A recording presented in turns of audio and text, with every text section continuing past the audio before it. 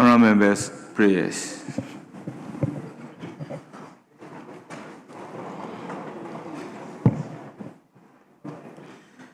Almighty God, we humbly beseech thee to look with favor upon this Parliament of the Republic of Ghana.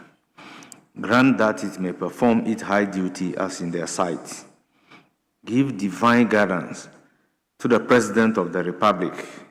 Endow members of Parliament and ministers of state with discernment and vision, integrity and courage, that through the labors of government, this land and people may be well and truly served, and their good purposes for the common human life be realized in our midst. O God, grant us a vision of our country, fair as it might be, a country of righteousness, where none shall wrong his neighbor, a country of plenty, where evil and poverty shall be done away with, a country of brotherhood, where all success shall be founded on service, and honor shall be given to the deserving, a country of peace, where government shall rest on the will of the people and the love for the common good. Bless the effort of those who struggle to make this vision a living reality. Inspire and strengthen our people that they may give time, thought, and sacrifice to speed the day of the coming beauty of Ghana and Africa. Amen.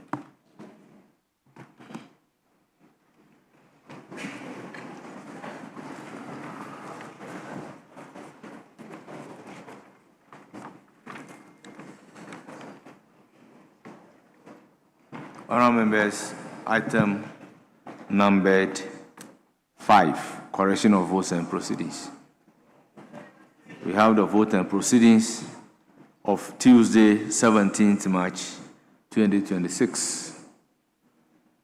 For correction, page 1, page 2, page 3, page 4, page 5, page 6, page 7. Yes, Honorable Frank Afriye. Speaker, thank you so much for the opportunity. Speaker, may I draw attention to item 5, paragraph B, and with your kind indulgence, let me read. Staff and pupils of ASDA Learning Center from Adenta constituency.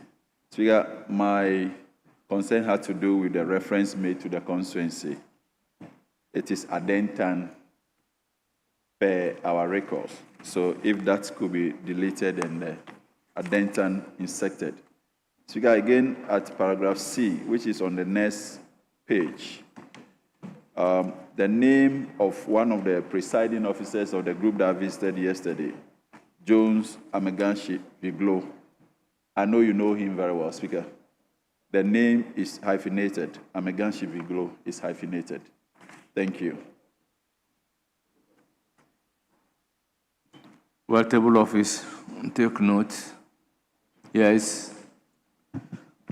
Mr. Speaker, I'm making reference to page 6, number 4. My name has been included in the absent list without permission.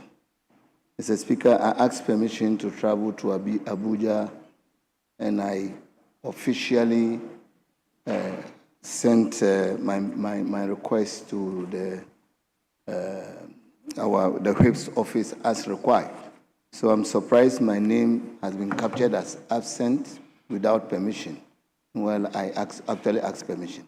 And I'm sure it will happen yesterday too because I was not here, but I asked permission from Monday till today, Mr. Speaker. But leave of absence is supposed to be approved.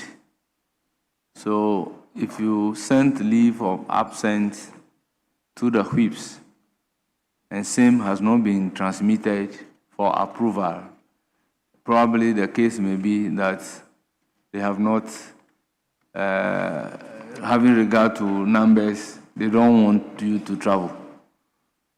So the table office must find out whether your leave of absence has actually been approved and transmitted, based on which we'll be able to determine whether the record, the vote and proceedings captured it well or it did not capture it well. But that is the procedure. You have to follow up and ensure that your leave of absence is approved before you can travel. And since the second deputy speaker is not around, I have been approving the leave of absence. Page 9. Page 10. Page 11. Page 12. Page 13. Page 14. Page 15. Page 16. Page 17. Page 18. Page 19. Page 20. Page 21. 22. 23. 24. 25. 26. 27. 28, 29, and 30, 31. Honourable members, the votes and proceedings of Tuesday, 17th March 2026, as corrected, is hereby adopted as the true record of proceedings. Yes, Majority Leader. Speaker, may we revise the order and take motion number 31 so we can get the report of the committee presented and adopted, Mr. Speaker. Yes, available leader.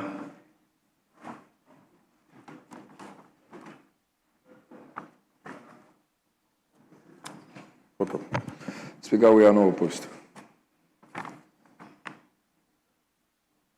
You said motion number 21. Speaker, 31. respectfully, 3-1.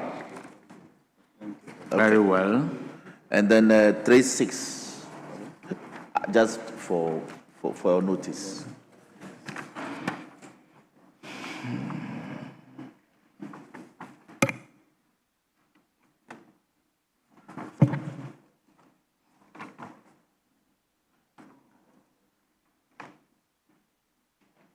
With my order paper.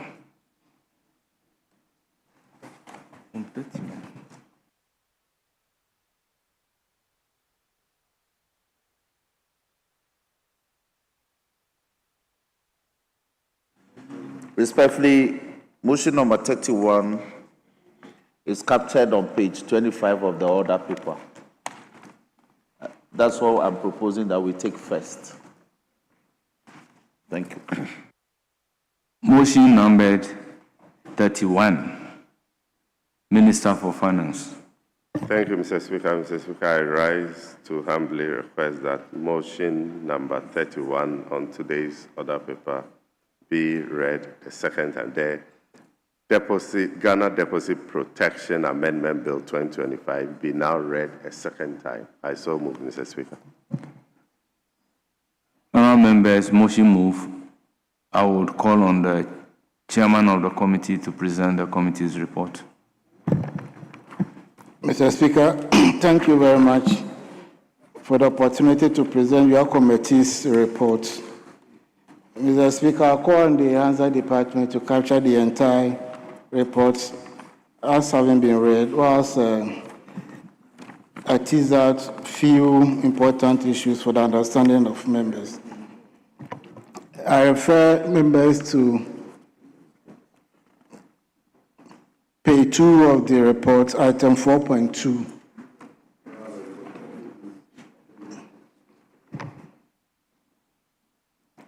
After the operationalization of Act 931 and upon various consultations with the stakeholders, it has become necessary to amend the Act again for the following reasons: to augment the relevance of the deposit protection scheme to Ghana's financial safety net by enhancing the mandates and functions of the corporation. 2, to ensure that the Ghana Deposit Protection Scheme conforms with international best practices. 3, to provide for emergency funding and fiscal backstop for the corporation. IV, to specifically provide for the coverage of electronic money and address certain deficiencies identified after years of operationalization. And the last one, to give the corporation the authority to issue rules, directives, guidelines, notices, and circulars. In conclusion, Mr. Speaker, the committee has extensively deliberated on the policy objective of the bill and is of the view that its passage would go a long way to improve Ghana's financial stability, protect depositors, and support the development of a safe, sound, efficient, and stable market-based financial sector. I so submit, Mr. Speaker. Honourable members, motion moved. The report of the committee is presented. It is now time for debate on the basis of the explanatory memorandum and the report of the committee under Order 127. So the floor is now open. Speaker, I think that it would be prudent to have hard copies for members. I am trying to peruse, and it's even difficult reading from the console because I see that, but we do not have copies. And I don't know if the debate can be deferred a bit, and then we can do any other business and come back when same is shared, because that's my humble prayer. Yes, Majority Leader, this is the prayer from the minority.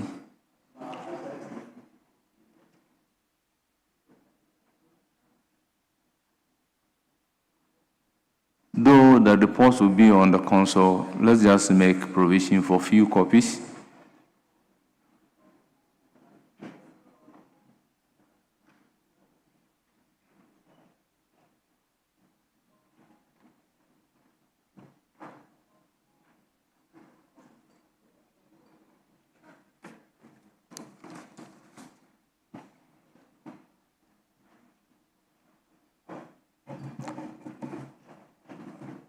Honourable members, as you go through the report, indulge me to acknowledge the presence of students from St. Anne Anglican School, led by Mahama Ralph, a teacher from Okaikwe Central Constituency, numbering 40. We also have Central Tong Adolescent Health Club, led by Patience Kudu, a nurse from Central Tong Constituency, the number 66. You also have Riches of Glory Academy, led by Alphonse Dumada, supervisor, and they are from Ablekuma West, the numbered 75. We have Divisional Chief of Mamfi Traditional Area and Chief of Adidome, Togbi Kwasini Ajiman, the 5th in the house. We have Tubli Copper MA Basic School, led by Kafi Awudi Labi, head teacher. They are from Ketu South constituency, they numbered 74.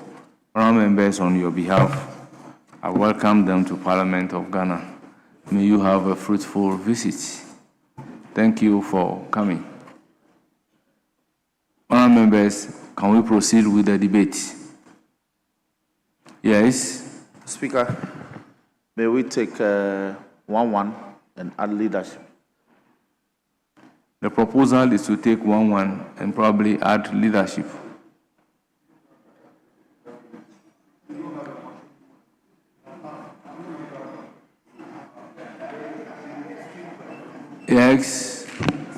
Yes, Honorable Erikafu. Mr. Speaker, let me thank you so much for the opportunity to make a contribution to the report of the Joint Committee. What is the Finance Committee? Mr. Speaker, Ghana Deposit Protection Act 2016, Act 931 has gone through a lot of transitions after its passage in 2016. Mr. Speaker, it was amended in 2018 and was reintroduced in this House to be amended in 2024 and has been brought to Parliament again for this amendment to be done. Mr. Speaker, these amendments seek to enhance deposit protection, strengthen financial stability, and align the scheme to the international best practices. Mr. Speaker, these amendments, when properly implemented or done, one, will avoid the reoccurrence of using the state resources for financial sector cleanups, which cost the government about 30.3 billion Ghana cedis, but yet not solved or resolved, still needs an amount of 10.3 billion Ghana cedis to complete this cleanup exercise. Right, Honorable Speaker, the bill has introduced 24 amendments that includes Ghana Deposit Protection Corporation to support the resolution options such as pitches and assumptions, break banks and restructuring. 2, introduction of emergency funding and fiscal backstop from Bank of Ghana and the government. Mr. Speaker, the introduction of coverage of electric money, that's e-money, Mr. Speaker, to provide coverage limits to the scheme. Mr. Speaker, rules and directives to the banks and the special deposit-taking institutions by the JDPC. Mr. Speaker, the amendment gives more functions to the JDPC, that is Ghana Deposit Protection Corporation. Administration enhancement, whereby tenure of JDPC board members is moved from 3 years to 4 years. Mr. Speaker, ensuring compliance by banks and special deposit-taking institutions. Mr. Speaker, the bill has also introduced reforms. First, introducing reforms to align the International Association of Deposit Insurers core principles. Mr. Speaker, one of the reforms include enhance financial sector credibility, also reduce taxpayers' exposure, and finally, to contribute to financial inclusion and stability. Mr. Speaker, I would therefore urge the House to adopt the report and continue with this amendment to make this into law. Thank you so much, Mr. Speaker, for the opportunity.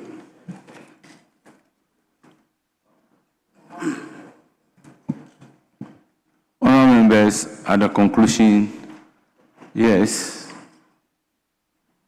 Mr. Speaker, I thank you for the opportunity, and to briefly add that this amendment is very, very necessary. The process started in 2024, and we had to relook at it and to make sure that it conforms to current practices. Mr. Speaker, as has been explained, following the 2017 to 2019 banking sector cleanup, the need for an enhanced deposit protection scheme for Ghana became very, very important.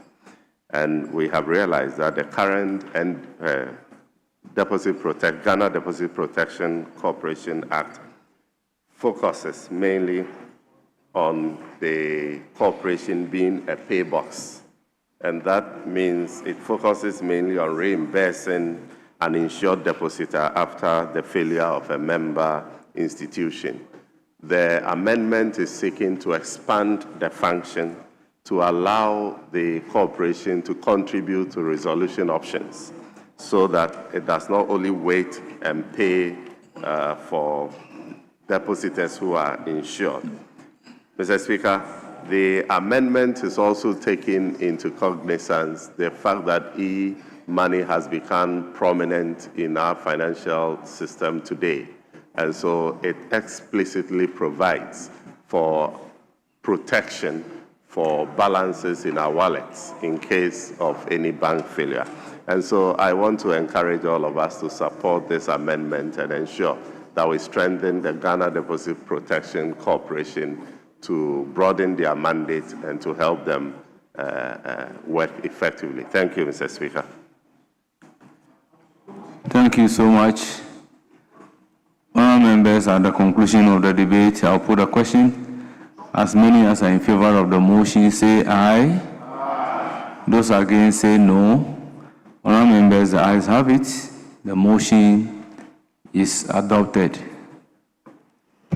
An act to amend the Ghana Deposit Protection Act 2016, Act 931, to enable the Ghana Deposit Protection Corporation to better achieve the object of protecting a depositor from loss of a result of the occurrence of an insured event in respect of a member of the scheme, to support the development of a safe, sound, efficient, and stable market-based financial system, to ensure that the Ghana Deposit Protection Scheme conforms to international best practices, and to provide for related matters. Honourable members, the Ghana Deposit Protection Amendment Bill 2025 is duly read for the second time. Yes, Majority Chief Whip. Speaker, may I pray that we take motion number 36, Speaker, on the other paper, that will be page 28, Mr. Speaker. Yes, Minority Leader, the application is to take motion numbered 36, the value for money office bill. Yes. Speaker, with respect, we don't have, you brought what? This is not, please. This is the deposit. You are now bringing the value for money report. You are now bringing.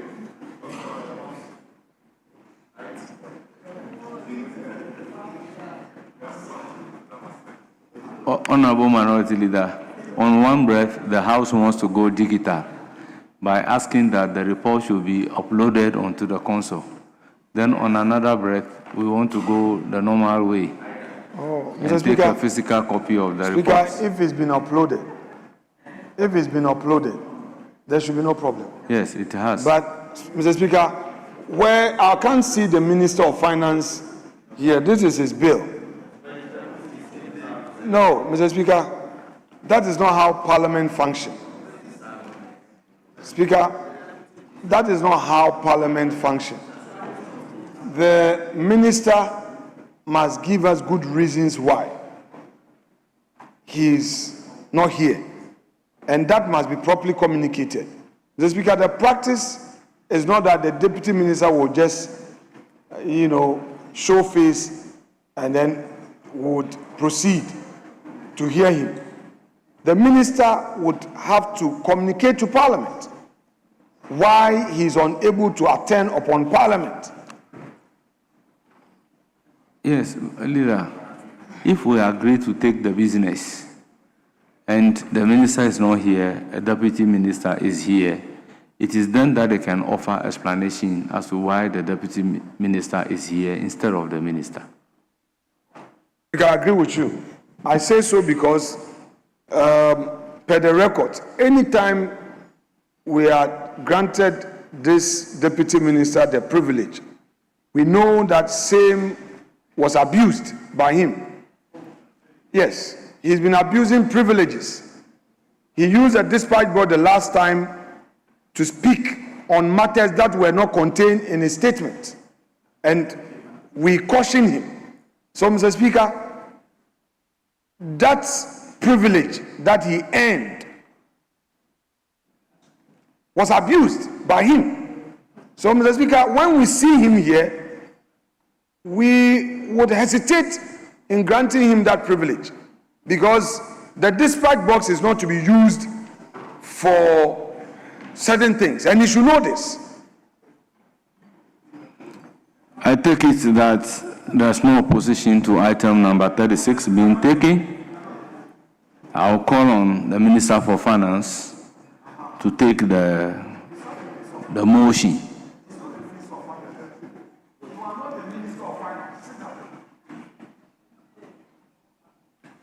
Speaker, the Honorable Minister responsible for Finance is unavoidably absent. And so, on that basis, may I pray that his able deputy do this on his behalf, Mr. Speaker. Yes. Speaker, this is a House of Records. It is not enough for the Chief Whip to announce that the Finance Minister is unavoidably absent. If there were compelling reasons for his inability to be here, for instance, if there is any emergency cabinet meeting or whatever, it is the responsibility of the Chief Whip to communicate same to the leadership prior to the business being taken, especially when he knows that around him are a handful of his colleagues. You don't have your numbers to do government business. So in a situation like this, you judge all. In an empty chamber, where is your 189? Where is your 189? Including your ministers of state. They don't even make themselves available to do their own government business. So you must discuss it with us for us to have some sort of agreement and bring proof of why he is unable to attend upon Parliament. You don't just get up and say he's unavoidably absent. We're tired of those excuses. The Minister of Finance must take Parliament serious. He was once upon a time a minority leader. So communicate that to him. Mr. Speaker, the minority leader just participated in an IMF meeting with Parliament, Mr. Speaker, which you presided. And he knows that from here, they are going to engage the finance ministry.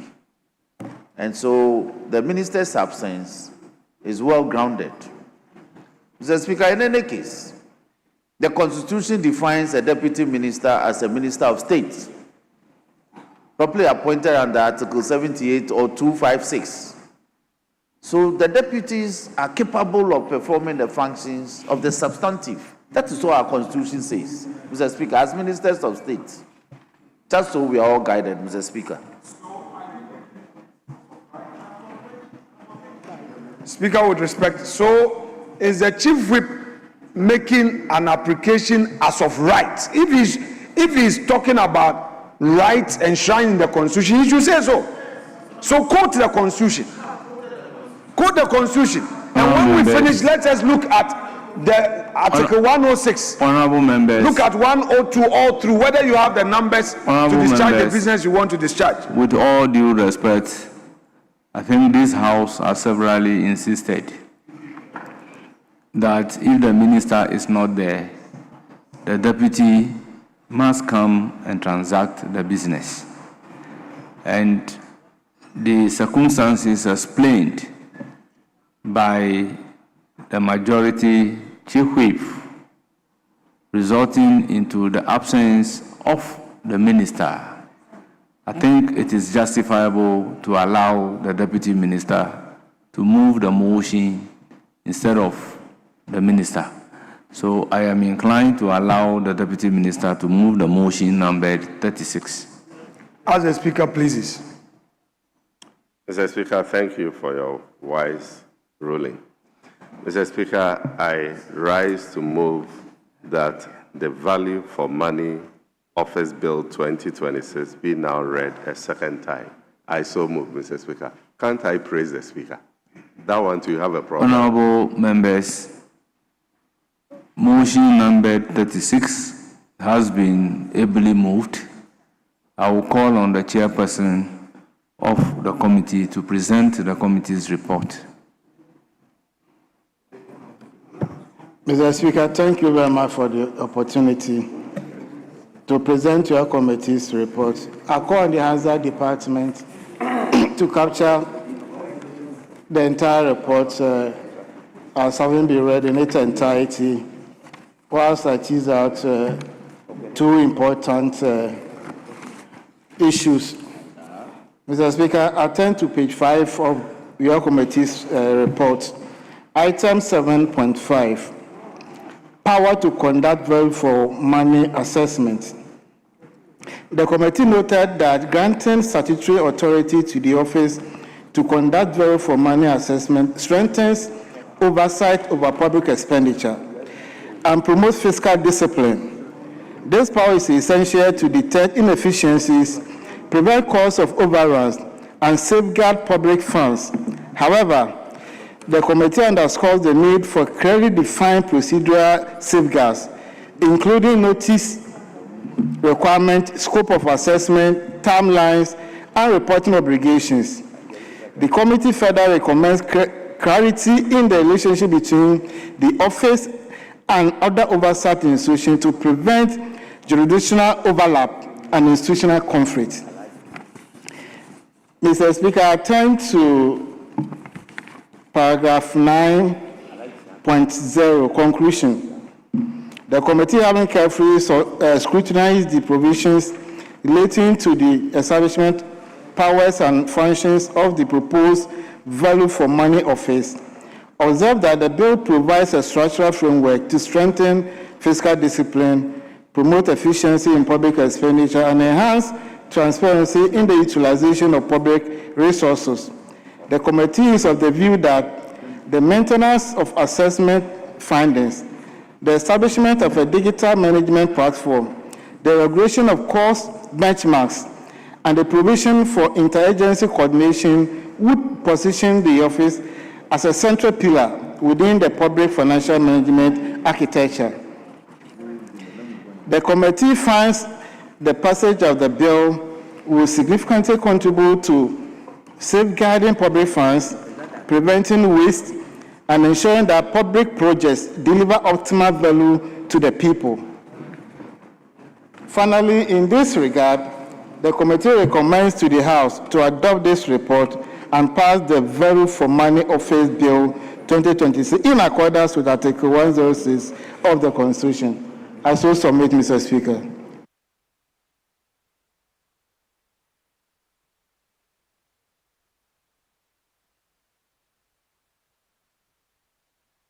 Honourable members, motion move, report presented.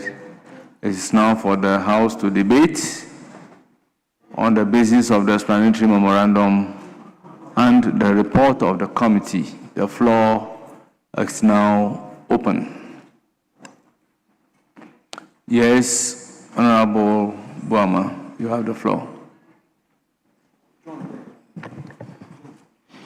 Thank you very much, Mr. Speaker, for the opportunity to comment on the report of the Finance Committee on the Value for Money Office Bill 2026. Mr. Speaker, I must state on record that yes, as a member of the Finance Committee, I participated in the report or bill that is before us. But this report before us, Mr. Speaker, has been critically opposed because of the nature that this bill is presented.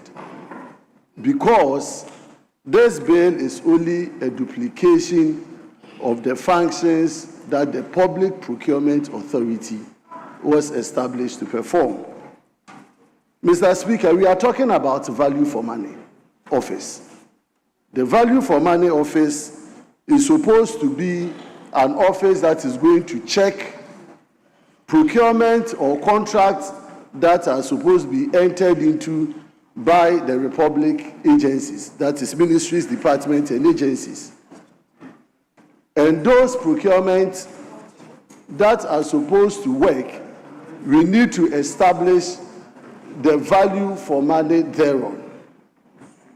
Mr. Speaker, the issues that are being presented before us in the value for money audit office, value for money office, is significantly a report, is significantly a report that the Finance Committee, having reviewed, has made significant amendments or proposal to amend portions of it. And you can see that attached in the appendix of proposed amendments as seen in pages 9 and 10. So this value for money office bill is being looked at holistically by this committee, where we serve as members, to make sure that at the end of the day we enrich what was presented before us as a committee, which we have made these significant proposals to amend the bill that was presented before us as a committee. So, Mr. Speaker, I'm speaking on this value for money office bill, taking into consideration the fact that, yes, together we have agreed to bring this bill subject to the proposed amendments that we have seen. And we are saying that this report, Mr. Speaker, should be looked at critically by this House and make sure that it is amended to reflect the position that the minority had indicated in the committee's report. And this is what we see reflected again, as I said, in the report as seen in pages 9 and 10.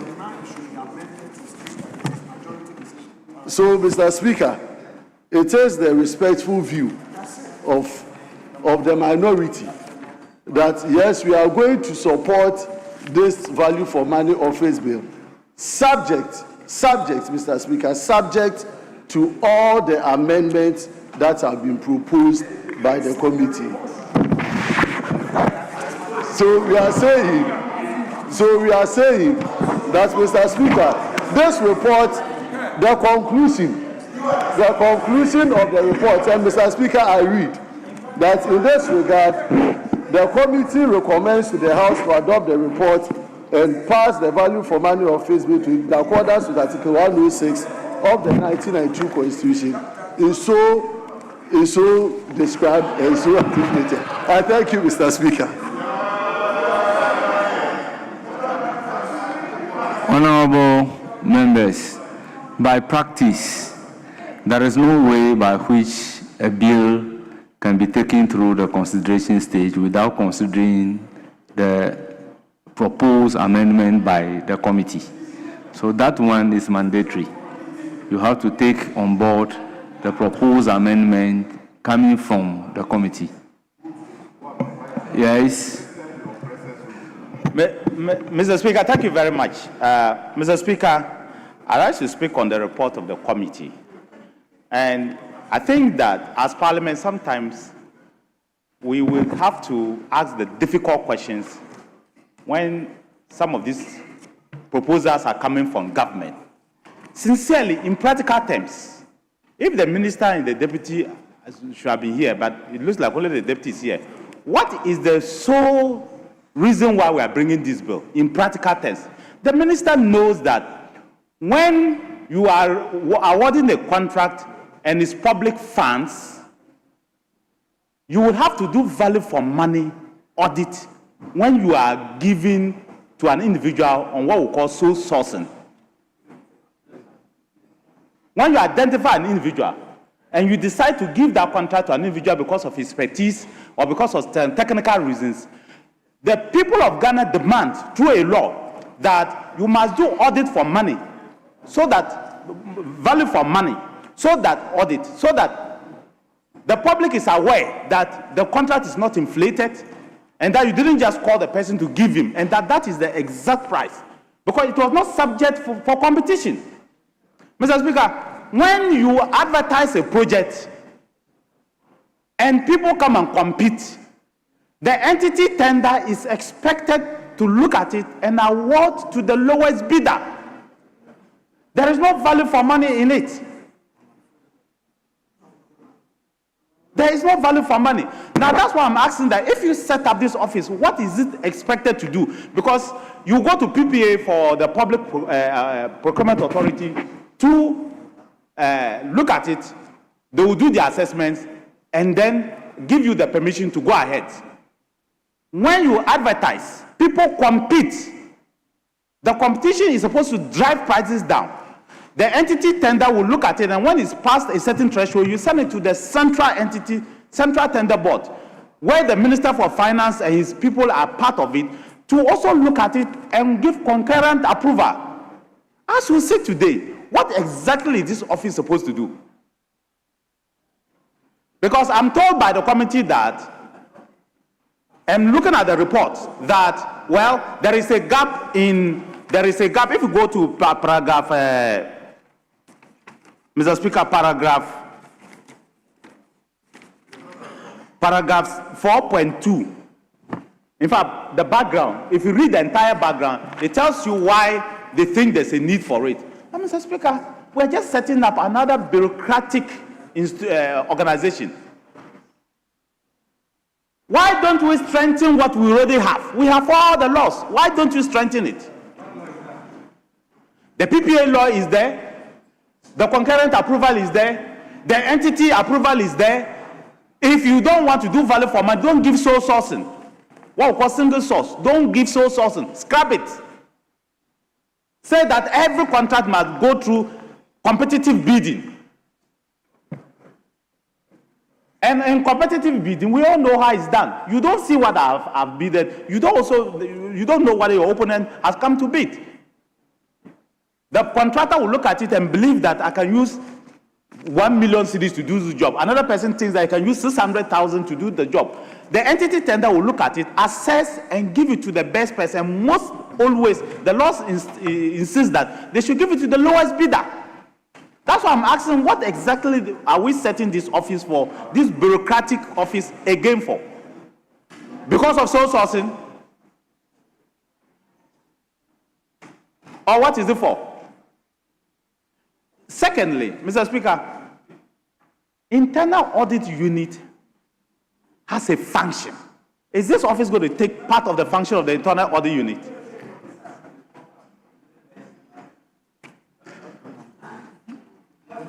What has middle birth and that got to do with this? Mr. Speaker, the internal audit unit functions are being taken by this amorphous body that they are setting up. You will audit. There's a reason why the internal auditor is within the organization. When he does his work properly, then the external auditor will come and do the final audit. We have all the laws. We have all the safeguards. We are simply not practicing them. We are simply not strengthening them. We are going to set up another bureaucratic organization, and I can tell you that in about 2-3 years' time, this will be where there will be corruption. This will be the biggest body for corruption. Because that is where contractors will go and sort people out. That's what you want to do. That is why these are the people, everybody in Ghana will want to go and work under this office. Because they want to sort them out. That's what you want to do. Now, that's what you want to do. Because that will determine how much your contract will be. There's a good reason why most of the audits were done by outside entities. You know that. That is a good reason why most of the audits were not done by Ghanaians. They were done by outside entities. so that you and me cannot influence them. You want to go and put a group of people, and every day,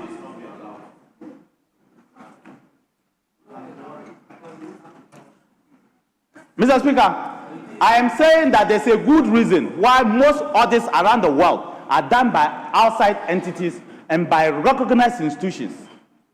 KPMG and several others, they do Honorable this. Majority Chief Whip, you can take note. When you have the floor, you counter. Mr. Speaker, oh, please, Minority Leader, please. Yes, exactly the reason why I'm on my feet is a former leader of the House. You can make your point without suggesting that local audit firms are not giving jobs because they are compromisable. It cannot be, and they are not competent. That is what you have said. That is why jobs are given to foreign audit firms. He said, it's here external. What does external mean? What does external mean? So, Mr. Speaker, we must not allow that to stay in the record. He must withdraw. He can make his point. You have the floor. You may conclude. Pete, it is for good reasons why value for money audit is given to external group of people. But you should have asked me to define the external. It's for good reasons. Why is that like that? Mr. Speaker, if we are not careful and we set up a body that everybody knows who the members are, everybody knows who they are, we risk a very big problem in our hands tomorrow. We want to fight corruption, but I can tell you corruption will fight us if we are not careful. I say that we should strengthen what we have because we have all the safeguards. If you want to award a contract and make sure that that contract goes through the best competitive price, all the safeguards in our laws are there already. My fear is that if we set up this body and we are not careful, corruption will begin to fight us from this body. I don't know who the members will be.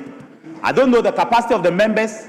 I don't know how we intend to look at it, but I can tell you that corruption may end up fighting us. We have seen some of it from PPA before, and we'll continue to see some of these things. So all I can say, Mr. Speaker, is that I support when the minority take the position that the form and manner in which this bill has come, we cannot support it. We can't, except we agree on certain amendments that will take care of the very concerns that I am making today. Otherwise, I would advise the Minister for Finance to withdraw this bill and take it out completely and strengthen what we have already. Because it's only on sole sourcing, single source, that we do value for money audit. And you are going to make a bill just because of that, when you can strengthen the audit, you can strengthen the value for money agencies to do proper work for you. But that is what I'm telling you in practical terms. Mr. Speaker, I started by saying that in practical terms, the place where they do value for money audit in most cases is when you decide to give a contract on sole sourcing. Honorable Native Wood. Yes. When you are on the floor speaking and you try to respond to what they are not placed on record, if you go back to listen or to read the Hansard, you feel sorry for yourself. So whilst you are on your feet speaking, address the chair. Other than that, if you go back, you look at your submissions, you say that, what was the basis of saying this? Because whatever the person said from the other side is not captured by the Hansard, but your response is only captured by the Hansard. I thank you, Mr. Speaker. In fact, my leader kept on prompting me on the same line that I should focus and just look at you. But the point I'm making, Mr. Speaker, is that the way this bill has been brought, it may be well-intentioned, but we should withdraw it. We should withdraw it and do the right thing. Go and make sure that we strengthen the current value for money audit and make sure that it works. Simply don't give contracts on sole sourcing, and there will not be a need for this. And I know that the president says that they don't want to do sole sourcing any longer. So don't give.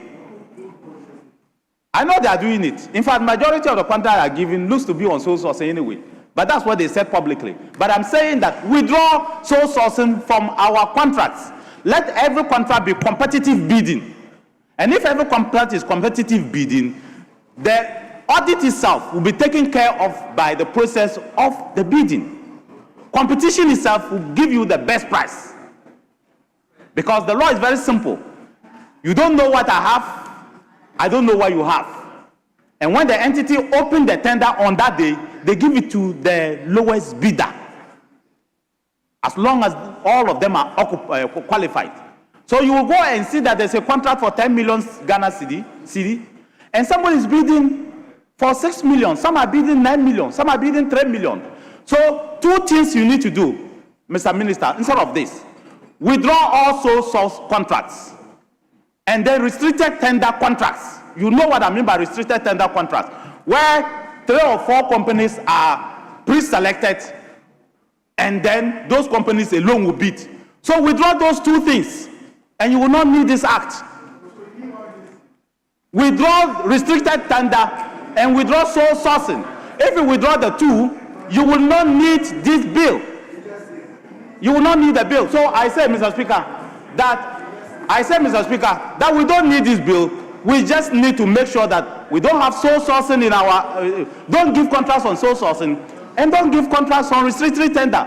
If you can do that, we don't need this. Otherwise, you are going to set up an amorphous body that will allow corruption to come and eat us one day. I thank you, Mr. Speaker. Yes, Honorable Erikafu. Thank you, Mr. Speaker. Mr. Speaker, for the opportunity to add my voice to the report of the Finance Committee. Mr. Speaker, Honorable Nitiwu was looking for the reason, the purpose of this all-important bill. Let me read it to him. The object of the bill is to establish the value for money office to regulate, monitor, coordinate, promote, and develop value for money assessments to enhance efficiency, transparency, and accountability in the management of public expenditure and procurement. That is the essence of this all-important bill. Mr. Speaker, I've been in this House from 6 parliaments, 7 parliaments, 8 parliaments, and 9th parliament. I'm a senior man in the House. Mr. Speaker, project loans have been rejected in this House because of lack for money audit documents. We have rejected project loans because they are not accompanied by value for money audit assessment. Now we have a bill. We have a bill in place. When put into law, will help us to avoid all these things and want us to not to allow this to go through. Mr. Speaker, I don't think we are doing ourselves very well as a country. Let's go ahead, make sure that this report is adopted. The processes for the enactment of this law is done so that we'll be free for all these things. Thank you, Mr. Speaker, for the opportunity. Yes, but we agreed on 1-1, then leadership. Maybe probably before you walk in. Mr. Speaker, that was on the previous bill. No. Mr. Speaker, Mr. Speaker, Honorable Abujinapo would want to speak, then we can come to. So are you making a new appeal? Oh, Mr. Speaker, this is an important bill. Because right at the conclave, Oh, There was Mr. an Speaker, I indication think that two financial Mr. bills will Mr. be Speaker, taken for second reading. And there was a bit of an agreement on. Yes, Honorable Abu Jinapo. Thank you very much, Right Honorable Speaker, for the opportunity to contribute to the debate on this report, the report on value for money Office Bill 2026 before this House. Mr. Speaker, I'm truly grateful for the opportunity. Mr. Speaker, this is indeed a very important matter before this House. And Mr. Speaker, as you will know more than any one of us, the issue of sanitizing our procurement space is an age-old one. You recall, Mr. Speaker, under President Kufuor, the Procurement Act, the procurement bill was passed into an act which became the first bedrock procurement framework for ensuring value for money when it comes to public procurement. Mr. Speaker, you also recall under President Kufuor, an Office of Accountability was even established at the presidency. And there have been a series of efforts over and over again to attempt to sanitize the procurement regime, the public procurement regime of our country.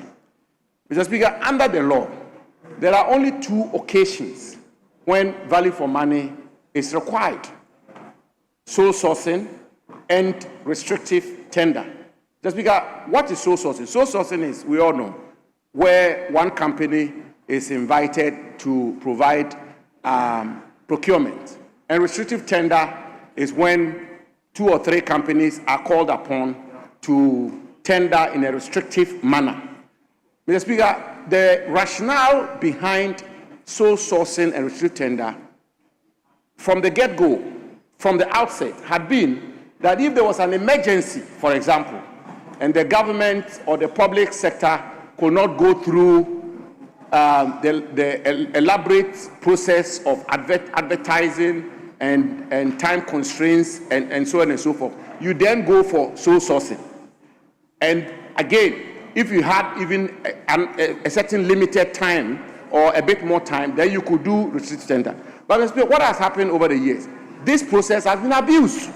It's been abused because where you have situations where sole sourcing is adhered to, when it doesn't fall within the very restricted, limited circumstances within which sole sourcing should be restricted to, where there's no emergency, where you have enough time, and yet public officers go along the line of sole sourcing for the reasons we all know, which I shouldn't say here. Restricted tender, Mr. Speaker. There have been situations, and let's call a spade, let's be blunt on this matter. There are situations where in the public sector of our country, we say restrictive tender, and the restrictive tender is contrived where whoever wins, whichever of the 2 or 3 companies win the bid, the beneficiary becomes the same person with a veil. Mr. Speaker, this is a fact. Let's agree that these are the problems with our public procurement in our country. And so the point that the Honorable Dominic Nittewol has made, Mr. Speaker, don't let us interrogate that point from a partisan lens. Let us interrogate it objectively and interrogate it as a house and have a bipartisan interrogation of the point he has made, which is that if this value for money or bill, if this is actually intended to ensure that the state or the republic and its citizens get true value when we go through sole or restrictive tender, we then will have this new arrangement for value for money. Mr. Speaker, should we have sole sourcing and restrictive tender in the first place? If we truly want to have value for money, should we not, as a country? And I see that my good friend, the Minister for Finance, the Deputy Minister for Finance, is listening with rapt attention. Mr. Speaker, should we not have a situation where for every tender or every procurement, it is open, public, transparent, competitive tender? Let's find a way of answering that question, Mr. Speaker. Let's find a way of answering that question. Mr. Speaker, the danger and the risk we may have with this kind of arrangement, Mr. Speaker, is that we're going to build up another layer of bureaucracy, which is why I made the effort to take us through the historical antecedent of attempts by governments after government in sanitizing the public procurement of our country and ensuring value for money. I want to conclude on this point. Look, let's all accept it, and this is not an MPP matter or an NDC matter. One of the biggest problems our country have is procurement, and I'm fully convinced about it, having had the privilege of being in government for 8 years. One of the biggest problems our country have is procurement. We procure what we don't need because it probably stands to benefit the public official or officials who are engaged in the procurement. We sometimes procure what we don't need. We have excess procurement when we don't have to. When we have to procure particular items which will serve the public good, we will not, because that may not benefit one public official or the other. Sole sourcing is abused, and it's a fact, it's abused. It was abused in the first NDC government, it's abused in the MPP government, it's been abused in this government. Restricted tender is being abused, and Mr. Speaker, in some cases, it's not even abused by politicians. That is always a mistake we make. It's not abused by ministers, deputy ministers, and so on and so forth. Sometimes it's abused by public officers of all kinds. And so, Mr. Speaker, Mr. Minister, Honorable Minister, if you truly want to sanitize the public procurement space of our country, look, another bureaucracy, another passing of a bill, another act, I can assure you, will not be the sine qua non to sanitize the public procurement space of our country. If as a country we've come to the conclusion that sole sourcing and restrictive tender is not helping us and is being abused, let us abolish it, and for every procurement, let's have an open, transparent, public, competitive tender. That may be the way to go, and that should be the matter we should be discussing here. Thank you very much, Mr. Speaker. Yes, you presented the committee's report. But Mr. Speaker, I just want to provide some information. I presented the report. There's nowhere in the report that sole source is stated. And they are trying to import a foreign issues into my own report. Please, if you want to talk about sole source, go and generate another report. In this report, we did not mention sole source. Don't import any foreign material into my report, please. We want to cure mischief. But the PPA system is not working. The Hansard has and we want to captured, address the situation. Honorable Richard Achampong, the Hansard has captured the entire report. Yes. So it is the same Hansard that will so capture. So we shouldn't allow them to import foreign information into my report. Yes. Minority Leader. Speaker, thank you for the opportunity. Mr. Speaker, our side participated in deliberations of the committee. Speaker, for the records, it is our case that when the draft report was ready, our side did not get the opportunity to peruse the draft. Mr. Speaker, to peruse the draft. Mr. Speaker, specifically the ranking and deputy ranking of the Committee on Finance did not have the opportunity to peruse the draft to state the minority's position. Mr. Speaker, we don't want to set a certain precedent.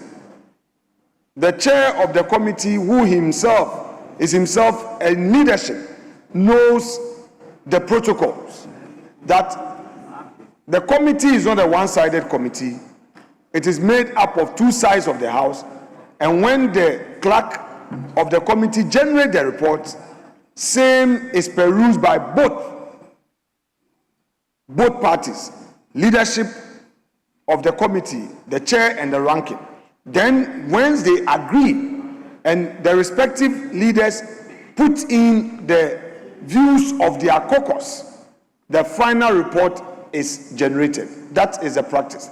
Mr. Speaker, it is the case of the minority.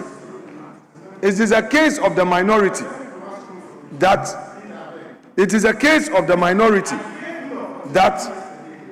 the report be amended to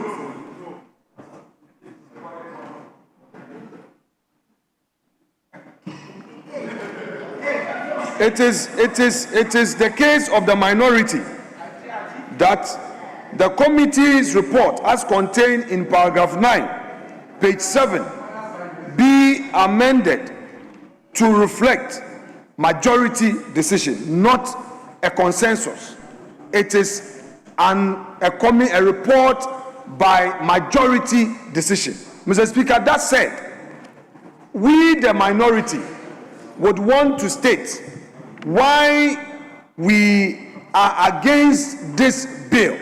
Mr. Speaker, if you look at the memorandum of the bill, the memorandum reads at paragraph 3. Yes, Minority Leader, Quote. just hold your peace. Very well. Yes. Mr. Speaker, with all due respect, the procedure just enunciated by the minority leader at committee levels is inaccurate. Now, at committee levels, the position of the caucus is stated before a report is generated. You don't state your position after a report is generated and approved. So if you are doing this as an afterthought, you will say this, that upon hindsight, you are deciding to go against the terms of the report. Don't come and say that it is the leaders who generate the views of the caucuses. That is not the procedure. The procedure is that every member of the committee will state his or her position. It is then conveyed and communicated in the report. So if a caucus in a committee decides that they will have a minority position, it is stated before the clerk takes that to constitute the report. So please, minority leader, Honorable let's let the record Majority Chief Whip, before the minority leader will come in. You are right. You are right in the sense that per our rules, there is nothing like caucus decision in our committee meetings. We have minority and majority. The members present at the committee meeting will take decision on the report, and it is the outcome that is communicated to the plenary. It is possible that somebody belongs to a ruling government, but at the committee level will be in minority. It is possible you belong to the opposition government, but at the committee level you will be in a majority, depending upon the way the decision is taken. So to say that the committee report must reflect the caucus position, I beg to differ. Yes. Mr. Speaker, the minority on the committee expressed their opposition to the bill and its report, and indicated that clearly that the decision be by majority decision because the minority were opposed to it. Mr. Speaker, that is why when the final draft of the report was ready, the ranking member indicated to me that he did not get the opportunity to peruse it to ensure that same reflected in the final report. I am here as a leader of a group of members on the committee who are in minority, and it is the instructions that I am carrying out in this chamber. No, your position that you have stated Mr. that I have a problem with is that Mr. the Speaker, can I make my argument? Caucus position. Mr. Speaker, if I have brought clarity, so let me make my argument. Mr. Presiding Officer, let me make my argument. Mr. Speaker, the minority opposition in this bill, on this bill and this report is not a lame opposition. It is well founded on law and in fact, Mr. Speaker. First, if you read paragraph 3 of the memorandum accompanying the bill, this is what the memorandum accompanying the bill says. With your leave, I quote, globally, countries such as the United Kingdom, Canada, Singapore, Slovakia, and the United States have established statutory frameworks such as the National Audit Office of the United Kingdom, the Value for Money Audit Manual of Canada, and the United States Government Accountability Office to ensure the optimal use of public funds. The adoption by Ghana of a similar framework will align with global best practices and strengthen the public financial management architecture of the country. End quote. Mr. Speaker, if this is indeed the intention of government, then it is important that this side of the House make certain disclosures to government. One, the institutions that you have mentioned as your reference point, if you look at their governance architecture, they are not politically controlled. So the level, the kind of alignment you are talking about does not find expression in the very bill you are bringing. So don't confuse us by telling us that, yes, you want to comply with best practices globally, but in adopting it, you go on a path that would rather expose this country. Honorable Nitiwo made an elaborate submission on why this bill will rather promote corruption. Mr. Speaker, and I will take you through the clauses. First of all, Mr. Speaker, if you go to clause 4 of the bill, clause 4, Mr. Speaker, clause 4 deals with appointment, governing body of the office. The governing body of the office is a board consisting of chairperson nominated by minister. By the minister, the very thing you want to cure. The minister would have his alter ego. Who doesn't know that before a minister makes an appointment, he would first look at loyalty to him? Not only competence, loyalty. Ab initio, are you creating an independent body? That is why we are telling you that, look, you have the Public Financial Management Act, you have the PPA Act itself, and then the internal organizations that we have in public institutions allow for some level of value for audit. And where it is required that certain level of procurement are to be undertaken, external value for money institutions that are independent are relied upon. Why don't we look at this and strengthen where we think there are loopholes? You are creating another bureaucracy, which is government controlled, Mr. Speaker. The next person is a representative of the Attorney General of the same government. A lawyer from the legal directorate of the ministry, nominated by the minister. One expert in gender equity, nominated by the minister.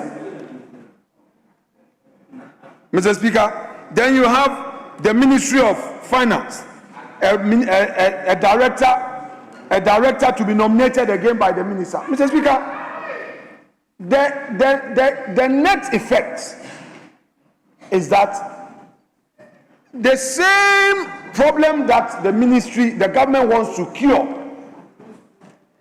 would rather become complicated. There will be no cure.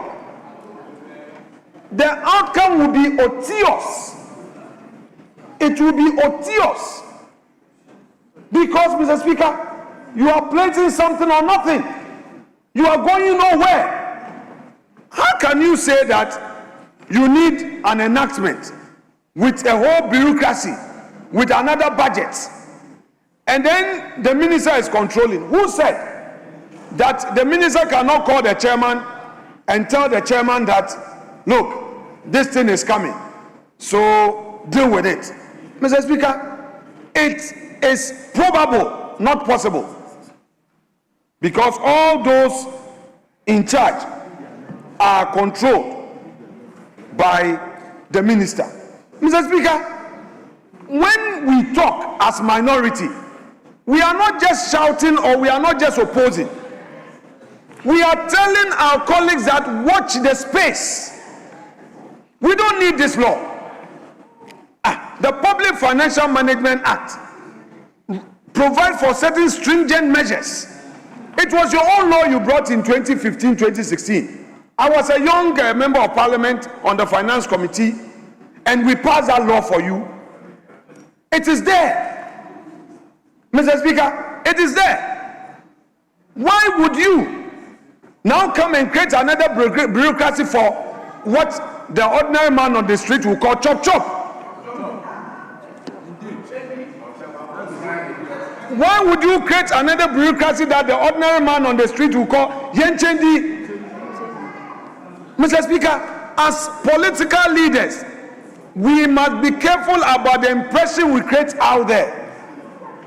I am all for this reset agenda to the extent that, oh yes, to the extent that the reset will help create a better Ghana. Mr. Speaker, we don't have a perfect system, but so far with respect, I beg to submit that you are a walking contradiction. So far, I must submit that you are a walking contradiction. You have not lived to the promises that you made. Otherwise, why would you? We have a deputy chief of staff who has a company. Then Gold Board would award 11 million sole source contract to the, that's a typical example of your working contradiction. It's a matter of fact. I can furnish you with a document. It has not been denied. It's not coming from me. So note your points. It is not coming from me. I'm giving you an example that I'm saying that these are matters in the public domain. Gold Board says it published the contract on its own website. It's not a Afenyo market where you will take me to privileges. This is not me. So if you are in a hurry to take me to privileges, this is not me. It's not me. Gold Board says that the contract, the 11 million contract it awarded on sole source, has been published on its own website. That is fact number one, not me. Two, the owner of the company has not come to deny. He wrote publicly and said, but my party is in power. Should my business not work? Should my company not work? He himself admitted. So nobody should carry any impression that Afenyo Markin says. It is the facts. The prayers themselves are saying so. Jamie, me na kesanie. Je Afenyo Markin e rio. Amedencha ameke. Amen yeska. They themselves said so. And Yoni, Mr. Speaker, they said that they did the business. To which they have awarded the contract to themselves. They say everything was clean on sole source. And I'm saying that if the government is saying that it wants to cure sole source and ensure value for money, we don't need a new law. We don't need a new law. We have the PPA Act itself. In the PPA Act, when a document is submitted, PPA is required to do value for money. It's supposed to validate, verify, and do its own checks. So that in itself, a form of value for money. We government should rather strengthen PPA Act. After all, government brought an amendment to this house for the PPA law. We all supported the law. The finance minister, one of the first things he did, which I applauded him, was to do this amendment which required that there must be a pre-approval of contract, procurement. I've forgotten the name he called it. Commencement authorization. Mr. Speaker, I, on this floor, praise the finance minister for doing that. It's not every day that we oppose our friends. On this floor, I, the public record will bear me out, that I praise the finance minister for introducing that commitment authorization policy. Because, Mr. Speaker, I was once upon a time a road fund board chair, and I knew the challenges and how I fought hard to save the public purse. And I thought we needed strong laws, strong policies. So, Mr. Speaker, once there is a reform, I will support it. Because as political leaders, Mr. Speaker, we don't have a positive impression out there, whether you are NDC or MPP. But let us take advantage once we are in office, whether in government or in opposition, to do proper reform. What we are seeking to do is rather to open the Pandora box. This law, if it is enacted, will rather be the right channel for corruption. This law will rather, Mr. Speaker, I know the minister means well by saying that let us model this. But, Mr. Speaker, the way it has been structured, it will not. Mr. Speaker, I've done some work. These institutions that he wants to follow their example, Mr. Speaker, these institutions do not have government appointees on them.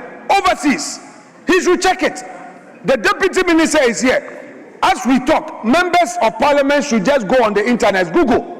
The institutions that you are referring to in other jurisdictions, they are not government controlled. They are not government controlled.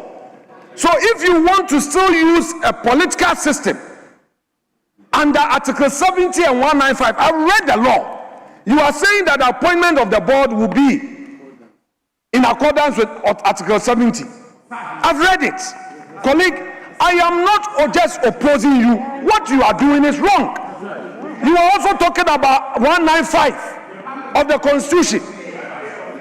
Why don't we allow the existing laws to operate, strengthen them, don't open this one up? Because if you open this one up, Mr. Speaker, there will be corruption. That said, the minority will not rubber stamp this bill. We will not.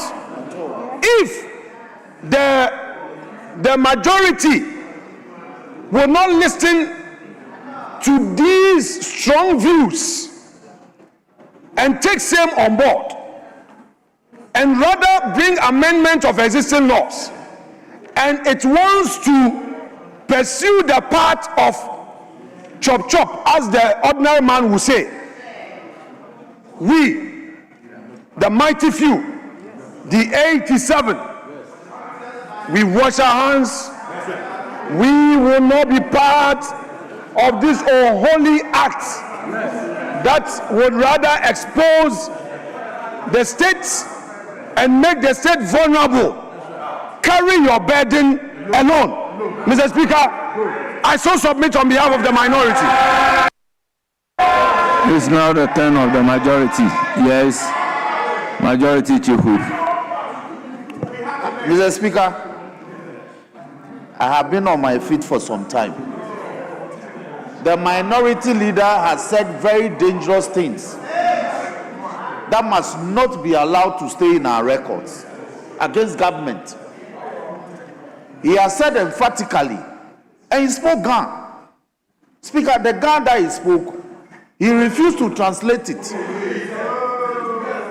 And the translation goes to this. He says that they are chopping. That the government, please, I listen to you in quietude. Yes, I was on my feet to protest the unwholesome things you were saying about government. Well, and they are in breach of Order 93.5. Mr. Speaker. If indeed minority leader said things in Ghana which as a matter of fact, has not been translated into English, then I will consequentially direct that based on Standing Order 63, that is why I am saying that in the event that what you said has not been translated into English, then based on Standing Order 63, same should be expunged from the record.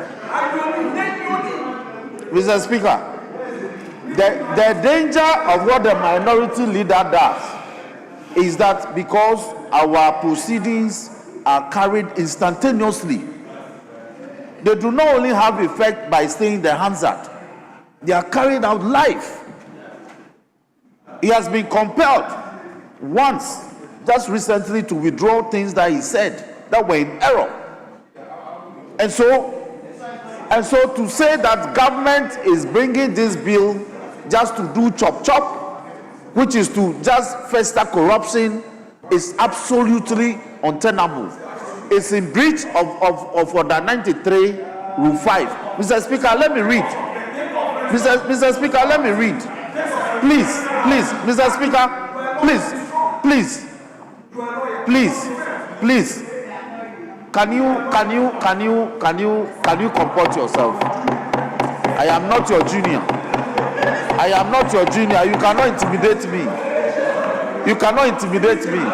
I intimidate you in this chamber. Mr. Speaker, he has to withdraw. No. The minority leader, you cannot walk away when I'm taking objections to comments that you have made. You have to be here to listen. That's the practice. Mr. Speaker, he has said that government's intention of bringing this bill is to encourage corruption and chop. That is in breach of Order 93, Rule 5. So it must be expunged. He has further said that the intention of government is actually to create and share. That portion must also be expunged. Do you understand? So, Mr. Speaker, I have been trying to get these objectionable comments expunged, but he has completed his contribution, and so I leave these matters entirely in your hands. That those comments absolutely breaches Order 93, Rule 5. They are unwholesome and they are unparliamentary, and they must be expunged, Mr. Speaker. Yes, Honorable Finance Minister. Thank you very much, Mr. Speaker. I want to thank honorable members for their contribution and to say that when we appeared before your committee on finance, they raised issues and we responded to them. Members of the committee made proposals to perfect the bill. In fact, that is the essence of laying bills, referring them to committee working on it and submitting same and their report to the House. On no occasion did anybody object to this bill. They have rather made inputs that we believe will make the bill better before it is passed into an act. But, Mr. Speaker, they have raised certain concerns, and I want to address them. They are trying to create an impression that because we have PPA, we do not need this value for money office. But, Mr. Speaker, we want to let everybody appreciate what PPA does. And that PPA focuses on procurement procedures to ensure transparency and fairness. They are not focused on cost efficiency. And that is what this value for money office is going to do. It is going to ensure a life cycle costing, technical soundness, and post-contract verification. Mr. Speaker, Honorable Nitiwu he just reminded us of the fact that as a country, we have always subjected single source procurement to value for money and maybe restrictive tendering. but not competitive tendering. Mr. Speaker, that is true. In fact, we had a company called Crown Agents. It's a UK-based company that was here. And that company was the one that we always fell on to conduct value for money for this country. As we speak now, Crown Agents has left this country. And so there is no institution to provide this service. And so it is timely that we have our own value for money office to conduct value for money for procurements that we do in this country. Mr. Speaker, they have also suggested through their submissions that it is only sole source or competitive bidded contracts that are subject to abuse, that are subject to corruption in this country. Mr. Speaker, that is not the case. We have seen competitive bidding contracts that have been overpriced. And that is clear. We have seen evidence. In fact, we have seen cost build-ups in our contracts that shows purchasing of mobile phones for contractors, purchasing of airtime for contractors. We have seen cost lines that indicates renting hotel accommodation for contractors. All these are in competitive bidded contracts. So it is not true that only sole source or restrictive tendering that have been overpriced. So this value for money office is going to look at all these, and the office will be equipped with engineers, with quantity surveyors, with all the technical people that will be able to do this job. Mr. Speaker, the office will be required to establish benchmark values for all major projects that we have in this country. So if we take a 6-unit classroom block, this value for money office will give a benchmark cost for constructing a 6-unit classroom block to help us have value for our procurements in this country. It is never true that this office is intended for corruption. That is not the case. We are rather putting in measures to fight corruption. We also, in fact, we are those who are advocating that we must minimize sole source and single source contracts in this country. And the exception rather has become the norm. That is what we saw under you. And that is what we are changing. And we are bringing this as an additional measure to make sure that every contract we award in this country is giving value for the Ghanaian people. So support this. And you see, the committee has suggested amendments. That is the essence. We are open for this House to perfect the bill so that it will be passed into an act to help all of us as a country. Thank you very much, Mr. Speaker. Honourable members, at the conclusion of the debate, the question is, as many as are in favour of the motion say aye. Aye. Those against say no. Honourable members, the ayes have it. The motion is adopted. An act to establish the Value for Money Office to regulate, monitor, coordinate, promote and develop value for money assessment and provide for related matters. Honourable members, the Value for Money Office Bill 2026 is duly read for the second time. Yes, Majority Chief Whip. Speaker, may I pray that we take motion number 32? Speaker, which is that notwithstanding order 1691, that we are not proceeding under certificate of urgency. We are prioritizing. Mr. Speaker, I so plead. Yes, minority, the application is to take the motion number 32.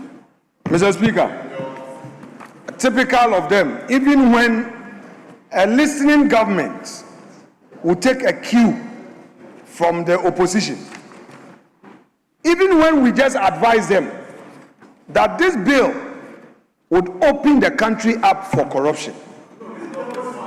No, listen to me, listen, I'm not done. Listen.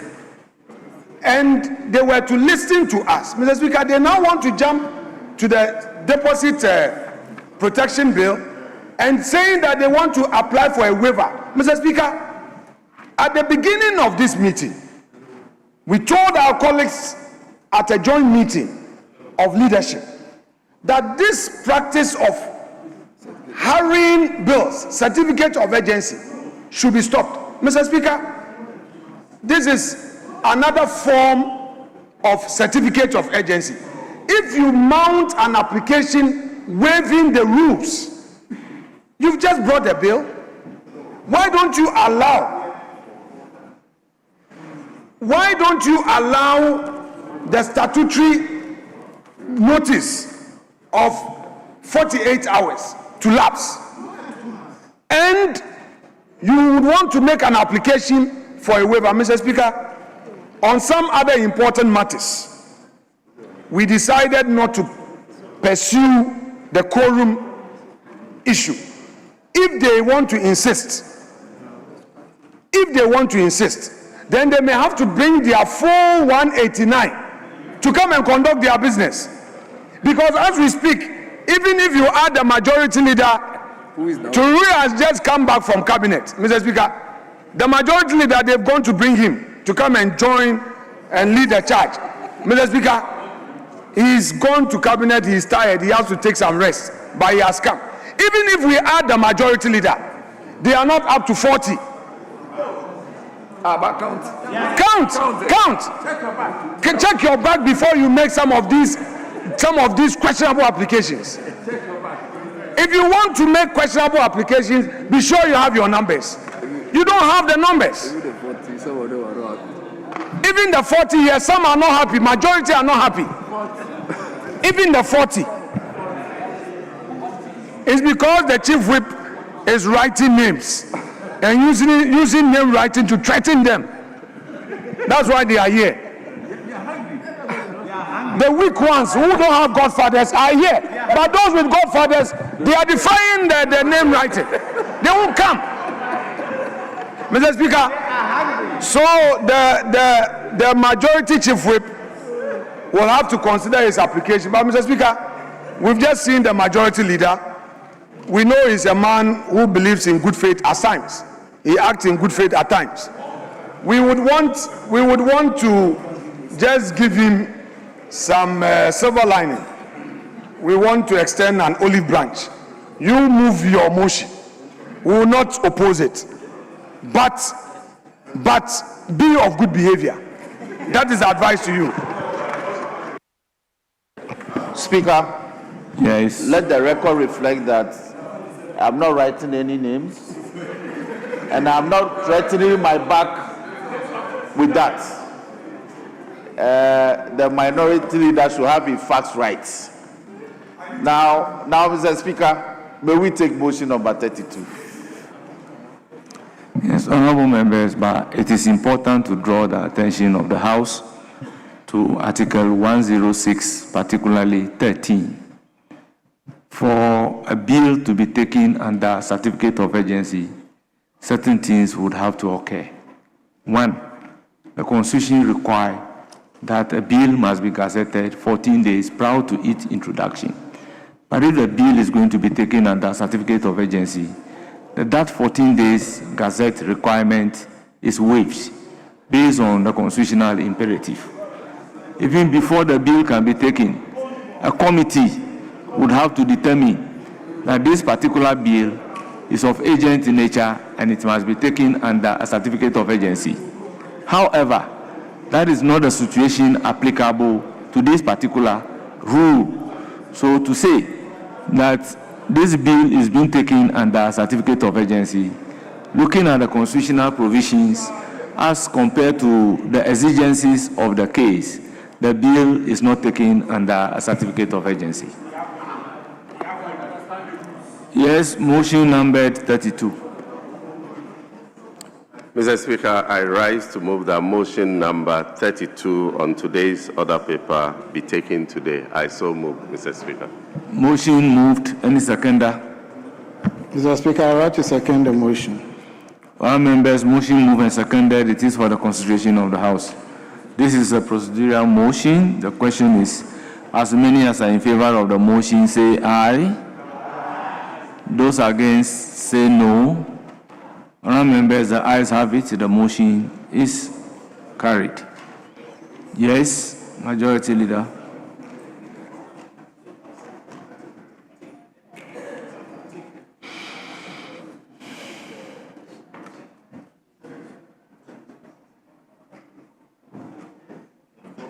Mr. Speaker, we'll take item 33, Ghana Deposit Protection Amendment Bill 2025 at the consideration stage. Ghana Deposit Protection Amendment Bill 2025 at consideration stage.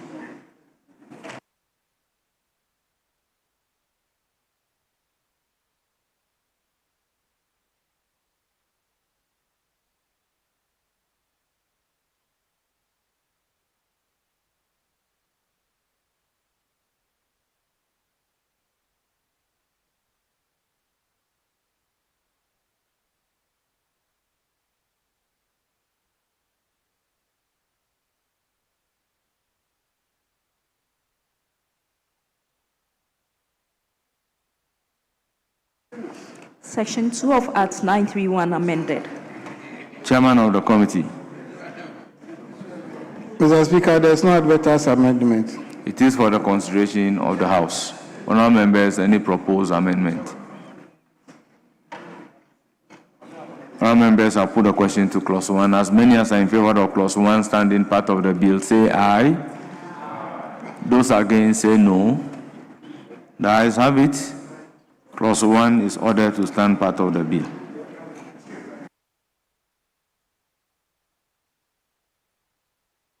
Clause 2. Section 3 of Act 931 amended. Chairman of the committee. Mr. Speaker, there is no advertised amendment. It is for the consideration of the House. Honourable members, any proposed amendment to clause 2? In the absence of any proposed amendment, the question is, as many as are in favor of clause 2 standing part of the bill, say aye. As many as are in favor of clause 2 standing part of the bill, say aye. Those against, say no. Honourable members, the ayes have it. Clause 2 is ordered to stand part of the bill. Clause 3. Section 5 of Act 931 amended. Chairman of the committee. Mr. Speaker, amendment proposed line 4 after release. Insert and 50 penalty units for each day that the contravention continues. Honourable members, the proposed amendment is for your consideration. In the absence of any other amendment, I'll put a question on the chairman's amendment. As many as are in favor, say aye. Those against, say no. The ayes have it. The proposed amendment to clause 3 is ordered to stand part of the bill. Now, I'll put a question on entire clause 3 as amended. As many as are in favor of clause 3 standing part of the bill, say aye. Those against, say no. Honourable members, clause 3 is ordered to stand part of the bill. Clause 4. Section 6 of Act 931 amended. Chairman of the committee. Mr. Speaker, amendment proposed, paragraph A, line 2, after scheme, insert prior to the grant or otherwise of the request by the Bank of Ghana. Honourable members, the proposed amendment is for your consideration. Any further amendment to it? In the absence of any further amendment, I'll put a question. As many as are in favor, say aye. Those against, say no. Honourable members, the ayes have it. The proposed amendment is ordered to stand part of the bill. Now I'll put a question on entire clause 4. As many as are in favor of clause 4 as amended standing part of the bill, say aye. Those against, say no. Honourable members, the ayes have it. Clause 4 as amended is ordered to stand part of the bill. Clause 5. Section 9 of Act 931 amended. Chairman of the committee. Mr. Speaker, there's no advertised amendment. It is for the consideration of the House. Honourable members, any proposed amendment? In the absence of any proposed amendment, I'll put a question on clause 5. As many as are in favor, say aye. Those against, say no. The ayes have it. Clause 5 is ordered to stand part of the bill. Clause 6. Section 10 of Act 931 amended. Chairman of the committee. Mr. Speaker, we don't have any amendments. Honourable members, it is for your consideration. Any proposed amendment? In the absence of any proposed amendment, I'll put a question to clause 6. As many as are in favor, say aye. Those against, say no. The ayes have it. Clause 6 is ordered to stand part of the bill. Clause 7. Section 16 of Act 931 amended. Chairman of the committee. Mr. Speaker, there is no advertised amendment. It is for the consideration of the House. Honourable members, any proposed amendment to clause 7? In the absence of any proposed amendment, I'll put a question. As many as are in favor of clause 7 standing part of the bill, say aye. Those against, say no. The ayes have it. Clause 7 is ordered to stand part of the bill. Clause 8. Section 17 of Act 931 amended. Chairman of the committee. Mr. Speaker, there is no advertised amendment. It is for the consideration of the House. Honourable members, any proposed amendment to clause 8? In the absence of any proposed amendment, I'll put a question. As many as are in favor of clause 8 standing part of the bill, say aye. Those against, say no. Honourable members, the ayes have it. Clause 8 is ordered to stand part of the bill. Clause 9. Section 19 of Act 931 amended. Chairman of the committee. Mr. Speaker, there is no advertised amendment. It is for the consideration of the House. Honourable members, I'll put a question. As many as are in favor of clause 9 standing part of the bill, say aye. Those against, say no. The ayes have it. Clause 9 is ordered to stand part of the bill. Clause 10. Section 20 of Act 931 amended. Chairman, you may move amendment I. Mr. Speaker, amendment proposed. Subclause 6, line 3, after members, insert or depositors. Honourable members, the proposed amendment is for your consideration. Any further amendment? In the absence of any further amendment, I will put a question. As many as are in favor of the proposed amendment standing part of the bill, say aye. Those against, say no. The ayes have it. The proposed amendment to clause 10 is ordered to stand part of the bill. Now I'll put a question on the entire clause 10. As many as are in favor of clause 10 standing part of the bill, say aye. Those against, say no. Honourable members, the ayes have it. Clause 10 is ordered to stand part of the bill. Clause 11. Sections 20A and 20B inserted. Chairman of the committee. Mr. Speaker, amendment proposed. Section 20B, subsection 2, paragraph A. Delete and insert the following clause. A. The resolution will result in a viable and solvent restructured bank or special deposit-taking institution that limits the exposure of the corporation to additional funding in respect of the same entity. And Honourable members, the proposed amendment is as advertised at page 25 and 26 of the order paper for today. Any further amendment? In the absence of any further amendment, I'll put a question to the proposed amendment to clause 11 by the chairman of the committee. All those in favor say aye. Aye. Those against say no. The ayes have it. The proposed amendment to clause 11 is ordered to stand part of the bill. Chairman V. Mr. Speaker, item V, amendment proposed, section 20B, subsection 4, line 3, after Bank of Ghana, delete is considering and insert has made a determination. All members, the proposed amendment is for your consideration. Any further amendment? In the absence of any further amendment, I'll put a question. As many as are in favor, say aye. Aye. Those against say no. The ayes have it. Proposed amendment to clause 11, as in V, at page 26 is ordered to stand part of the bill. Now I'll put a question on the entire clause 11. Those in favor of clause 11 standing part of the bill say aye. Those against say no. The ayes have it. Clause 11 is ordered to stand part of the bill. Clause 12. Section 21 of Act 931 amended. Chairman, amendment numbered VI. Mr. Speaker, amendment proposed closing phrase line 3 after 1,000, insert penalty units, and in line 4, delete offense and insert contravention. Honourable members, the proposed amendment is for your consideration. I'll put a question in the absence of any further amendment. Those in favor say aye. Those against say no. The ayes have it. The proposed amendment to clause 12 by the chairman of the committee is ordered to stand part of the bill. Now I'll put a question on the entire clause 12. As many as are in favor of clause 12 standing part of the bill say aye. Those against say no. Honourable members, the ayes have it. Clause 12 is ordered to stand part of the bill. Clause 13. Section 22 of Act 931 amended. Chairman of the committee. Mr. Speaker, there is no advertised amendment. It is for the consideration of the House. Honourable members, any proposed amendment? In the absence of any proposed amendment, the question is, as many as are in favor of clause 13 standing part of the bill say aye. Those against say no.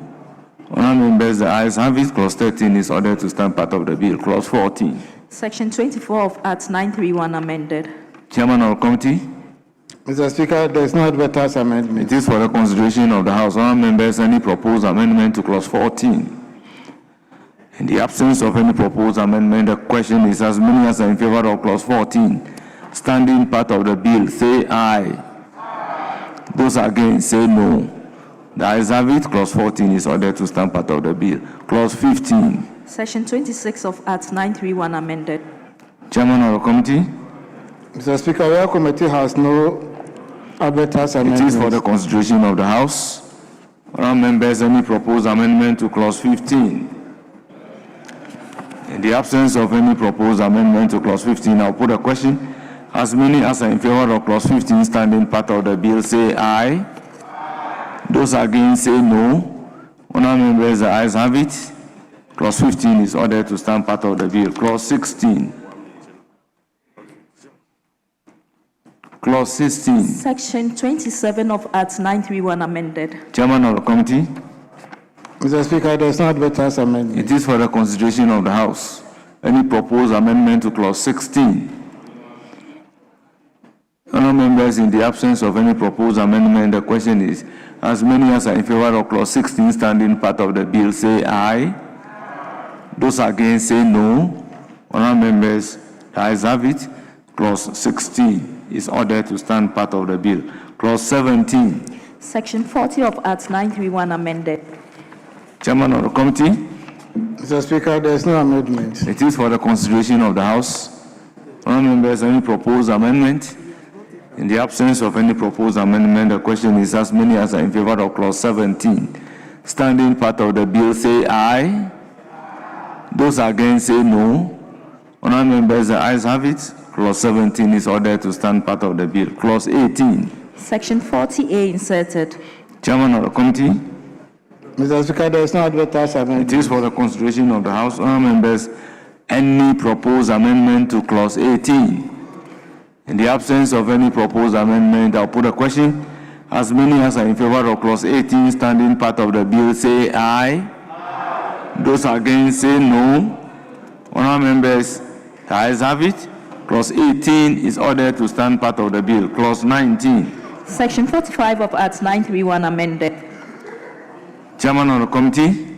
Mr. Speaker, there is no advertised amendment. It is for the consideration of the House. Honourable members, any proposed amendment to clause 19? In the absence of any proposed amendment, the question is, as many as are in favor of clause 19 standing part of the bill say aye. Those against say no. The ayes have it. Clause 19 is ordered to stand part of the bill. Clause 20. Section 46 of Act 931 amend. Chairman, we move amendment numbered VII at page 26. Mr. Speaker, amendment proposed. Sub-clause 5, delete and insert the following. 5.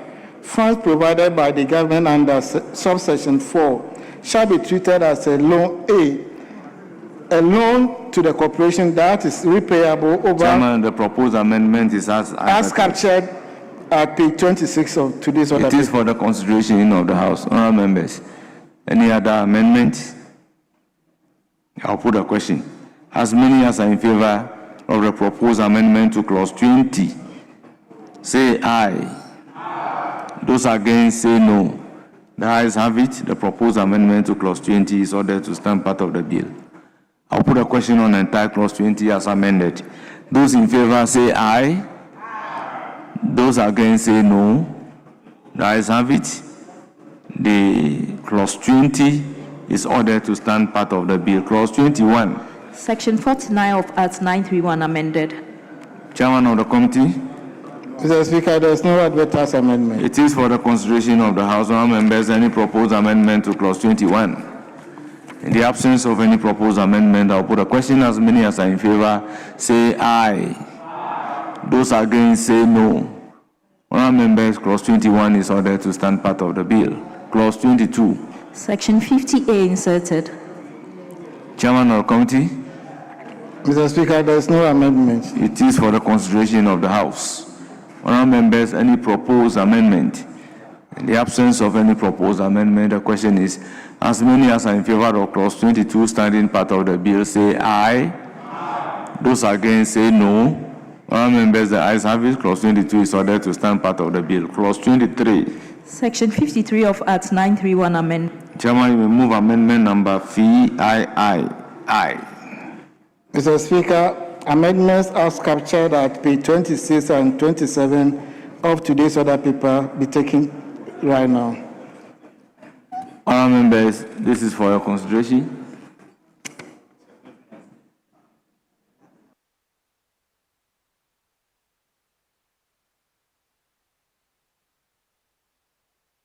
We are taking the first one as in VII. I'll put a question. As many as are in favor say aye. Those against say no. The proposed amendment is ordered to stand part of the bill. Now, Chairman of the committee. Mr. Speaker, you have to take IX. IX, yes. Yes, you are correct. IX first. I so move. Honourable members, the proposed amendment is for your consideration. As advertised in page 27. In the absence of any further amendment, I'll put a question. As many as are in favor say aye. Those against say no. The ayes have it. The proposed amendment is ordered to stand part of the bill. Now, X. So, Mr. Speaker, the last amendment for 23 is X, as captured at page 27 of today's order paper. Honourable members, the proposed amendment is for your consideration. Any further amendment? In the absence of any further amendment, I'll put a question. As many as are in favor of the proposed amendment in X at page 27 of today's order paper, say aye. Those against say no. The ayes have it. The proposed amendment is ordered to stand part of the bill. Now I'll put a question on the entire clause 23. As many as are in favor of clause 23 as variously amended, standing part of the bill, say aye. Those against say no. Honourable members, the ayes have it. Clause 23 is ordered to stand part of the bill. Clause 24. Section 54 of Act 931 repealed. Chairman of the committee. Mr. Speaker, there is no advertised amendment. It is for the consideration of the House. Honourable members, any proposed amendment to clause 24. In the absence of any proposed amendment, I'll put a question. As many as are in favor of clause 24 standing part of the bill, say aye. As many as are in favor of clause 24 standing part of the bill, say aye. Those against say no. The ayes have it. Clause 24 is ordered to stand part of the bill. Long title.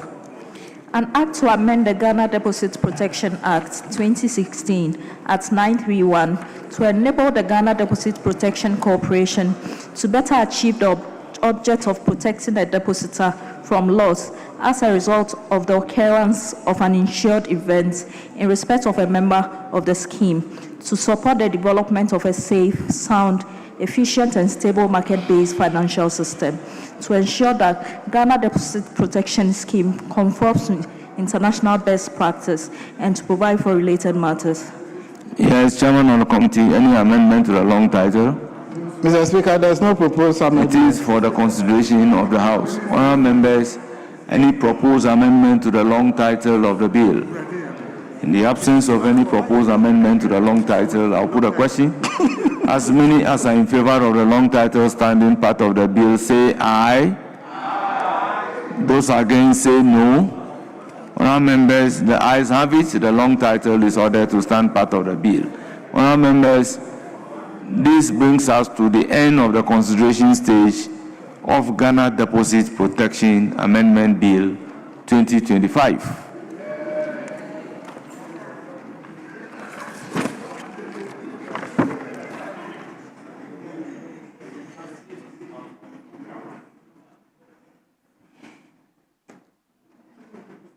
Members, before moving on to another item, permit me to acknowledge the presence of students from State University, Mampong, Asante, led by Dr. Samuel Ba Dodu, a lecturer.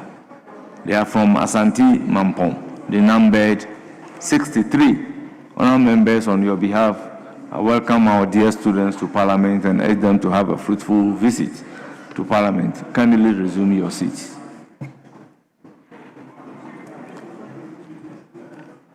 Yes, Majority Leader. Mr. Speaker, may we take motion 34? Yes, Deputy Minority Whip, the application is to take the motion numbered 34.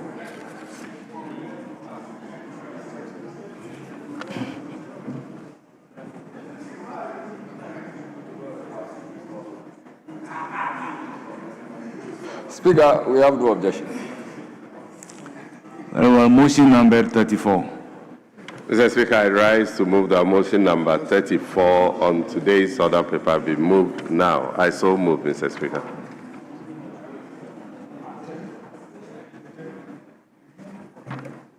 Mr. Speaker, I second the motion. Honourable members, motion moved and seconded. It is for the consideration of the House. Honourable members, I'll put a question. As many as are in favor of the motion number 34, say aye. Aye. Those against, say no. The ayes have it. The procedural motion number 34 is adopted. Yes. Mr. Speaker, I will take item 35 at page 28 of today's order paper. Item number 35. Yes, Minister for Finance. Mr. Speaker, I move that the Ghana Deposit Protection Bill 2025 be now read the third time. I so move, Mr. Speaker. All members, motion move. Any seconder? Mr. Speaker, I second the motion. Motion move and seconded. It is for the consideration of the House. All members, I'll put a question. As many as are in favor of the motion, say aye. Aye. Those against, say no. All members, the motion is accordingly adopted. An act to amend the Ghana Deposit Protection Act 2016 at 931 to enable the Ghana Deposit Protection Corporation to better achieve the objects of protecting a depositor from loss as a result of the occurrence of an insured event in respect of a member of the scheme, to support the development of a safe, sound, efficient and stable market-based financial system, to ensure that Ghana Deposit Protection Scheme conforms to international best practice, and to provide for related matters. Honourable members, the Ghana Deposit Protection Amendment Bill 2025 is duly read for the third time and pass.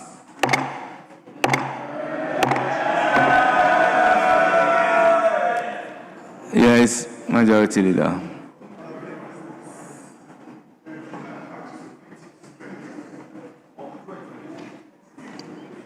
Mr. Speaker, can we take motion number 7?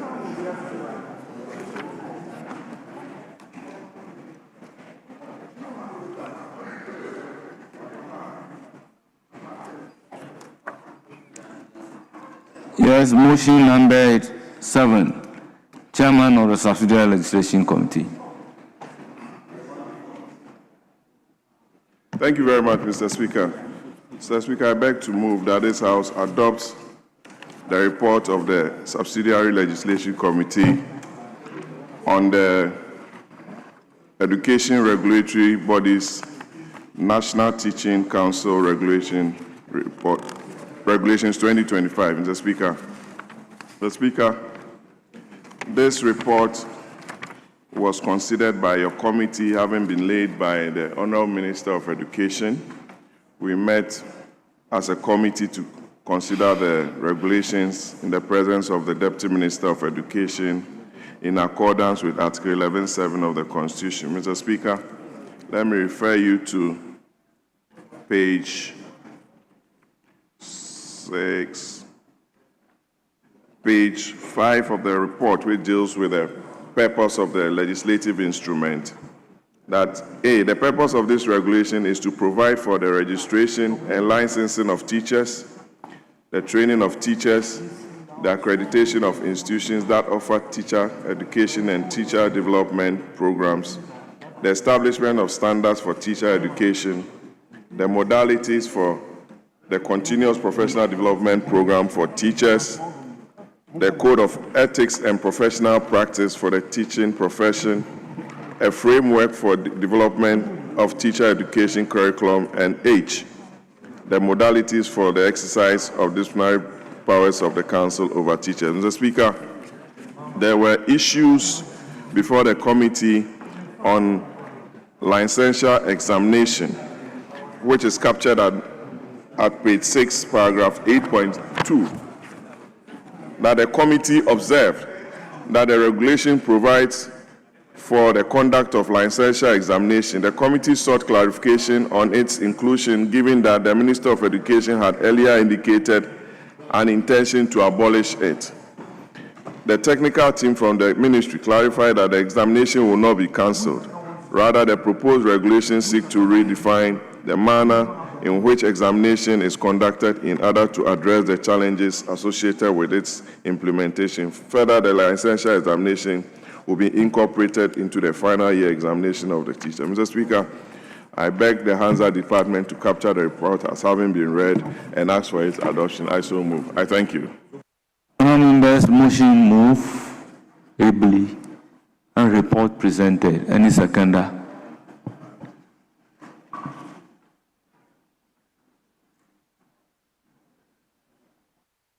Speaker, I rise to second the motion, and in supporting the motion to quickly add that the committee indeed observed that the regulation does not offend our constitution, and it was within the limit of the powers conferred on the Minister for Education.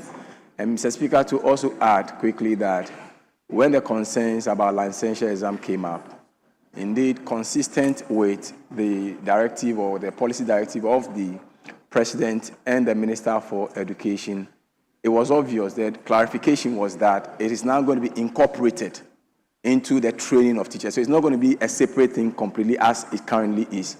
And so, Mr. Speaker, I second the motion and pray that the House adopt the report. Thank you, Mr. Speaker.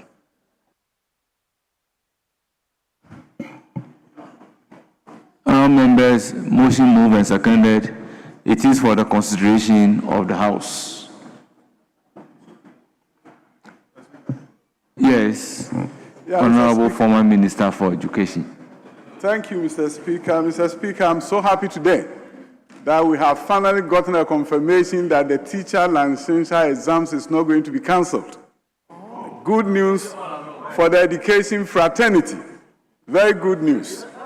Now, I'm also happy to note that the regulations is affirming that an arrangement will be made for the teachers to take the exams before they graduate. I think it's worthy of commendation. So it doesn't put extra burden on the teachers after they graduate to then go back to examination centers and take the exams. So I think the minister ought to be commended for that innovation.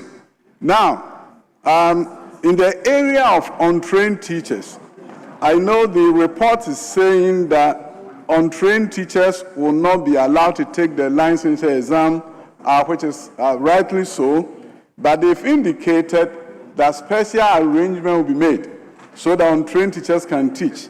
I want to underscore that the best practice around the world is for the ministry to indicate that there's a shortage of trained teachers in the field where they are bringing the untrained. So it can be for chemistry teachers if they were in short supply, mathematics teachers if they were in short supply.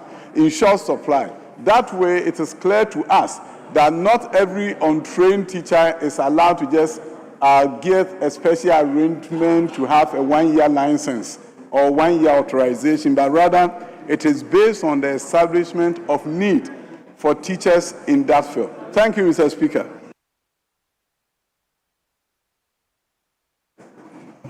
Yes, Honorable, are you on your feet to contribute?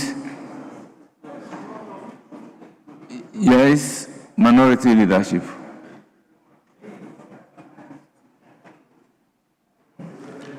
Mr. Speaker, I want to just quote paragraph 8.2, page 6 of the report to make a very short submission. Mr. Speaker, quote, the committee observed that the regulation provides for the conduct of a licensure examination. The committee sought clarification on its inclusion, given that the Ministry of Education had earlier indicated an intention to abolish it. The technical team from the ministry clarified that the examination would not be cancelled.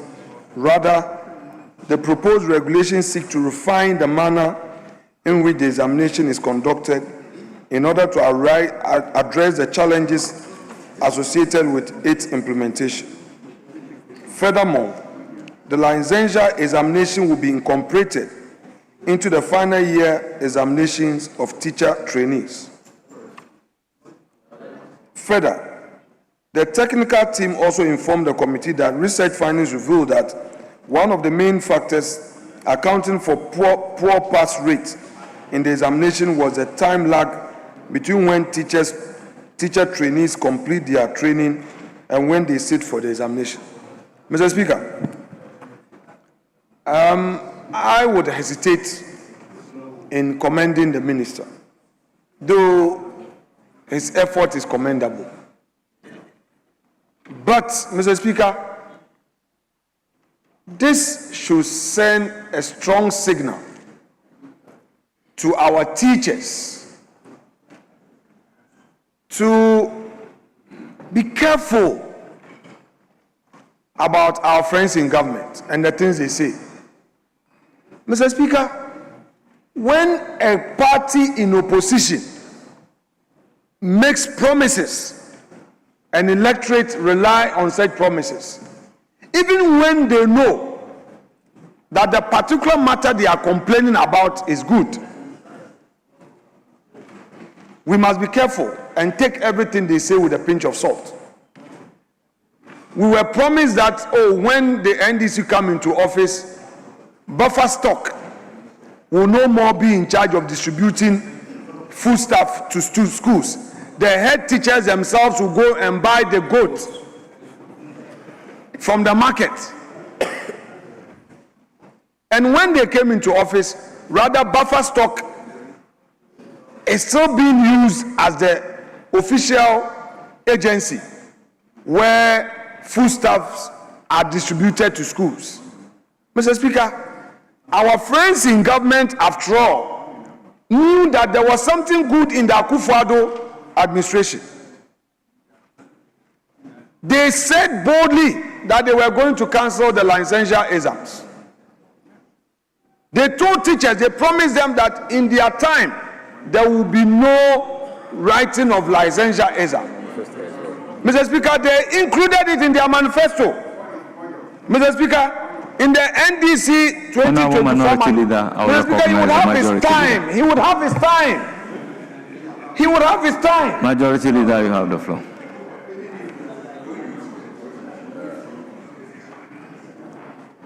Mr. Speaker, NDC never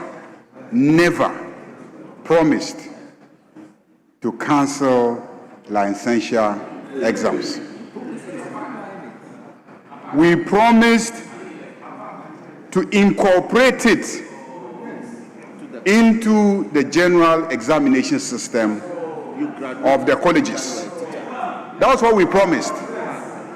And what we are doing today is fulfilling exactly what we promised to do. That's what we promised. Go and pick our manifesto and show me which page. We said we're going to incorporate it. The way that you propose to organize licensure exams is what we objected to. The manner in which you intended to do it.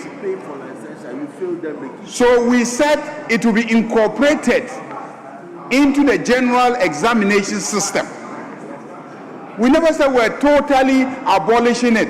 No, it's not in our manifesto. Yes, Minority Leader. Mr. Speaker, the Majority Leader must explain to us why he's licking his lips. He's licking after doing what he did. You would have your time to argue. The Majority Leader is not showing good example. If you would have your time, why don't you listen to me? When I'm done, you will have your time.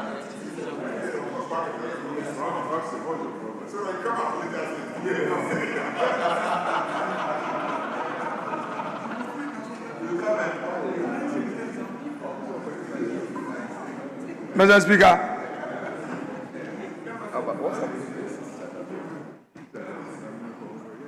they told the people of Ghana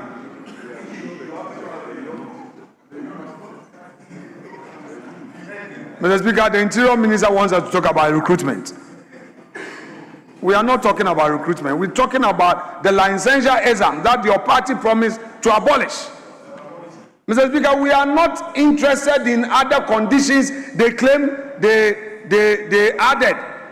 The language was clear that you would abolish the licensure examination. You don't walk the talk. You don't walk the talk. Your government is a government of a walking contradiction. You say one thing and do another. Where is the 133? Where is the 6,000 per bag for cocoa farmers?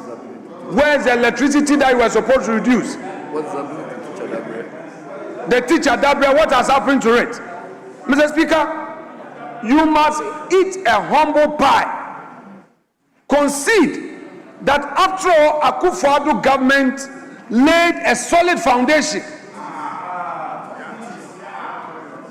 Tell us a single social intervention that your tradition has introduced in this country. A single social intervention.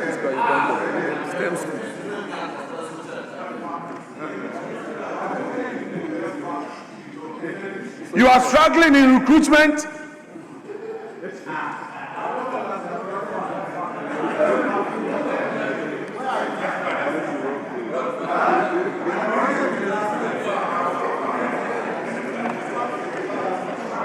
You know you have 5,000 vacancy, yet you open the portal for 506,000 people.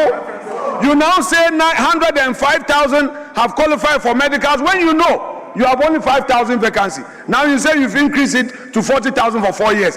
The same way you promised teachers. You are going to recruit more, you are not recruiting. You say no licensure examination.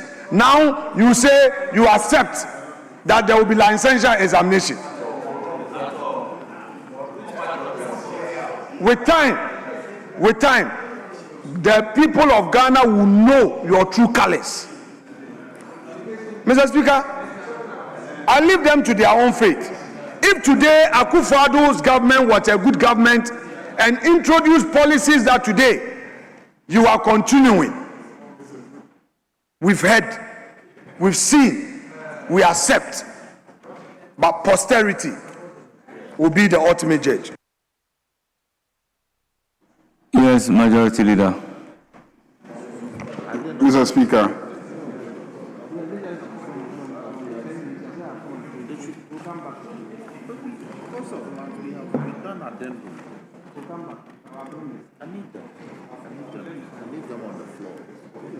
Mr. Speaker, let's go over paragraph 8.2 on licensure examination. The committee observed that the regulations provide for the conduct of a licensure examination. The committee sought clarification on its inclusion, given that the Minister for Education had earlier indicated an intention to abolish it. The technical team from the ministry clarified that the examination will not be cancelled. Rather, the proposed regulation seeks to refine the manner in which the examination is conducted in order to address the challenges associated with its implementation. Furthermore, the licensure examination will be incorporated. The licensure examination will be incorporated into the final year examination of teacher trainees.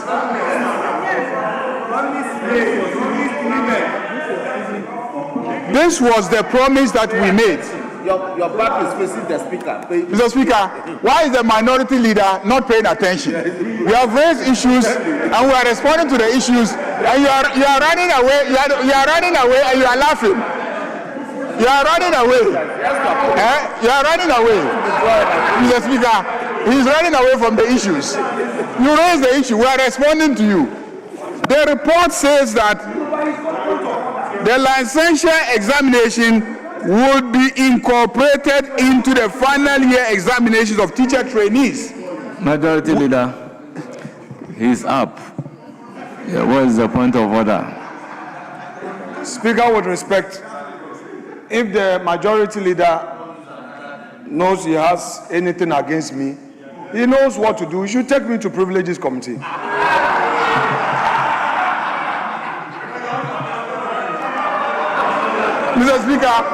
Mr. Speaker, he has to apologize to teachers all over the country for seeking to mislead them.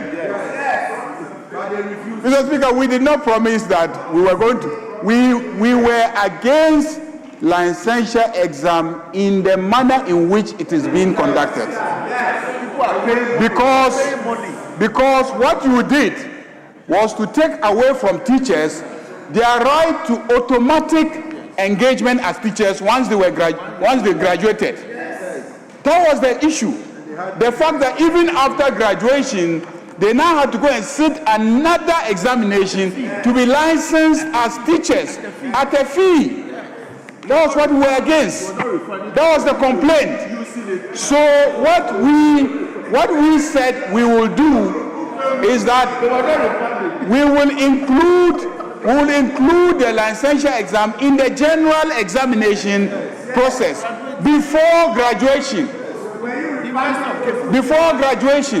So that the curriculum that you want to deal with as the one that will inform the licensure examination will be incorporated into the general curriculum of the college. So that in the general examination, those aspects will also be examined. So that when you graduate, you become entitled to be automatically enrolled as a teacher. So let it be known to teachers that from today onwards, once they graduate as teachers, they become entitled to be enrolled as professional teachers. That the graduation is the license. That the graduation is the license.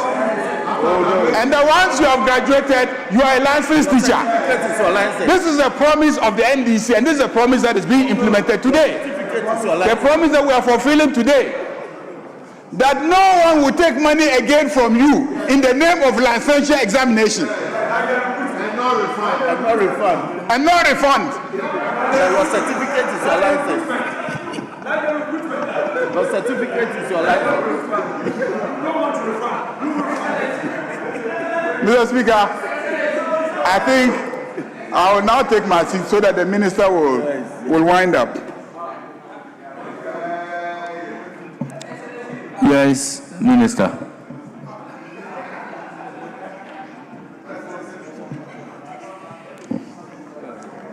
Yes, Deputy Minister, you have the floor. Grateful. Right Honourable Speaker. Mr. Speaker, just to speak on the report presented and to indicate that the experts, the technical team that the committee refers to, we are wondering where they came from, because what has been stated is not the position of the minister or the ministry. As far as the minister and the ministry are concerned, the licensure exam, the licensing process, as we came to meet, has been abolished. The current arrangement is to incorporate the licensing process into the curriculum of the teachers, teacher trainees, when they are in their final year. Mr. Speaker,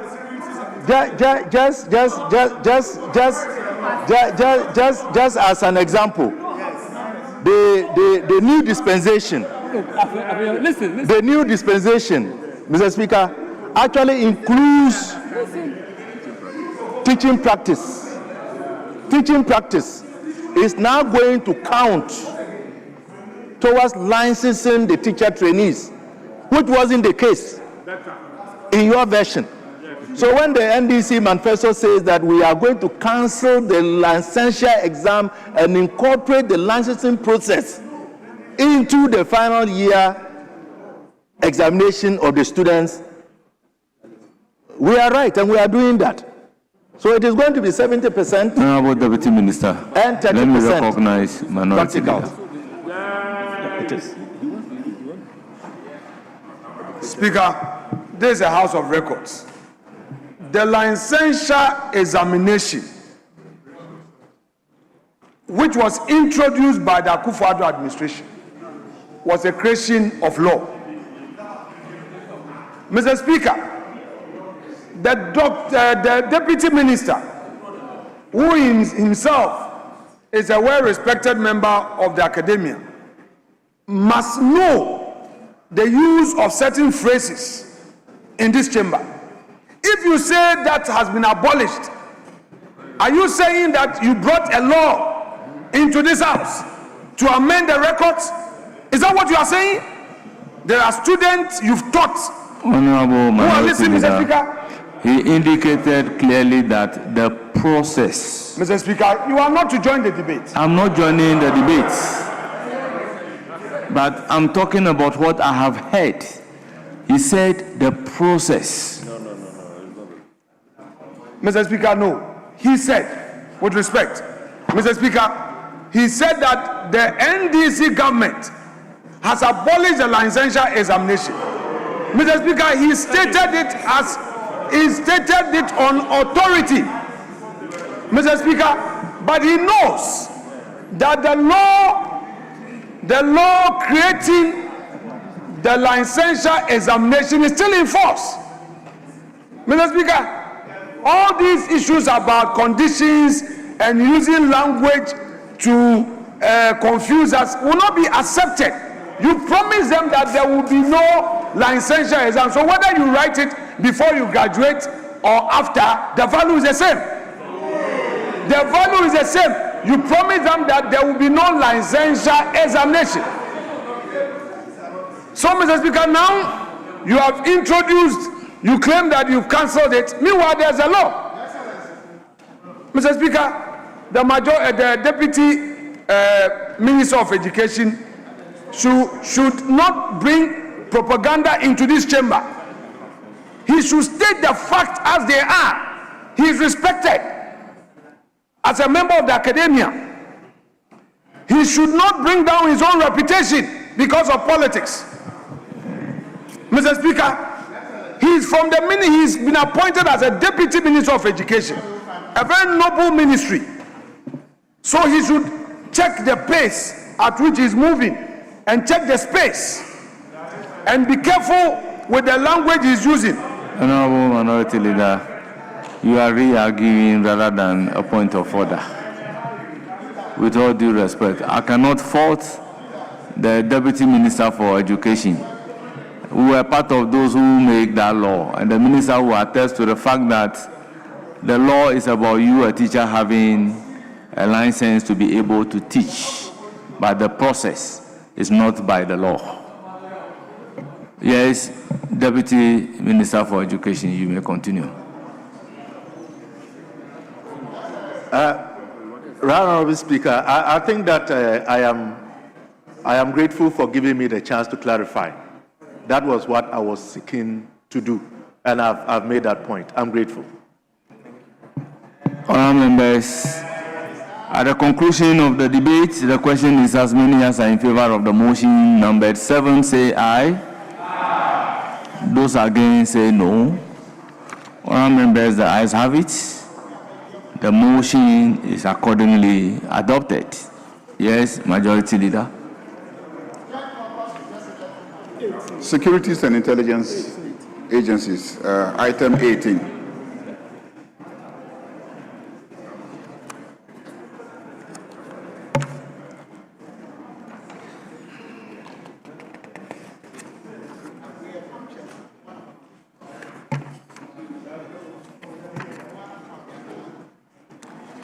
Members, the Securities and Intelligence Agencies Bill is at consideration stage.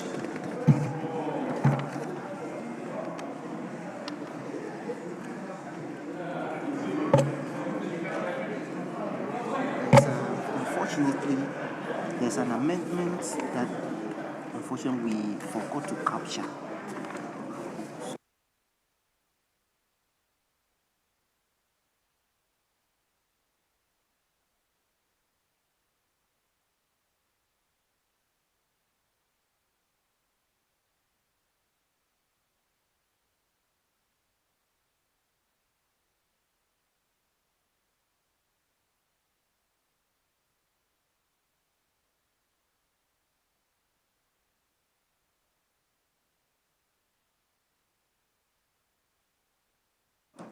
Honourable members, Security and Intelligence Agencies Bill 2025 at consideration. Honourable members who stood clause 14, 16, and 17 down for some work to be done on it. Leaders, may I humbly find out whether we work on those provisions. Leaders, has these provisions been worked on?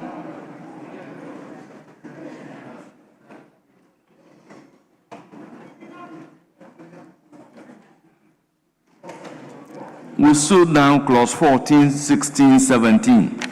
Speaker, we still having, the winnowing committee hasn't met in respect of these three clauses that we stood down. So let's proceed. Yes. No, wait. It was, exactly. So, Speaker, let's proceed with the outstanding ones. Once we are done, we'll come back to those. Yes. Yes, Chairperson. I understand one of your amendments has been omitted. You may do so.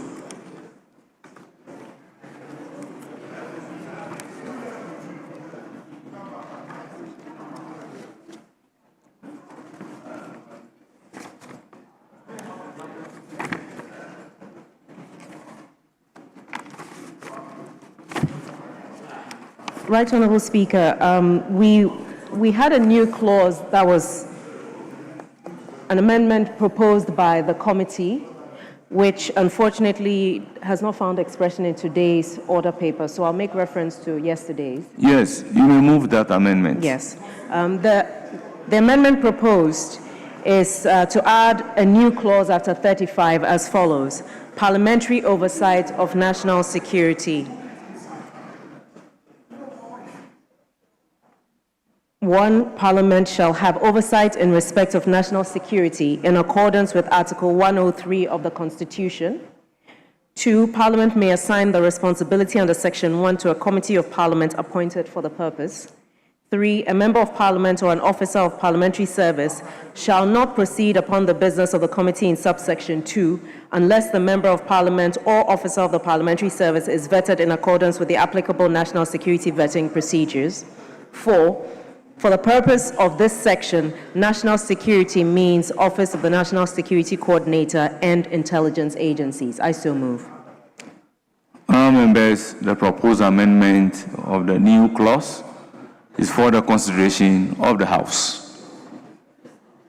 Yes, Honorable Minister. Mr. Speaker, I'm worried because it's not advertised in today's order paper.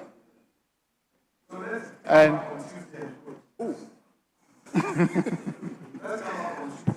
and Mr. Speaker, I want to state that is it in doubt about the oversight role of the Intelligence Committee over this national security apparatus? There's no doubt about it because it's in your standing orders.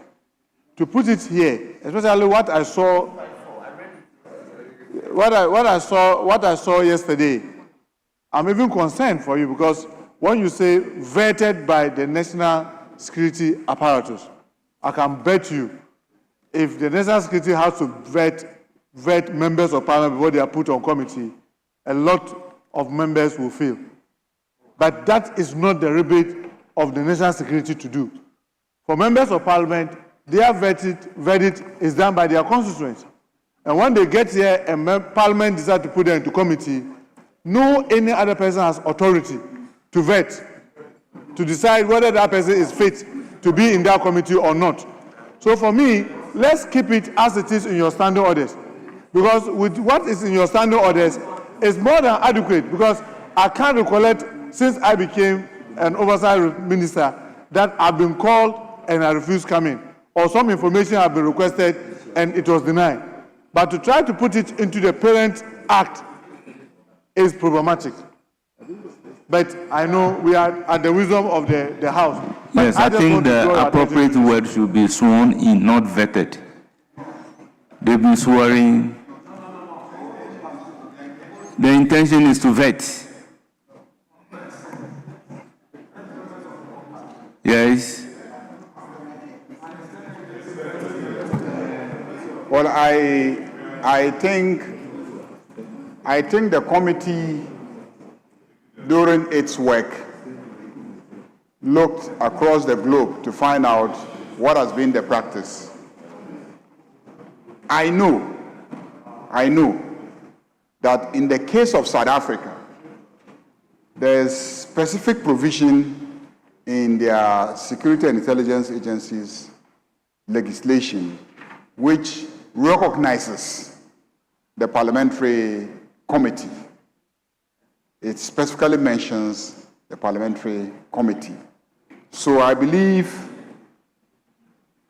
they tried to borrow from these examples that they saw in their research and consultations. The issue raised now is, in the context of Ghana, why do we want to legislate a committee? I think that's the issue. Because the legislation of committees belong to our standing orders. They belong to our standing orders. Do we want to legislate them in an act of parliament? And then if we decide to amend our standing orders, what happens? We have a difficulty. We cannot amend those provisions. We have to come by an act of parliament in order to amend those provisions.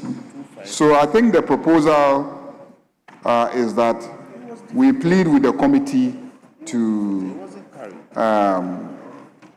drop this proposal so that we keep to what we've been doing in our standing orders, that the committee is established pursuant to the standing orders of Parliament, and the committee also, performs the functions on the authority of the standing orders of Parliament, and that we don't subject the committee to the whims and caprices of an agency under the executive arm of government, because the requirement that members be vetted because of the information that will be getting to them, I think that is the basis for requiring that they be vetted, because you are going to be compelling the ministers of national security or the ministers responsible for national security to be disclosing, and you are going to be asking the national security coordinator to provide briefings.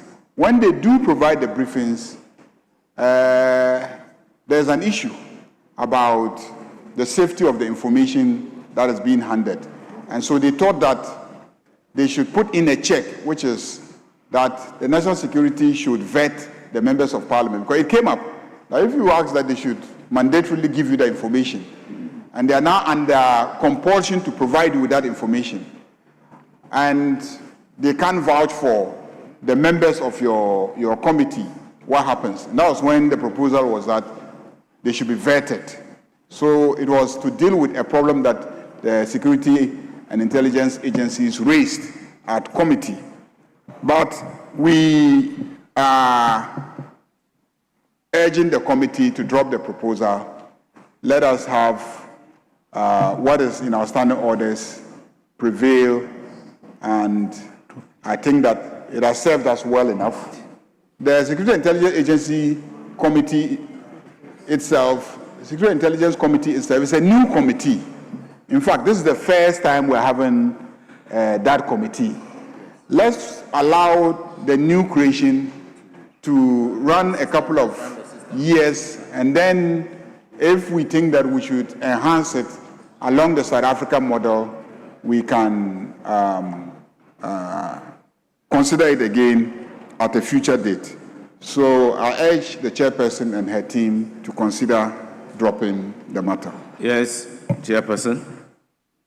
Thank you, Right Honourable Speaker. Majority Leader, you're a member of the committee. Mr. Speaker, the danger we face, because international best practice makes provision for parliamentary oversight, and in all the jurisdictions where there is a select committee on intelligence, there's a different level of clearance, especially in order to remove the level of secrecy that intelligence agencies always place when it comes to the disclosure of information to Parliament. We are currently faced with issues of certain levels of information that Parliament did not have access to with regards to intelligence agency activity. If it is the decision of the House that we abandon explicitly talking about parliamentary oversight, as we progress in this bill, you'll see there's a part that speaks to the fact that there is no obligation for disclosure to Parliament, which means we're back where we started in terms of this nexus between secrecy and transparency when it comes to oversight. So, Honorable Chairperson, I would direct that you've seen the sense of the House. They are really not against the exercise of the oversight, but what they are against is the vetting. The question is, if you say vetting, members of Parliament who belong to that committee will be vetted by who? And after the vetting, who gives the approval? So, if it is the National Security Coordinator, can the National Security Coordinator have the power to vet a member of Parliament and disapprove that that member of Parliament is not qualified to belong to a parliamentary committee? That is where the difficulty lies. So you can look at your amendment and do away with that aspect and let it be captured by the order paper, and then we'll take a look at it regarding the exercise of the oversight. So, honourable members, I believe clause 17, particularly the proposed amendment in the name of Honorable Kojo Nkrumah, though he was not here, has been accepted too, but the only thing is that we did not put a question. To split the functions of the external and the internal. Yes? Thank you, Mr. Speaker. Mr. Speaker, yes, in 1030 it was separated. But you see, there's reason for merging it. Look at the proposed amendment, the proposed bill. The functions have been merged and made not to be very open because of the functions of the research department. If you separate it like he did, you give much elaboration about it, and you are exposing our officers abroad. Everybody around the world knows when you talk about these research officers, some of the things that they do. But it is not written in the black and white. Why do you want to do that? So if you look at the way it is in the proposed bill, technical attention why this is made, because we just don't want it to be a source of exposure to. I would direct that with your involvement, you look at clause 14, 16, and 17, together with members of the Winnowing Committee and the proponent of those amendments, and then we can deal with the issue once and for all. Now we move straight to clause 37. That's it. Oaths. Very well. Clause 36. Oaths. Chairperson of the committee. There are no proposed amendments, Mr. Speaker. Proposed amendments, Mr. Speaker. It is for the consideration of the House. Honourable members, any proposed amendment to clause 36? In the absence of any proposed amendment, I'll put the question. Right Honourable Speaker, beg your pardon. Do you have amendment on clause 36? There was Honourable members, it looks like we put a question on clause 36. It's talking about effect of warrant. in a previous order paper from Yes. the 17th, clause 36, there was a proposed amendment which was as follows. Subclause 2, line 3, delete oath and insert oath of secrecy on leaving office. So, for the avoidance of doubt, I'll put a question in. As many as are in favor say aye. Those against say no. The ayes have it. The proposed amendment is ordered to stand part of the bill. Now to clause 36 in its entirety. As many as are in favor of clause 36 standing part of the bill say aye. Those against say no. The ayes have it. Clause 36 is ordered to stand part of the bill. Clause 37. Authorize disclosure of information. Chairperson of the committee. Mr. Speaker, the committee has no proposed amendment. However, we have an amendment standing in the name of Osahin Alexander Kwamina Afenyomakin. Yes, you have the floor. Thank you very much, Speaker. Speaker, I rise to move this on behalf of Osain Alexander Kwamina Afenyomakin, and that's clause 37. Amendment proposed, Speaker, subclause 2, paragraph 2 should delete and insert the following. Where a court of competent jurisdiction determines that the disclosure is strictly necessary in the public interest and proportionate to the objective pursued. Speaker, I so move. The clause 37 is talking about use of internal grievance procedure.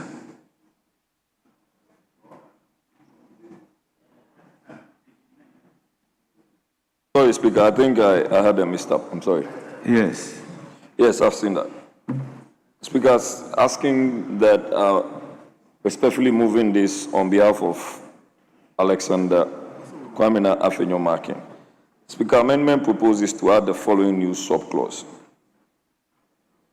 3, where an officer or employee shall not. Speaker, is that the one? Are we on the?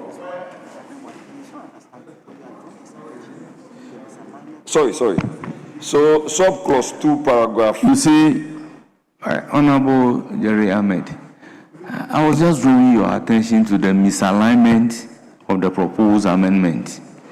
That if you look at the bill itself, clause 37 is talking about use of internal grievance procedure. That you complain to the coordinator if the coordinator didn't work or he has addressed it but you are dissatisfied, you petition the Chief Justice and the Chief Justice would form a committee, that's a tribunal, that will give a hearing beyond which it is open to wherever you think you can seek redress. These are the internal grievance procedure. That's why the provision is saying that despite the provisions of this act on redress of grievances, an employee of an intelligence agency shall at the first instance resort to the internal grievance procedure set out in the conditions of service and code of conduct of that intelligence agency before resorting to the procedure set out under these acts. That is what 37 is talking about. And then the amendment here is subclause 2, delete E, and clause 37 doesn't have subclause 2.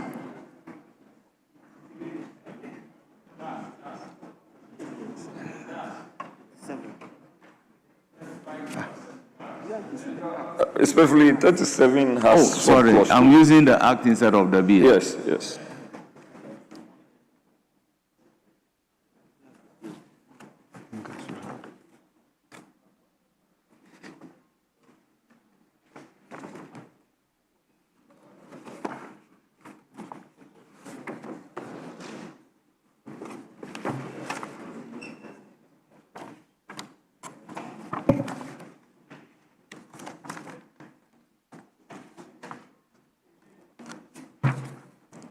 So sorry, I was holding the act in the name of the bill.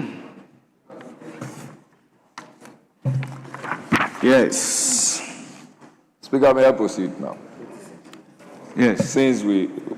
Yes, I have the. Yes. So, Speaker, like you were saying, the amendment proposed subclause 2, paragraph E, delete and insert the following. E, where a court of competent jurisdiction determines that the disclosure is strictly necessary in the public interest and proportionate to the objective pursued. Speaker, so move. Honourable members, any other view? Yes. Speaker, the present amendment, I have a further amendment to this amendment. Honorable Jari Shahib, now we have to delete strictly necessary. That's subjective. So, in view of NS Act 323, Section 51 is relevant evidence. So it should read where a court of competent jurisdiction determines that the disclosure is relevant in the public interest and proportionate to the objective pursued. Speaker, I even think humbly that and proportionate to the objective pursued should also be deleted so that it reads where a court of competent jurisdiction determines that the disclosure is relevant in the public interest. Then we end it there. Proportionate to the objective pursued are all not important in this regard. Once the court comes to the determination that is relevant in the public interest, then a decision will be made. We don't have to qualify strictly.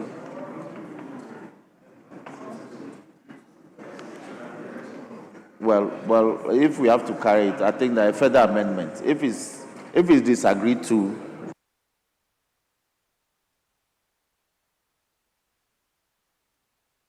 Yes. Yes, you have the floor. Let me hear Honorable Patrick Bowman. I'll come to you. Mr. Speaker, I think this proposed amendment has to be looked at. I'm not in support of it, respectfully, because the apprehension of the proponent is addressed by subsection 2 of 37(2), which gives the person who has such an information a wide range of options to follow. Because if you don't curtail that, a serving officer will bypass the established structure in the name of, me having this information and divulging it in good faith. If you are a serving officer and you have information, go through the structure. We need to protect the structure and from people dancing around the structure. That is why subsection 2 has been provided. That Yes. despite subsection 2, you have A, B, up to E to follow. And it deals and cures any apprehension from anyone who works within the system. Yes. Thank you, Mr. Speaker. Yes, so I also share your concern that the proposed amendment is problematic, but it's however for the consideration of the floor. Yes, Minister. Mr. Speaker, with the greatest of respect, this is completely misplaced. Because what we are doing here is who you can disclose information to.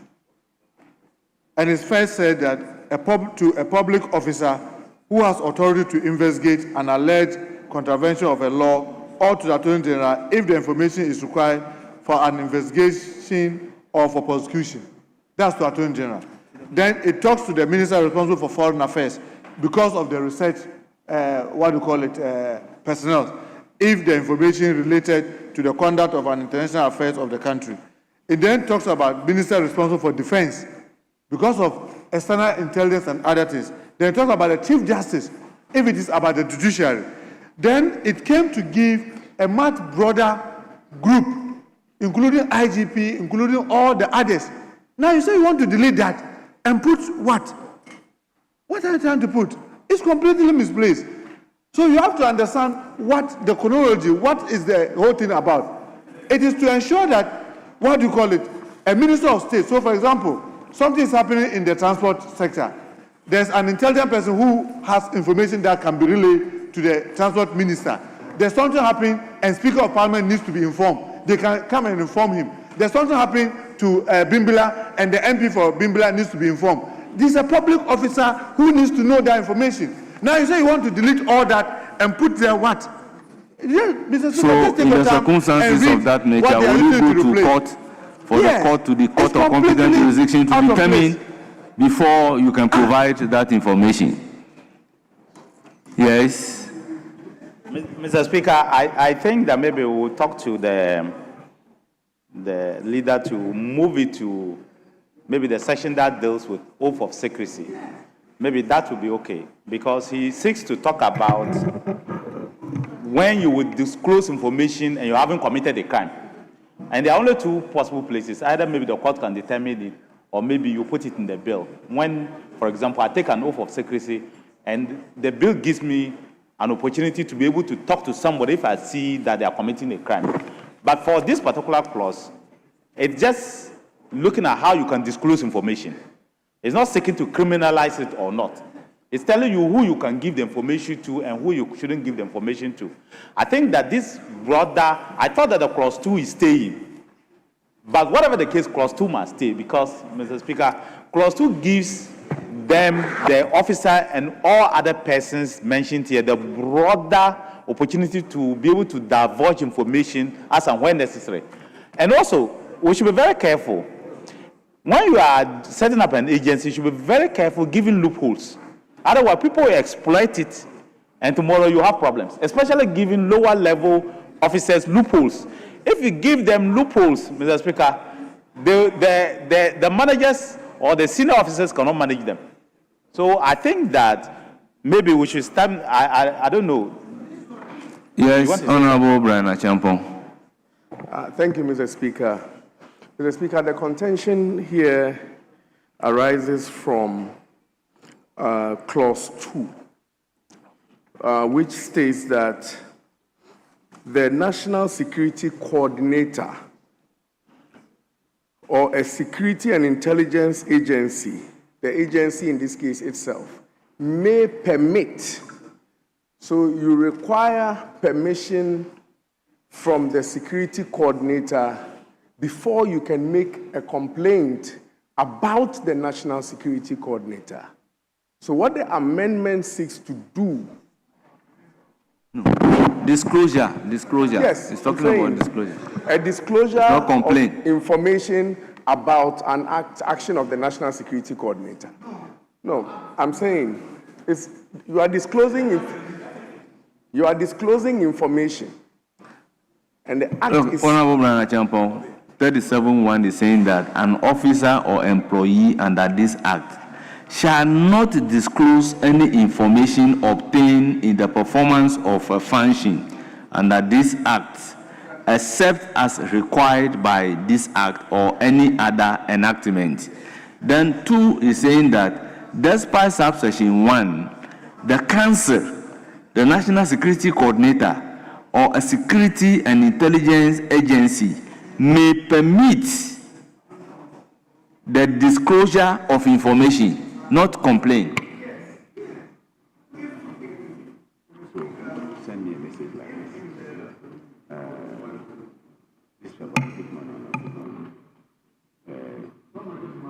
Start from here.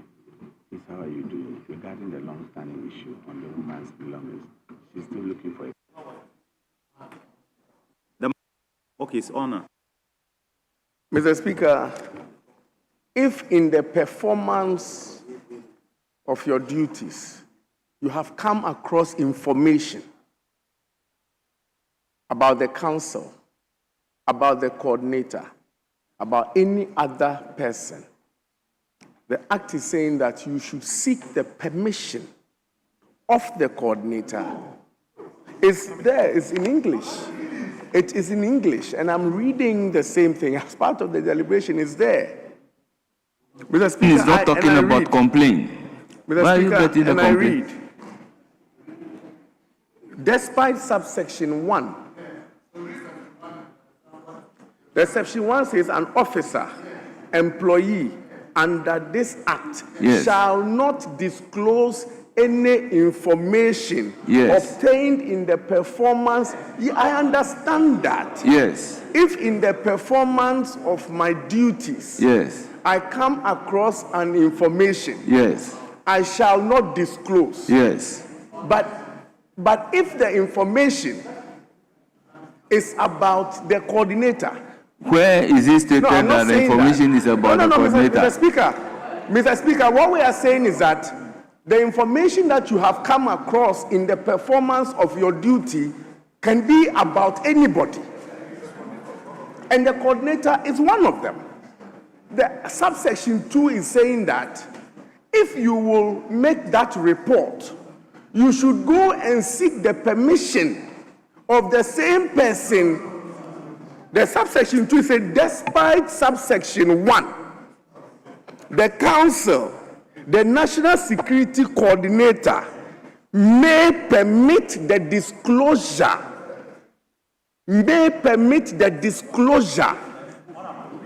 No, I have read it. I'm the ranking member of the committee. The act. So, are you in support of the proposed amendment in 37? All the amendment is saying is that if the coordinator must permit you before you disclose, it's there in black and white. If the coordinator must permit you, what the amendment is seeking to do is that you have not committed an offense if you disclose it to these people. That is all what the amendment is seeking to do.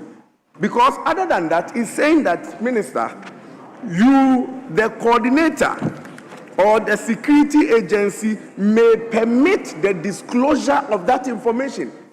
The officer will have to go to them and they have to permit you to disclose that information. And I'm saying that if the information is about them, why do you go to them for them to permit you to disclose? So the amendment is saying that if you disclose it to the IGP, the Chief Justice, then you should be exempted from having committed an offense. That is what the amendment is saying. No, the amendment is to the effect that delete and insert the following, as in E. It's saying add the following new subclause. It says subclause 2, paragraph E. Delete and insert the following. 37. That's the amendment under consideration. That's the amendment under consideration. Maybe you are talking about something else, but not in relation to the amendment under consideration. Speaker, it's in reference to the same thing. It's only the second part. So maybe you haven't averted your mind to it. No, but we'll do one after the other. We Yes, are not so, doing the combined just this thing. Yes, but the amendment on the floor now Yes, Speaker. is Speaker, you may the V. Speaker, you may proceed to. Very to well. Speaker, Honourable members, I'll put a question. Just for your attention that is part of the process, and I'm happy that we are debating and bringing. Yes. So I'll put a question. As many as are in favor of the proposed amendment standing in the name of Honorable Sahin Alexander Kwamina Apanyomakin and moved by Jerry Ahmed Shaib, say aye. Those against say no. All members, the amendment is not carried. VI. All members, VI, also standing in the name of Honorable Alexander Apanyomakin. Speaker, I rise to move for the amendment of 37(3) and seek the amended the request to have it in this form. Add the following new sub-clause, that's the amendment proposed, and it should read from 3. An officer or employee shall not commit an offense under this section where the disclosure is made in good faith to the Inspector General of Police, the Chief Justice, the Attorney General, or a parliamentary committee for the purpose of exposing illegality, abuse of authority, or gross human rights violations. Speaker, so move. It is for the consideration of the House, yes. Honorable Mr. Speaker, I think that we should look at this clause very well. I think maybe seeking to cure 37(1). And 37(1) reads, an officer or an employee under this act shall not disclose any information obtained in the performance of a function under this act except as required by this act or any other enactment. So you are banned from disclosing any act. But if for some reason you want to disclose an act, you need permission from four categories of people. 1, the council itself, or the national security coordinator, that's the second person, or the security and intelligence agency. So either the external or internal. So if I am an employee, Mr. Speaker, I am banned from disclosing any information under 37. But if the information I want to disclose is about some bad act within the external branch, who do I go to? You have the council. And if the council is unwilling to give me, the agency is unwilling to give me the permission, the coordinator is unwilling to give me the permission, it means that because remember that the coordinator is an officer of the council. The coordinator is an officer of the council. So the coordinator and the council are one and the same. So the entire security agencies want to be the referee in their own court. Nobody else can disclose any information except they themselves give you the permission to disclose. I think that one may be dangerous. So maybe what the proposer is trying to say is that there should be a window to be able to report to other people outside these 3 categories of people without having to commit a crime. So if look I find out that, look at 2E. yes. 2E of the bill. But that's what I'm saying. 2E. The proviso.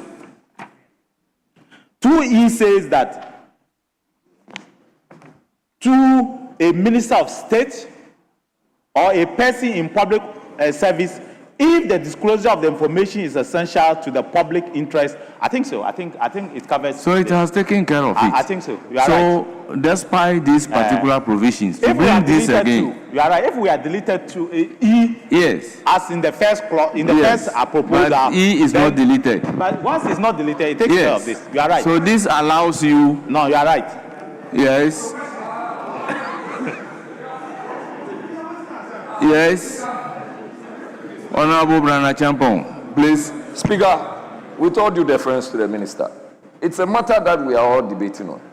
We should not be using words like we are wasting time. It has to be done cautiously. You see, Honorable Jerry Shai, Speaker, I just reprimand members, particularly Nitiwood, that when somebody speaks not into the microphone and your response is going into the microphone, go and take the Hansard and look at it. Because what really you are responding to is not captured, but your response is captured by the Hansard. Speaker, it's a trap that I've fallen for. But yes, I heard. Yes. So, just for the purpose so of let's hear Honorable Brana notice. Champon. We will Yes, come Speaker. to Honorable Shaibu, and then we'll close the chapter. Thank you very much. Thank you. I support the amendment, especially so making reference to the IGP, Chief Justice, and Attorney General, because it's specific. If you go through the bill, it makes reference to some specific individuals. So let me ask you a question. Having regard to E, Yes, I've seen are it. these individuals mentioned not persons in public service?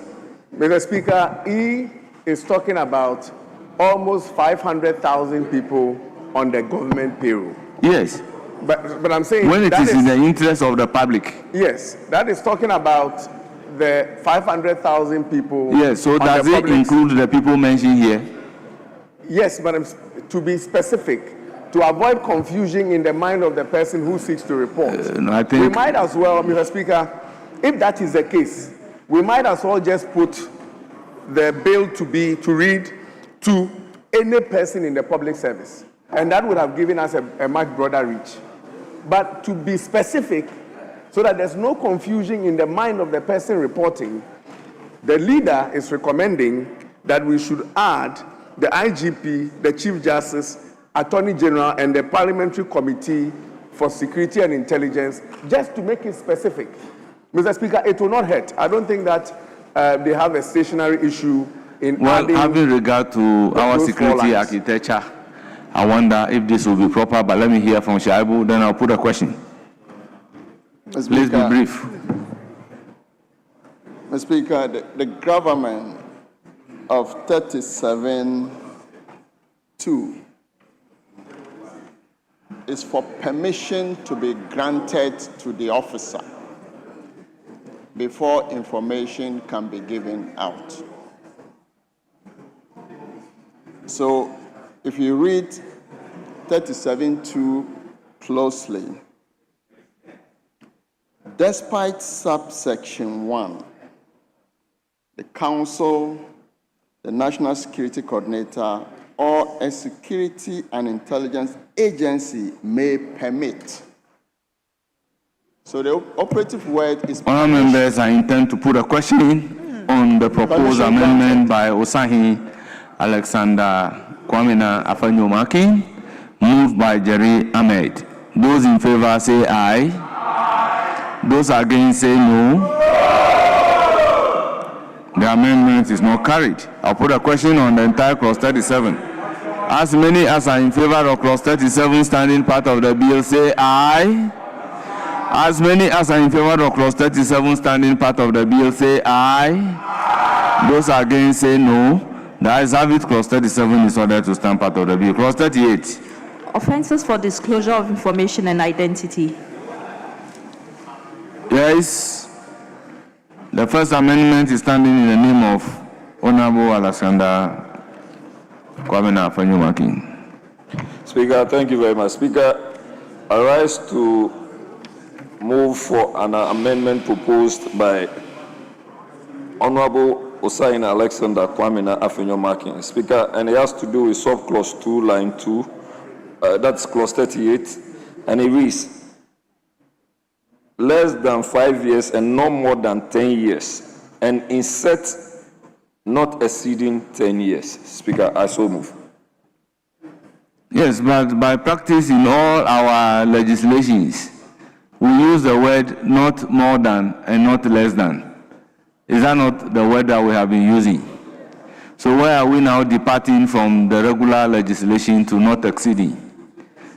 Yes, Shaibu. Mr. Speaker, we have been talking about consistency in our lawmaking, and so we haven't used exceeding. Please, let's just avoid introducing new words that do not make any difference. Because the punishment set the minimum and the maximum. So if you said not exceeding, it means you are not setting the minimum. You are only setting the maximum. And every punishment, the law must set the minimum and the maximum. So that's why all the laws will say not less than this and not more than this. Yes? Mr. Speaker, I think that he's trying to avoid the situation of setting a minimum age of not less than 5 years. So it means that if you were to contravene this clause by sharing information illegally, yes, you will go to prison for not less than 5 years. Yes. And of course, you should not be more than 10 years. So the Yes. judge can give you 5.5 years, 6 years, like that until you get to 10 years. Is that right? Yes. What he's seeking to do is to give the judge the discretion of giving you 1 year, 6 months. Can give you 2 months. Yes. Because that's what he's seeking to do. Yes. Basically. Yes. Because he looks at the offense and thinks that if you give somebody 5 years because for some reason he has made a mistake of disclosing information. Then that is not how the proposal is supposed to be. You should set a minimum. Your minimum is, you are suggesting that the minimum should be 1 year. Then you said not less than 1 year. And then not more than, then you set the minimum and the maximum limit. But when you are coming to say not exceeding, so it means the judge will have a cause to say go home. Because you didn't tell the judge the minimum sentence.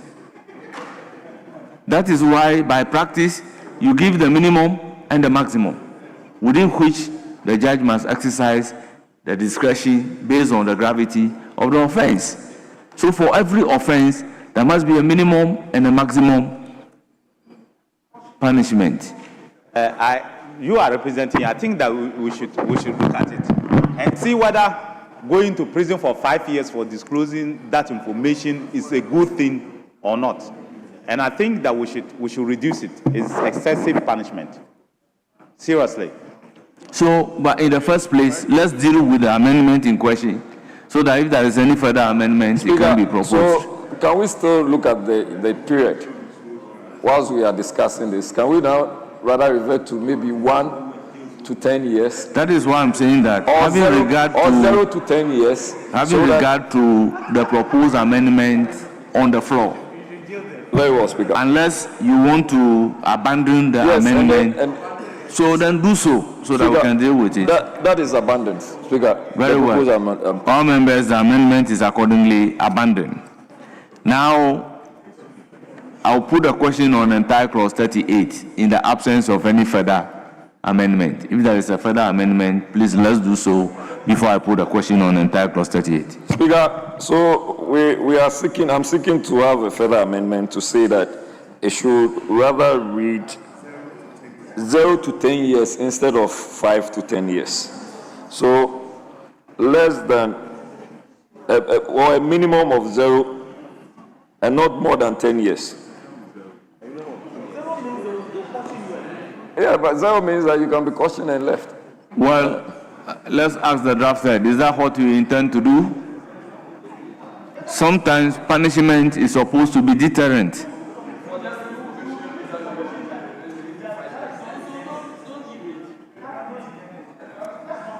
Yes, Chairperson of the committee. Mr. Speaker, just as a point of perhaps information, Act 1030, the same, it's under offenses for disclosure of information. This has actually been lifted from Act 1030, exactly as it is in the new bill. I believe if you go further and we look at 525, Speaker, 526, it may be the same provision. That is the problem with the law. And that's the reason why this is the platform to correct it. No, you see, we can't say that because if a provision has served us for all these years, you should have a very good reason from departing from and it. one of the reasons that I it's maintain too, from it's the too harsh. beginning that the essence of the current amendment is just to do away with the enactment of the ministry and the functions of the minister. Yes. Thank you, Mr. Speaker. Mr. Speaker, on this consideration, you've made this statement that we are not changing all the acts, we are just amending certain parts. We could have been done with that and then we wouldn't be here. But if we seek to change the law, Mr. Speaker, respectfully, let us go through some parts. Maybe that you do not get the angle from which I am coming. I've even added that to change it, you must have a good reason. 526-1030 has not served us well. And we are here to make changes. People have gone to prison because the judge's hands have been tied for something very little, for information that is trivial. But because the judge's hands have been tied by the law, they had no choice. So if we have an opportunity to make this amendment, the crime has been committed, let the judge decide whether it will be a caution to go home so as or 10 years. A former minister, you would want to work with 0 sentence. Depending on the gravity of the offense. Depending on the gravity of the offense. People have gone to prison. Yes, for Honorable Minister. Well, Mr. Speaker, my worry is former ministers in the security place saying this. Maybe because they are in opposition, they need information. But Mr. Speaker, they know the gravity. No, that was on the lighter side, obviously.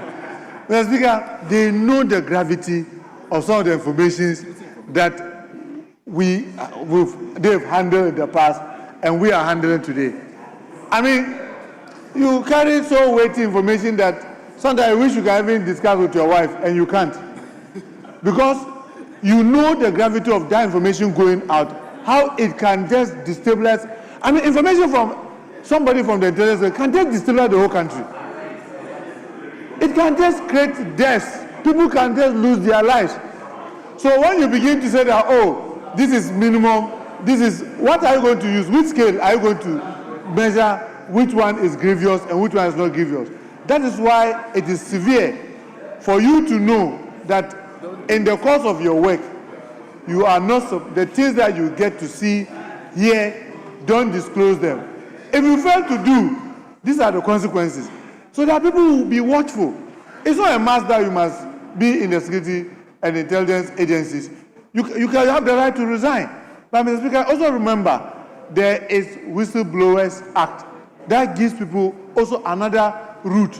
But once you are working in this environment, you have chosen to be slave to information and zip your mouth. And you have an option to resign and go and become a parliamentarian where every day you can come to the chamber and talk the whole day. Like myself. Like myself.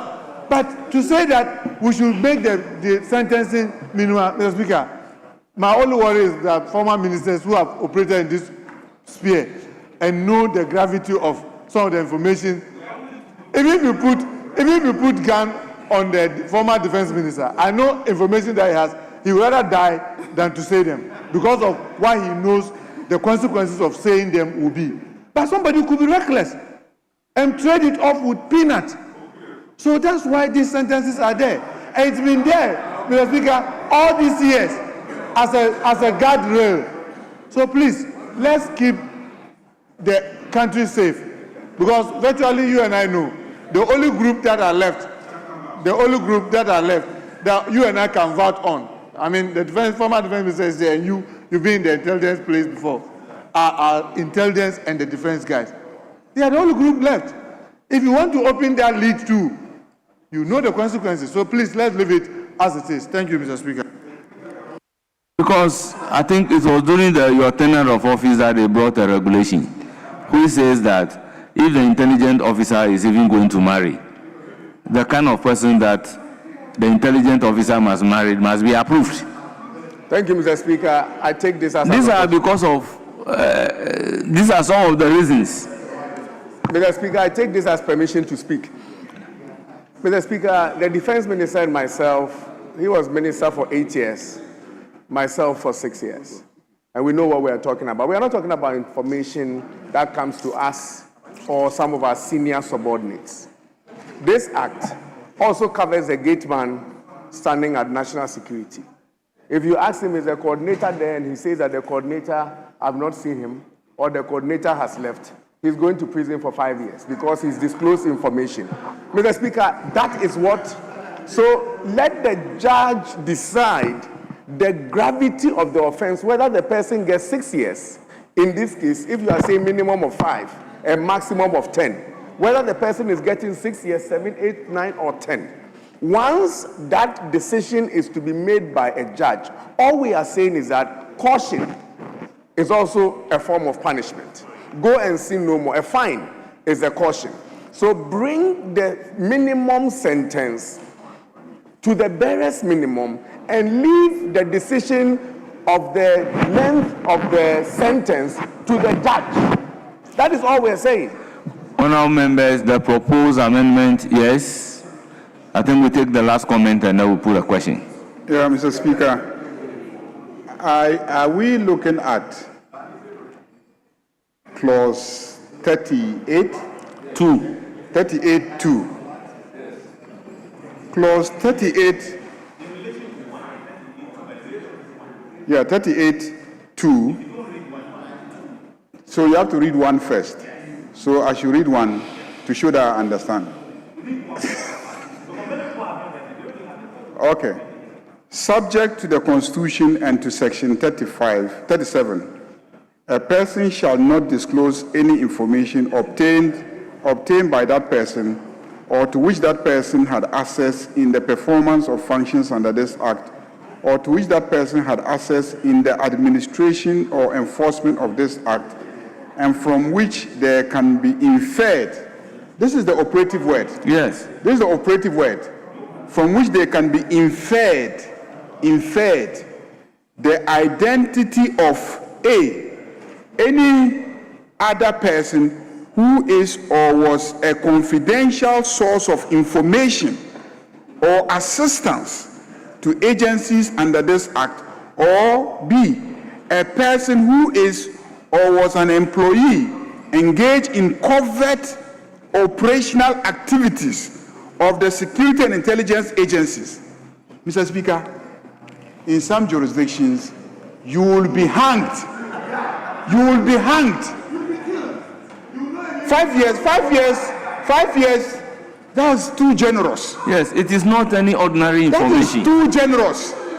That as in the case of you are a member of the agency, you are involved in implementing the agency's mandate administratively, and you go and disclose the identity of an informant or the identity of an agent involved in covert operation, and you are talking about 5 years? Who even said 5 years? 5 years too generous, because that disclosure can lead to the person losing his life. You only need to read books about the Mossad and the operations and what usually will happen. Once you disclose the identity of the person, he will be killed. He will be killed. So why should you, a professional, disclose the identity and think that we should just, hand you a caution and then say you should go home? I mean, where have you ever heard that? Yes. But I can't understand that coming from a former minister for national security. Because you must do whatever it takes to protect your operatives. Your operatives must know that when they take the risk to engage in a covert operation, nothing will be done to compromise their identity. Nothing. Why? Somebody can take money and disclose the information and just go to prison for 5 years, come out and enjoy the booty. So I even think the 5 years is too generous. So I beg you, let's leave it. If we even raise the bar. Let's not reduce it. Because in my view, actually the bar should be raised. Because I will not work for an intelligence agency if I know that if my identity is compromised, the person who compromises it is going to go to prison for only 5 years.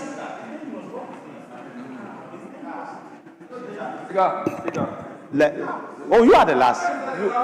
You are the last one because, Mr. Speaker, you see, majority leader may be passionate, but if you read it well, who is prohibited from the information being disclosed to?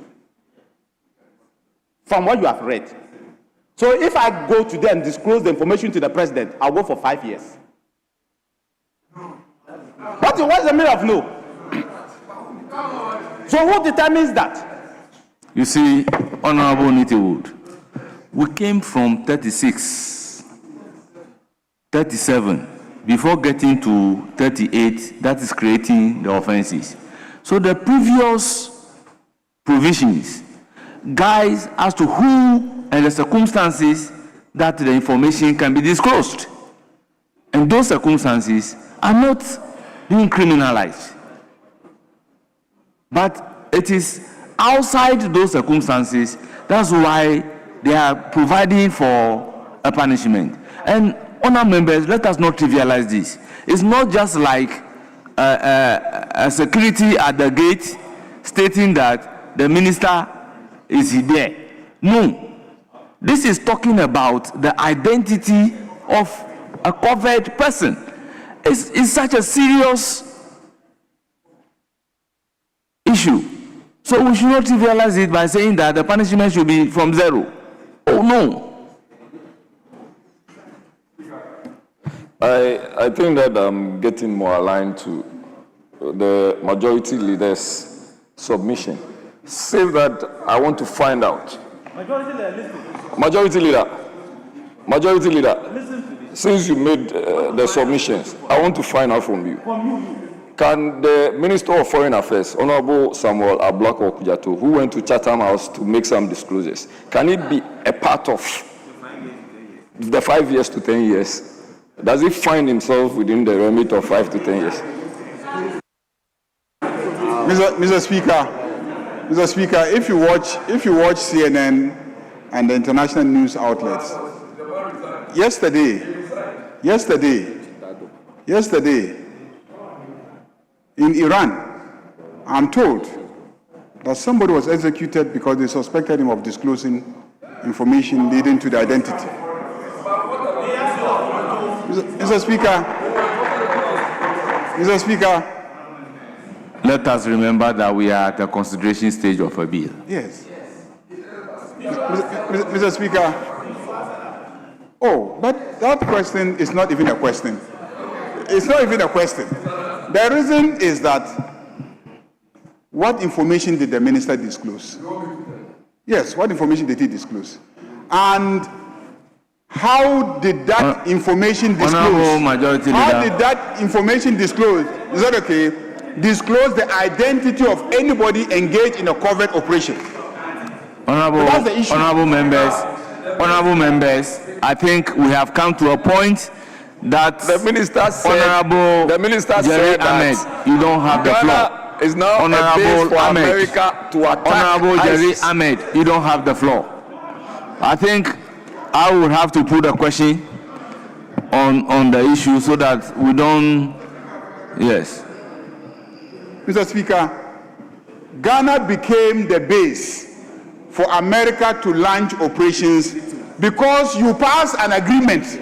You approved. Nitu, what was the first minister? Honorable members, he signed let us not deviate with the Americans, which honorable members, let us not deviate from the bill. I intend not to open debate on this issue. I will therefore put a question on clause 38. As many as are in favor of clause 38 standing part of the bill say aye. Those against say no. The ayes have it. Clause 38 is ordered to stand part of the bill. Clause 39. Mr. Speaker, Clause 39. Honorable Nitiwood, you don't have the floor. But you mentioned my name. Honorable Nitiwood, you don't have the floor. With all due respect. Clause 39. Let him expunge it. Mr. Speaker. Clause 39. I have the right to respond, otherwise you expunge it. Because I never signed for a base in Ghana. Never have I. I have never signed for a military base in Ghana. If you have signed for a military base, amendment, Honorable Nitiwood, with all due respect. So let him withdraw. You are a former senior. I give you that particular respect. But Mr. Speaker, so in a situation where you put on a microphone and begin to talk without giving the audience or catching the eyes of the speaker, is delving into a different realm altogether. I decided to truncate the argument because we are trying to deviate from the bill under consideration into other tangential matters. So, clause 39, chairperson of the committee, you have the floor. Clause 39. Chairperson of the committee, clause 39. Let him move the amendment. If you have an issue, we can deal with it. Yes, clause 39.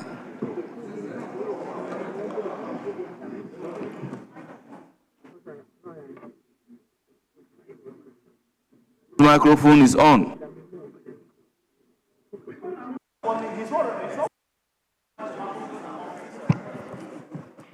Right Honourable Speaker, amendment proposed for clause 39, delete. I so move. The proposal is to delete clause 39, which is disclosure before Parliament. Any contrary view?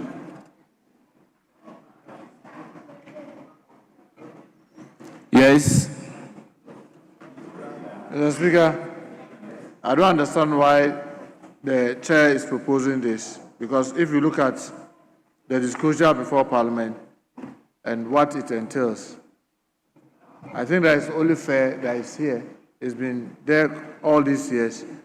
I don't know why we want to take it out. If the chair could give some explanation why we want this Well, out. Honourable Minister, we've progressed to establish a committee, and the members of the committee are being enjoined by our rules to take oath before they can sit at the committee to listen to the officers from the national security.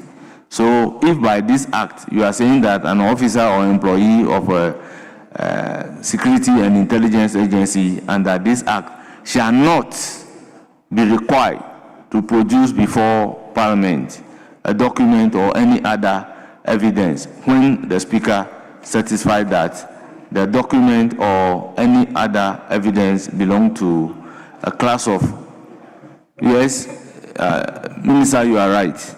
So why are you trying to delay this? Right Honourable Speaker, the committee, in consultation with 3 of our consultants, actually deliberated on this issue extensively. And the concern was that this specific provision would give a way out for decreased parliamentary oversight. And it was the opinion of the committee, not just of myself, Mr. Speaker, that this would be problematic in terms of parliamentary oversight and international best practice. I beg to differ, because it is not every information that can be given to the committee. That is why there is a leeway here that if given the information will be prejudicial to the security of the Republic, the Speaker will then order that the information should not be given. So I believe this is a very good buffer. Yes? Mr. Speaker, there are some safeguards even under the 39(2), which gives the Speaker or the Council the right to refer such documents to the Supreme Court in accordance with Article 135. So with your kind permission, I'm sure everybody has the Constitution here, that the Supreme Court shall have exclusive jurisdiction to determine whether an official document shall not be produced in court because its production or disclosure of its contents will be prejudicial to the security of the state or will be injurious to the public interest. So it's very important we keep this provision, Mr. Speaker. Yes, Honourable Majority Leader. Well, if the Constitution confers on the Supreme Court the ultimate authority to determine whether information should be disclosed or not. Is it within our purview to go and confer on the Speaker the authority to decide? Something that the Constitution says can only be decided by the Supreme Court. That's what the Constitution says. That if there is an issue about whether or not a document should be disclosed, that it has to go to the Supreme Court. What authority do we have to sit here and amend the Constitution and say, no, the Speaker can make such a determination? And it is only if we disagree with the position of the Speaker or the Council, then we go to the Supreme Court. The Supreme Court the Constitution is clear that anytime there is a dispute, so if officers appear before a parliamentary committee and say, we cannot disclose this information, it's not for the Speaker to decide, no, you can disclose this information. It is only the Supreme Court. So I agree with the committee that that should be dropped, because we'll be interfering with the powers of the Supreme Court by conferring that authority on a Speaker of Parliament. I think the committee is right in this regard.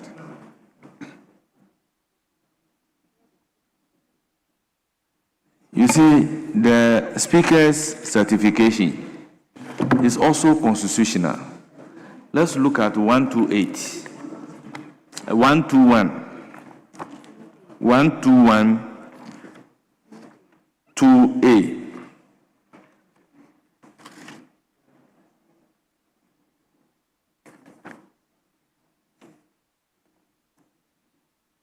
It reads, a public officer shall not be required to produce before Parliament a document where the Speaker certifies that the document belongs to a class of documents, the production of which is injurious to the public interest.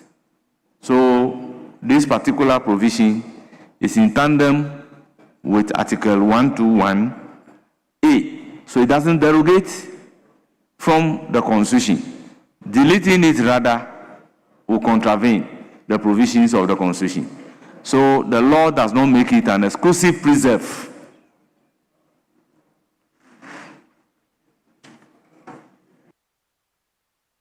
I think even 121 makes it easy for all of us. 121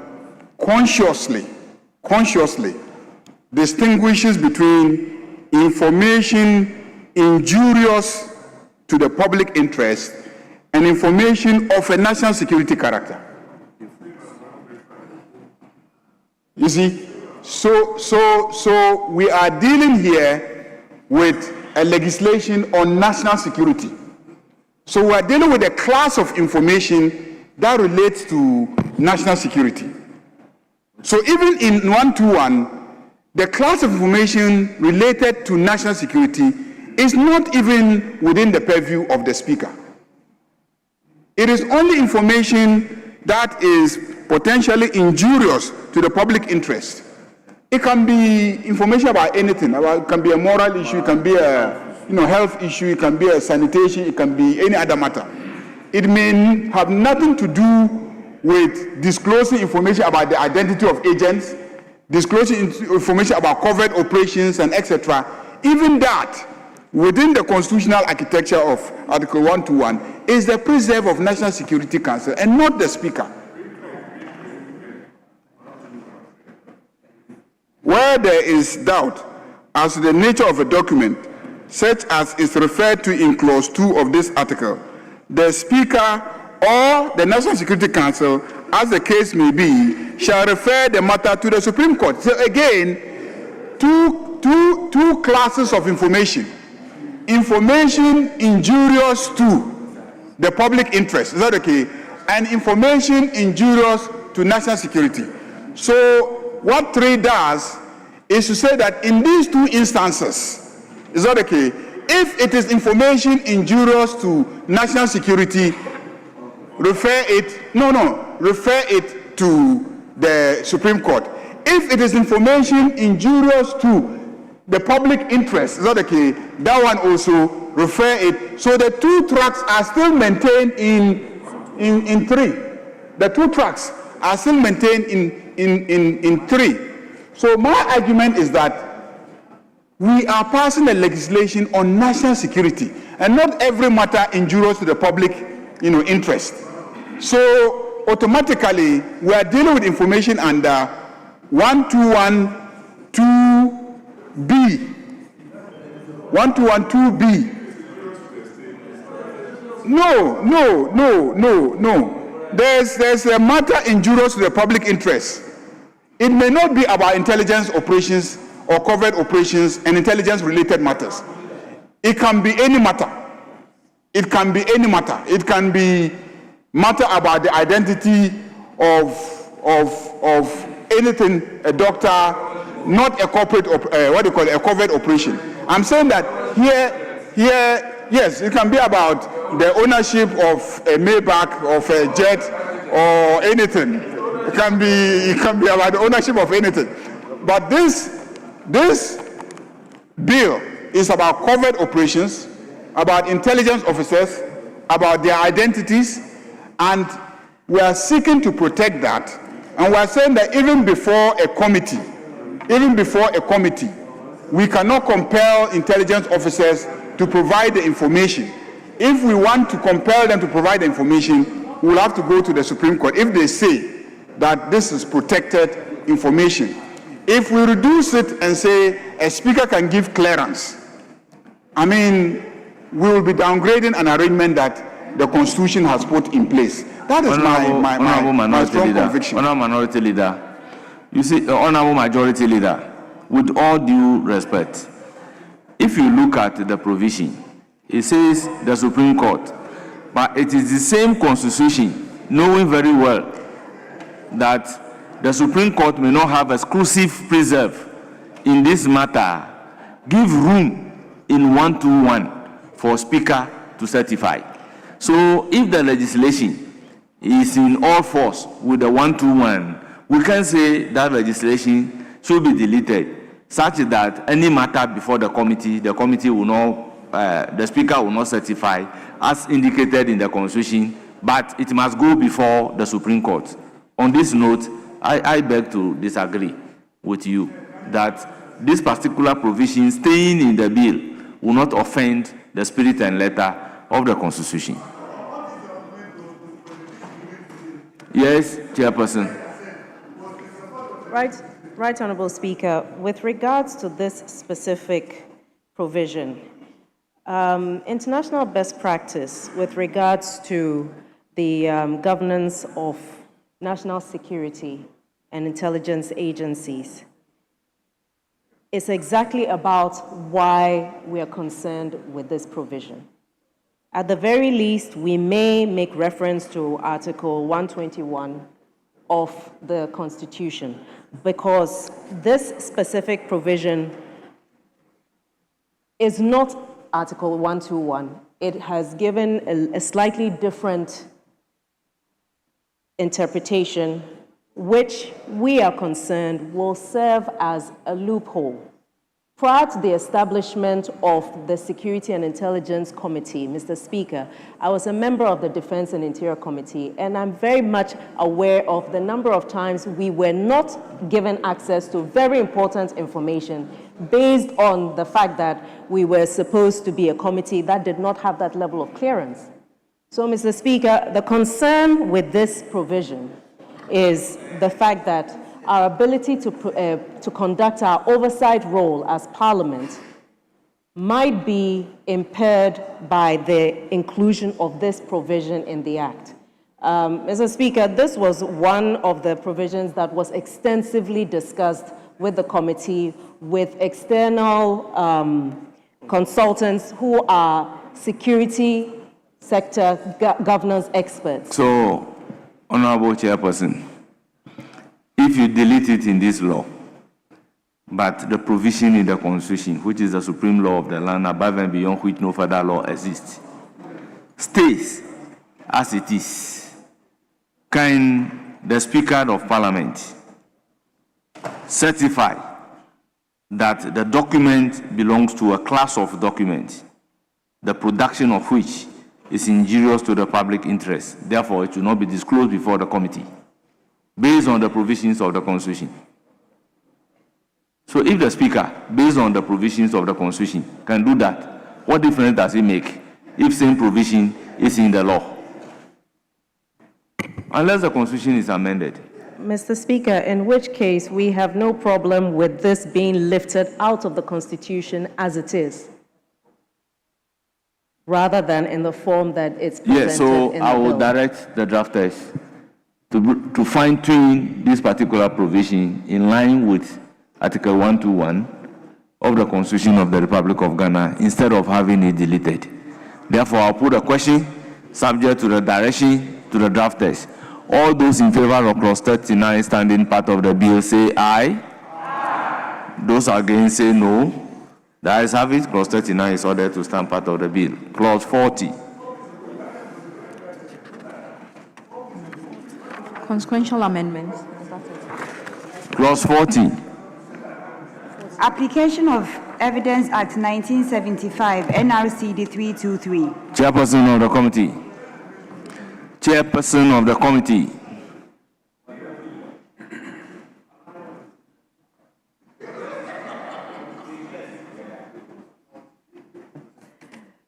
Right, Honorable Speaker. 40, we have no proposed amendments. It is for the consideration of the House. Honourable members, any proposed amendment to clause 40? I'll put a question. As many as are in favor say aye. Aye. Those against say no. The ayes have it. Clause 40 is ordered to stand part of the bill. Clause 41. Protection of employees. Chairperson of the committee. No amendment proposed, Mr. Speaker. It is for the consideration of the House. Honourable members, any proposed amendment? In the absence of any proposed amendment, I'll put a question. As many as are in favor of clause 41, standing part of the bill, say aye. As many as are in favor of clause 41, standing part of the bill, say aye. Those against, say no. The ayes have it. Clause 41 is ordered to stand part of the bill. Clause 42. Regulations. Chairperson of the committee, IX. Right, Honorable Speaker. Clause 42, amendment proposed. Subclause 2, delete and insert the following. 2, without limiting subsection 1, the regulations may provide As for... advertised on the order paper. Very well. Page 20. Honourable members, it is for your consideration. Honourable Brian Champon, are you on your feet to speak on the amendment? Yes, Mr. Speaker, we hurriedly went through 41, and I don't... No, you have to move IX first. We don't know. Clause 42, IX, subclause 1, line 1. Delete may and insert shall. Please take the amendment IX before X.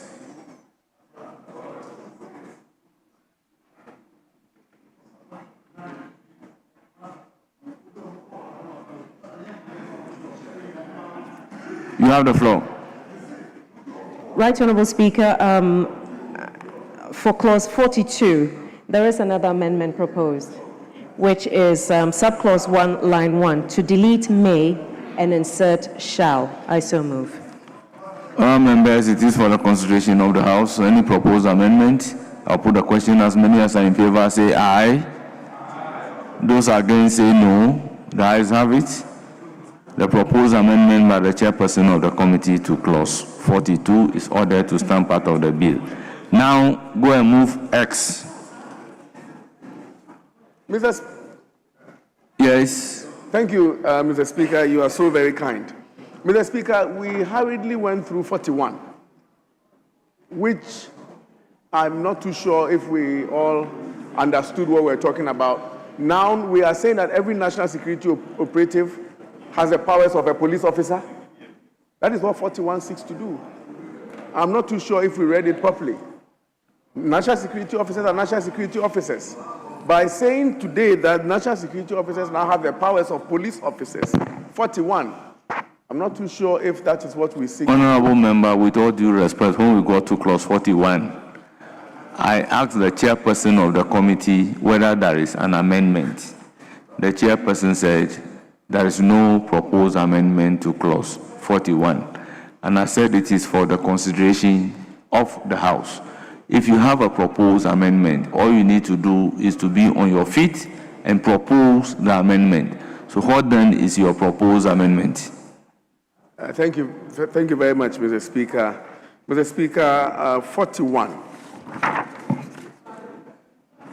is conferring the same rights and powers conferred by law on police officers in the performance of their functions on national security operatives. So staff of the National Security Coordinator's Office now have the powers of police officers.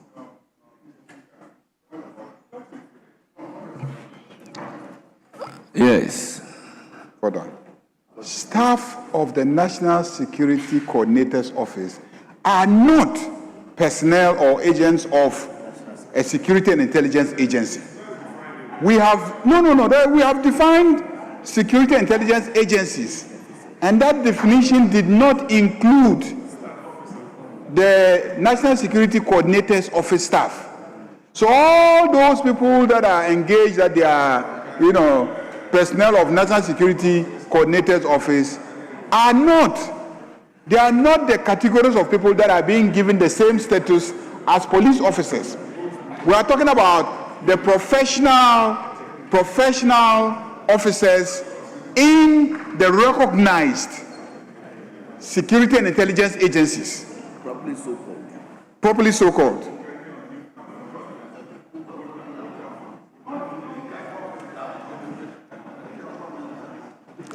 Yes, what is your amendment? Can we make progress? Mr. Speaker. With the explanation. Yes, the definitions are nowhere to be found. The definitions are nowhere to be found. If we are talking about 41 is clear, subject to an officer or employee of the Security and Intelligence Agency.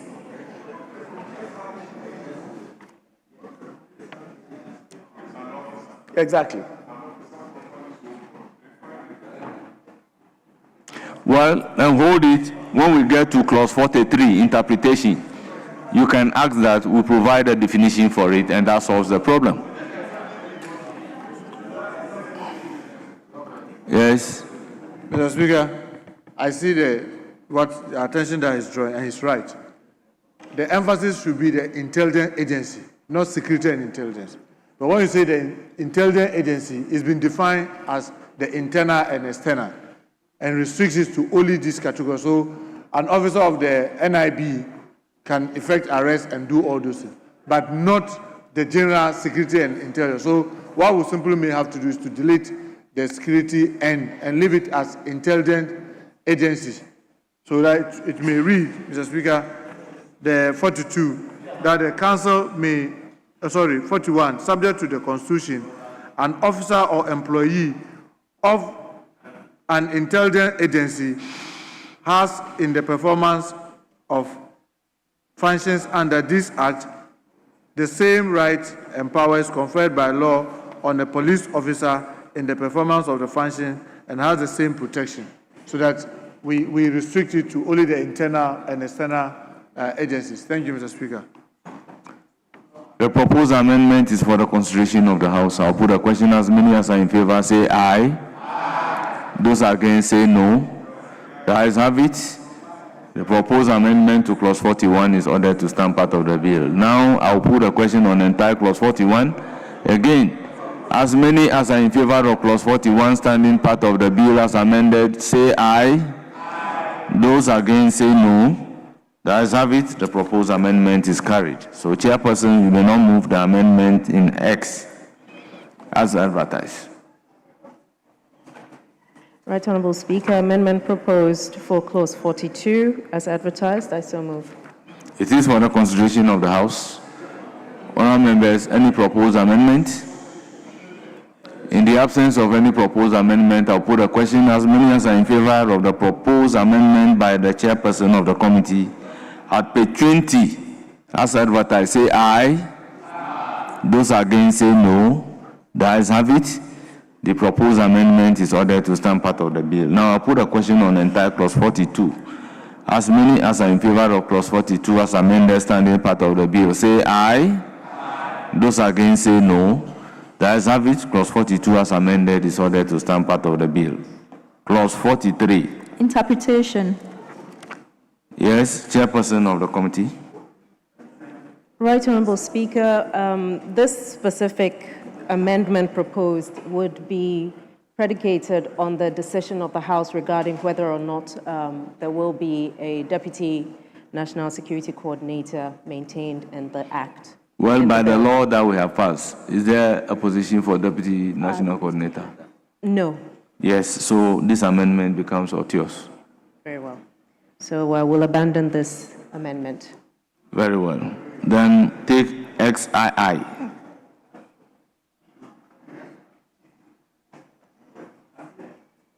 .43, I think we'll have to abandon this proposal as well. Also abandoned. Yes. Then we go to XIII.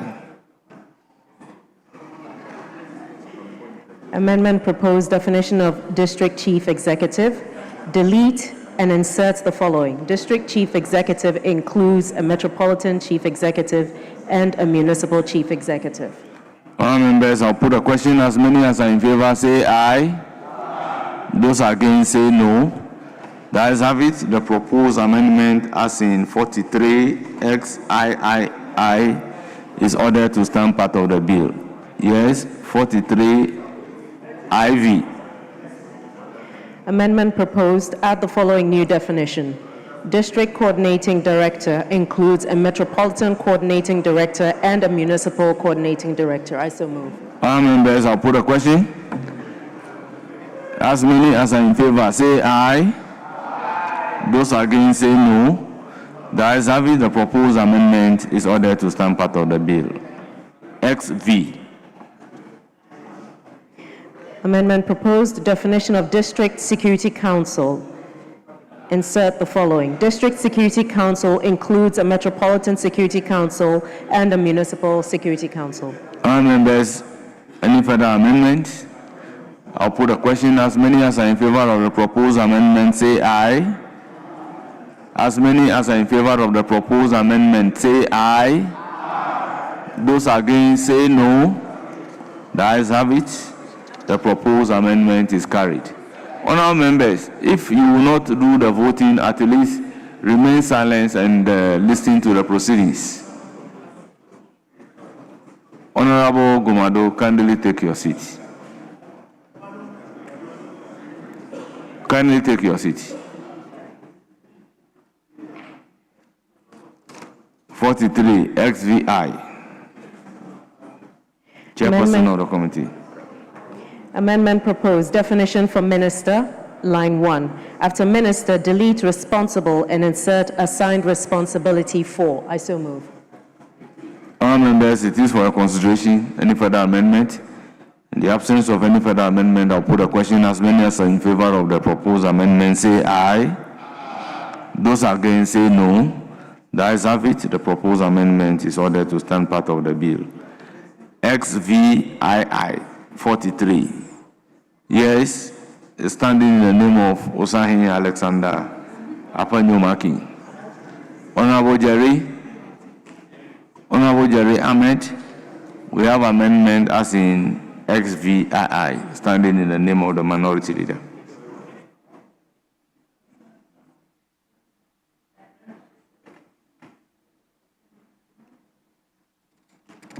Speaker, I rise to take the amendment proposed by the minority leader, Alexander Afenyo-Markin. SVII. Speaker, I'm sorry. I think what I'm getting is different. Let me come back. Let me just capture it properly and come back.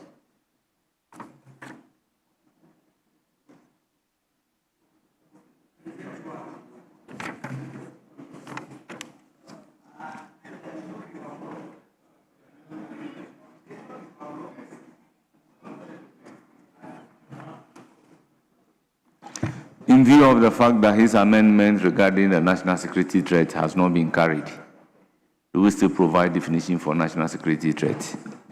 Speaker, I don't know if that has been captured as part of the definitions, but if not, then my advice is to abandon it.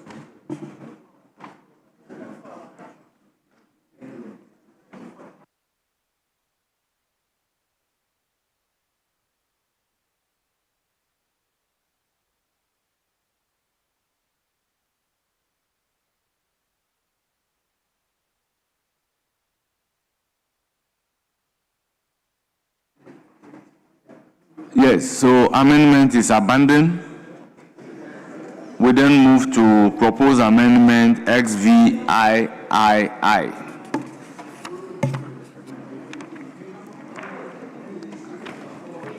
Chairperson of the committee. Amendment proposed, add the following new definition. Security services mean the services connected with national security as determined by the council. I so move. It is for the consideration of the House. Honourable members, any proposed amendment? I'll put a question. As many as are in favor of the amendment proposed, are you on your feet? Yes, as many as are in favor of the proposed amendment by the chairperson of the committee to clause 43, say aye. Aye. Those against say no. The ayes have it. The proposed amendment is ordered to stand part of the bill. I will then put a question on entire clause 43 as variously amended. Those in favor say aye. Aye. Those against say no. The ayes have it. Clause 43 as variously amended is ordered to stand part of the bill. Clause 44. Repeal and savings. Chairperson of the committee. Amendment proposed, subclause 2, line 6, after until, insert revoked. It is for the consideration of the House. Honourable members, any proposed amendment? I'll put a question. As many as are in favor of the proposed amendment to clause 44, say aye. Aye. Those against say no. The ayes have it. The proposed amendment by the chairperson of the committee to clause 44 is ordered to stand part of the bill. Now, the entire clause 44. As many as in favor say aye. Aye. Those against say no. The ayes have it. Clause 44 is ordered to stand part of the bill. Clause 45. Consequential amendments. Chairperson of the committee. Amendment proposed, subclause 3, delete. It is for the consideration of the House. Honourable members, I'll put a question. As many as are in favor of the deletion of clause 45, subclause 3, say aye. Aye. Those against say no. The ayes have it. The proposed amendment is carried. Now, a question on the entire clause 45. As many as are in favor say aye. Aye. Those against say no. The ayes have it. Clause 45 is ordered to stand part of the bill. Honourable members, the schedule.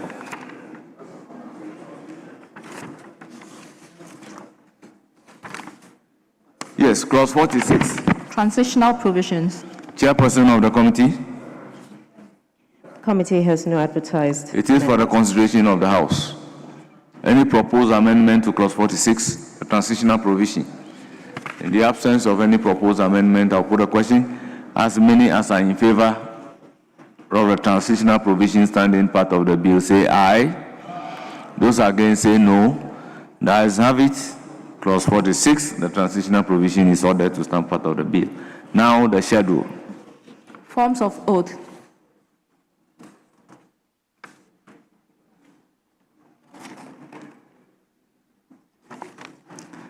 Chairperson of the committee, any proposed amendment? Yes, Right Honourable Speaker. For the schedule, amendment proposed, oath of secrecy on taking office, line No, 3. let me put a question on the oath of office first. I'll put a question on the oath of office. Those in favor say aye. Those against say no. Honourable members, the oath of office is ordered to stand part of the bill. Oath of allegiance. I'll put a question in the absence of any advertised amendment, so that when we come to the oath of secrecy, you can do your amendment. All those in favor say aye. Those against say no. The ayes have it. The oath of allegiance is ordered to stand part of the bill. Now, the oath of secrecy on leaving office. Chairperson of the committee.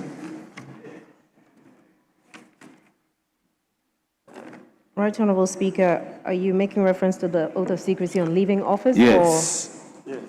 The schedule. That's where you have your amendment. The amendment proposed is for taking office, not leaving office, Mr. Speaker.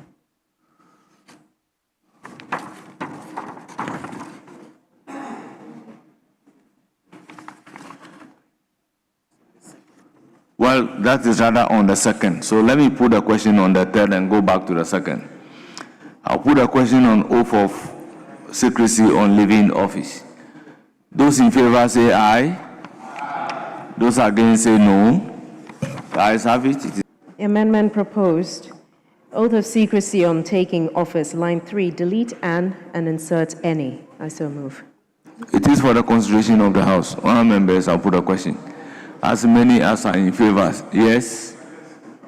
Mr. Speaker, does it mean that you will have to be under this oath in perpetuity? Really? Really? Oath of secrecy on leaving office in perpetuity? Yes. But we have national security coordinators who have written books, Quantin and Co. But they did not do a disclosure which will offend writing a book. The law. All right, thank you. As many as are in favor say aye.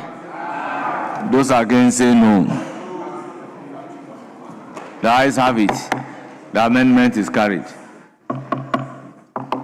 You have to put a question on the entire schedule.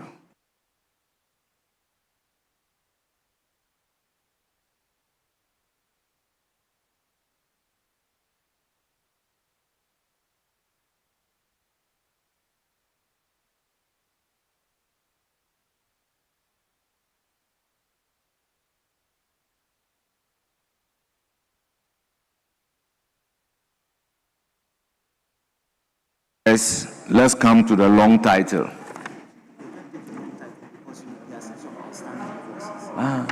Yes, there are some outstanding clauses for the committee to work on. You have done it. If you have done it, let's go back and take it.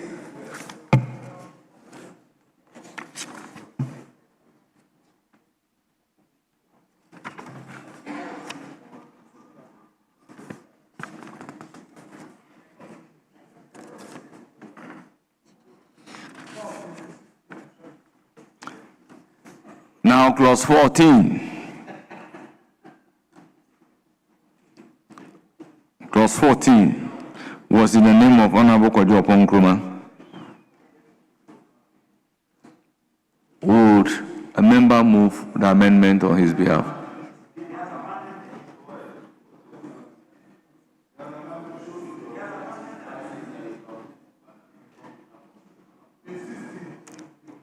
(14) has to do with the appointment under 195. He is of the view that it should be under Article 70 instead of 195. And I think by a debate of the House, we've come to a conclusion that doing it under Article 70 will give the National Security Coordinator an independent constitutional status like those there, which may in effect be a problematic because they are not creating the office as an independent constitutional body. That's why we have the ministerial responsibility. I'll pray that a vote is taken so that at least that is captured. Very That's well. his view. Yes. I'm putting a vote on the amendment in clause 14 by Honorable Kojo Opon Nkrumah. As many as are in favor say aye. Those against say no. The amendment is not carried. Now,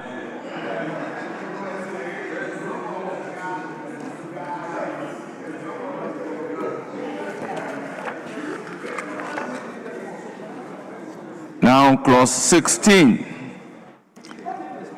Clause 16, sub-clause 2, delete. The debate is to continue. Honourable members, the floor is now open.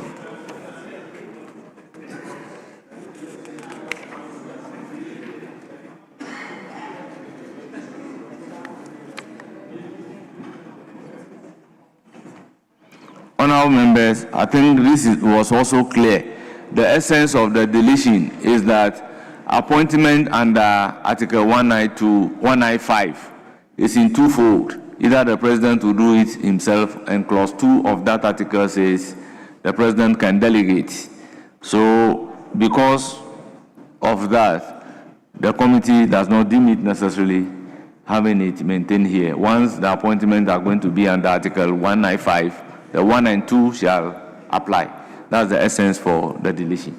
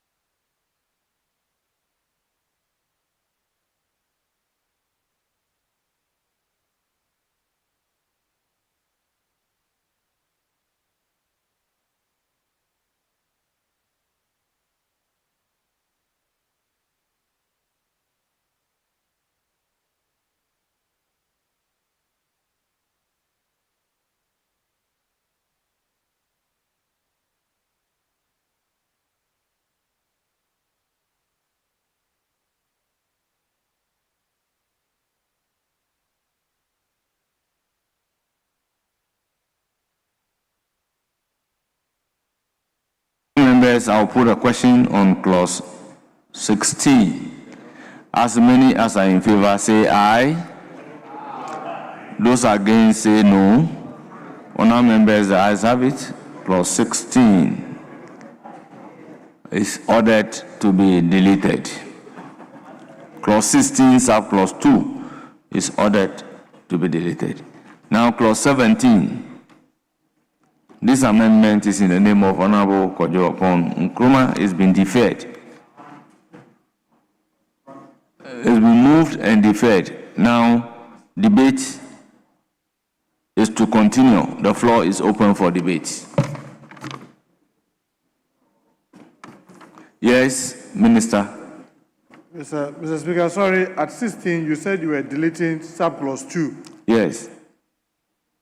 That's, with a greater respect, Mr. Speaker, the President may, in accordance with clause 2 of Article 195 of the Constitution, delegates the power of appointment under this section. That's what we are deleting. Yes. And then clause 1 will read, the President shall, in accordance with Article 195 of the Constitution, appoint. And Article 195 is in 1 and 2. So once the President is appointing under the whole of Article 195, he can delegate under 195 too. Sorry, Mr. Speaker. Then I come to the 17. I Yes. wish my colleague, Honorable Kojo Opon Nkrumah, is here. Mr. Speaker, the reason why what he's doing may be problematic for us. For example, if you look at the external agencies, he's going to elaborate virtually all the details that they do. It is a huge exposure as compared to we putting them together and saying that this is done, and in that way find a way of neatly not really overexposing our external intelligence gentlemen and ladies. Because, for example, to say that if you look at his proposed amendment, and in particular, F, conduct due diligence on foreign entities and high-profile personalities, including ambassadors, designates or high commissioners designate and profile persons of interest. I mean, which country will allow your external agency into any meeting? It is not said, but we know all around the world that these are things that are done. So, Mr. Speaker, I will be happy if we draw this amendment and allow it to stand as in the bill, because it carries, what you look at in the bill, what is we have in the bill, carries the sense of what we really want them to do without necessarily exposing the fine details of which activities that they are carrying. So I'll be grateful that we'll put the question on this and then be able to put it to rest. Thank you, Mr. Speaker.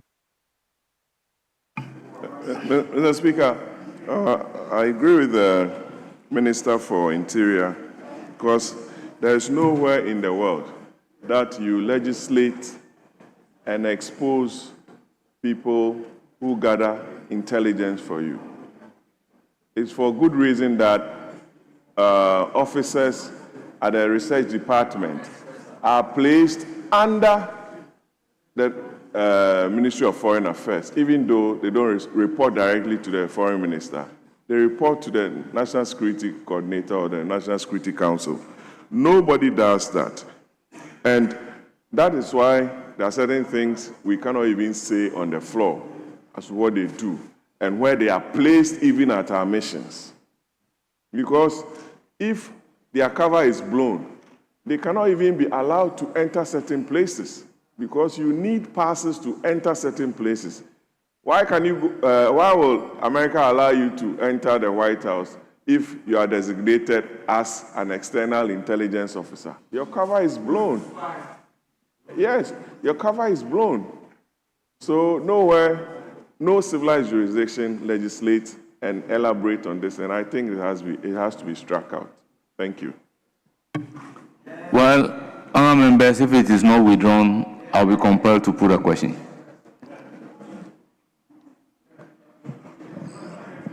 Honourable members, I'll put a question on the proposed amendment by Kojo Opon Nkrumah to clause 17. Yes. Speaker, I think that would abandon him. Very well. Yeah. The proposed amendment is abandoned. I will then come to clause 17, amendment in IV. It's in the name of Osahin Alexander Kwame Afanyomaki.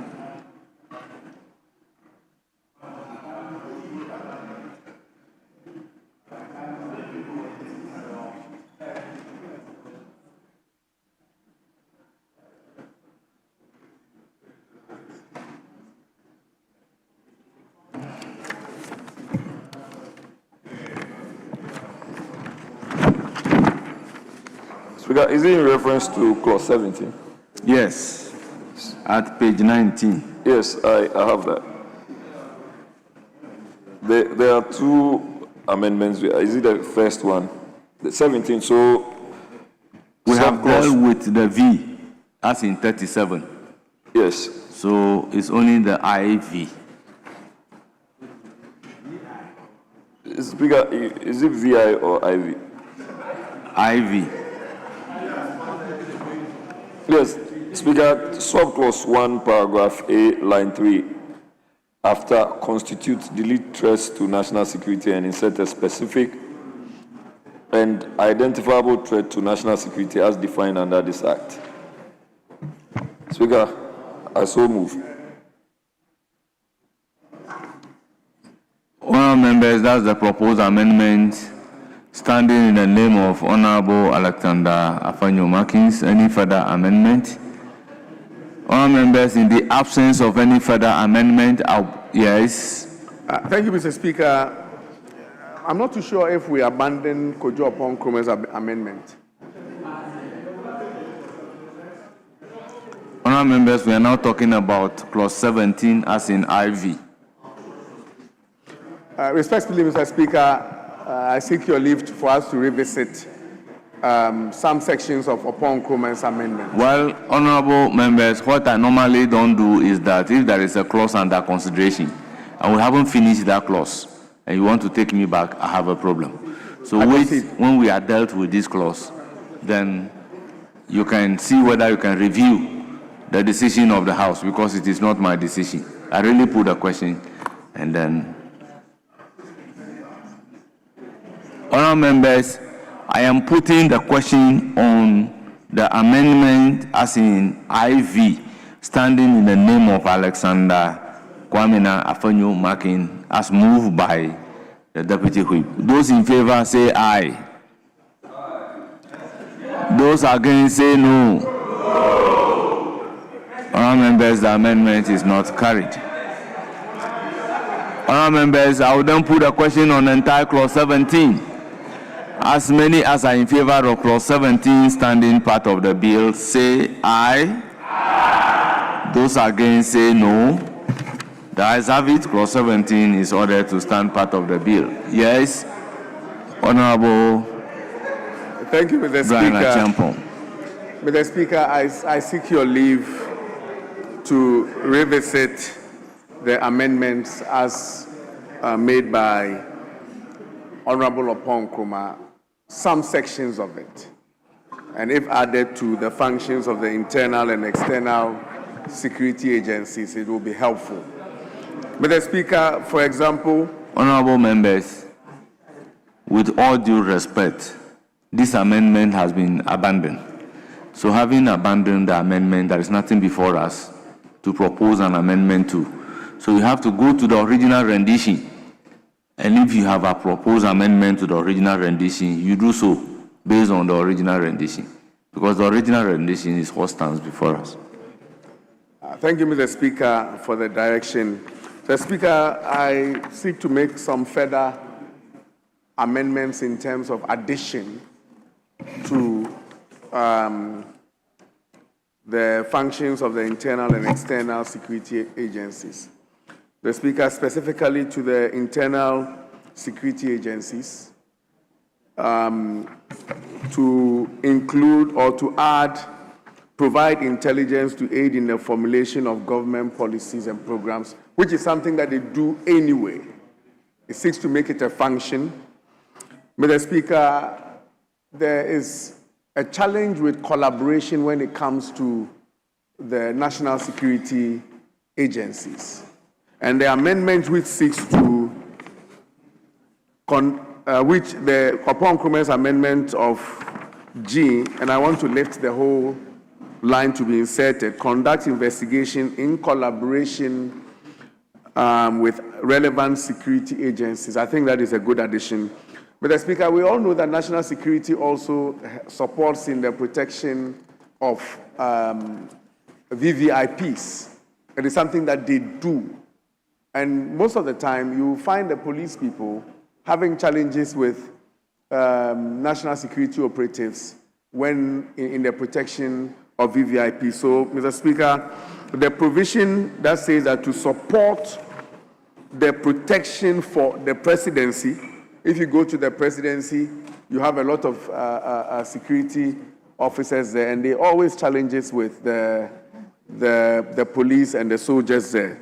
So the security and intelligence agencies should support the provision of security protection for the presidency, visiting diplomats, and other persons with diplomatic immunity, and designated public officials.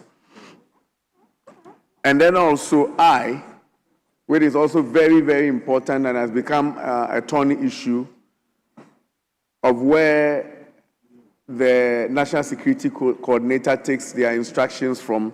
Mr. Speaker, I will want us to insert, perform any other functions for intelligence purposes as directed by the Council or the Minister. Or the Minister. That insertion should be made as part of the functions of the... Honourable members, the proposed amendment is for your consideration. Any other contrary view? I'll put a question. As many as are in favor of the proposed amendment say aye. Aye. Those against say no. No. All members, the noes have it. The amendment is not carried. Honorable members, I will direct the drafters to provide a definition for national security threats in the interpretation. Now, honorable members, let's come to the long title. An act to provide for matters relating to the National Security Council, to establish the regional security councils, the district security councils, to specify some of the state agencies responsible for coordinating and implementing government policies on the security of the state and attendant issues on or relating to the internal and external security of Ghana, and to provide for related matters. Yes, Chairperson, any proposed amendment to the long title? Right, Honorable Speaker, we have no proposed amendments. It is for the consideration of the House. Honourable members, any proposed amendment to the long title? In the absence of any proposed amendment, I'll put a question. As many as are in favor of the long title standing part of the bill, say aye. Aye. Those against, say no. Honourable members, ayes have it. The long title is accordingly ordered to stand part of the bill. That brings us to the end of the consideration stage of the Security and Intelligence Agencies Bill 2025.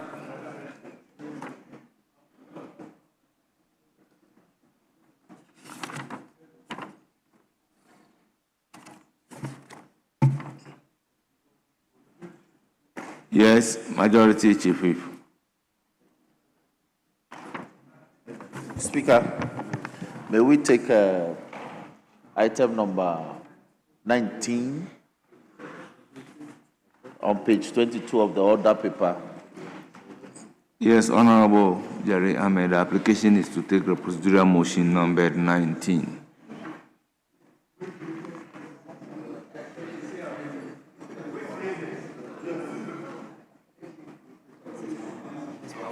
Speaker, I see the minister being a part of this process, and that is supposed to be commended. So I'm not sure I would have to object to anything.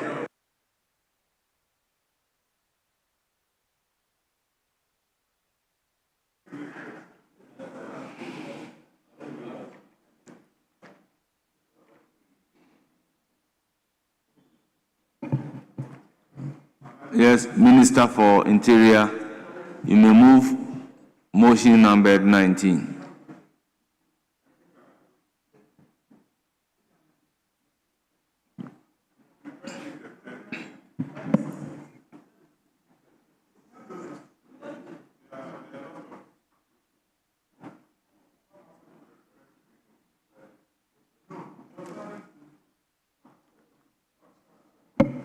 Now, where we are, there is no referral to Winnowi. Yes? Thank you, Mr. Speaker. Mr. Speaker, I rise to move that notwithstanding the provision of Order 1721 of the Standing Orders, which requires that when a bill has passed through the consideration stage, the third reading thereof shall not be taken until at least one sitting day has elapsed. The motion for the third reading of the Security and Intelligence Agency Bill 2025 may be moved today. Thank you, Mr. Speaker. Motion move. Any seconder?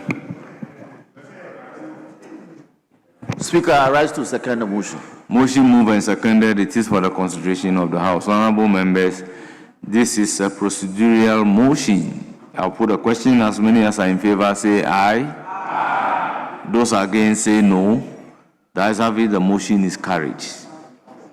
Yes. Majority Chief Whip. Speaker, motion number 20.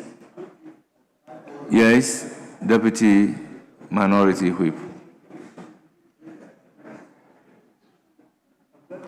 Thank you, Mr. Speaker. Mr. Speaker, that... Wait, we are seeking for clearance, yes. Speaker, you can tell the speed. Against the backdrop that we just allowed motion 19 to proceed, we are minded that everything is carried in a smoother manner, but the speed, we should speed cautiously, that's all. Yes, Minister for Interior. Minister for Interior. Thank you, Mr. Speaker. Mr. Speaker, that I rise to move that the motion displayed, advertised on order paper of today, item 20, that the Security and Intelligence Agency Bill 2025 be now read the third time. Thank you, Mr. Speaker. Yes, motion ably moved. Any seconder? I rise to second the motion. Motion moved and seconded. It is for the consideration of the House. Honourable members, I'll put a question. All those in favor of the motion say aye. Aye. Those against say no. The ayes have it. The motion is adopted. An act to provide for matters relating to the National Security Council, to establish the regional security councils, the district security councils, to specify some of the state agencies responsible for coordinating and implementing government policies on the security of the state and attendant issues on or relating to the internal and external security of Ghana, and to provide for related matters. Honourable members, the Security and Intelligence Agencies Bill 2025 is duly read for the third time and passed.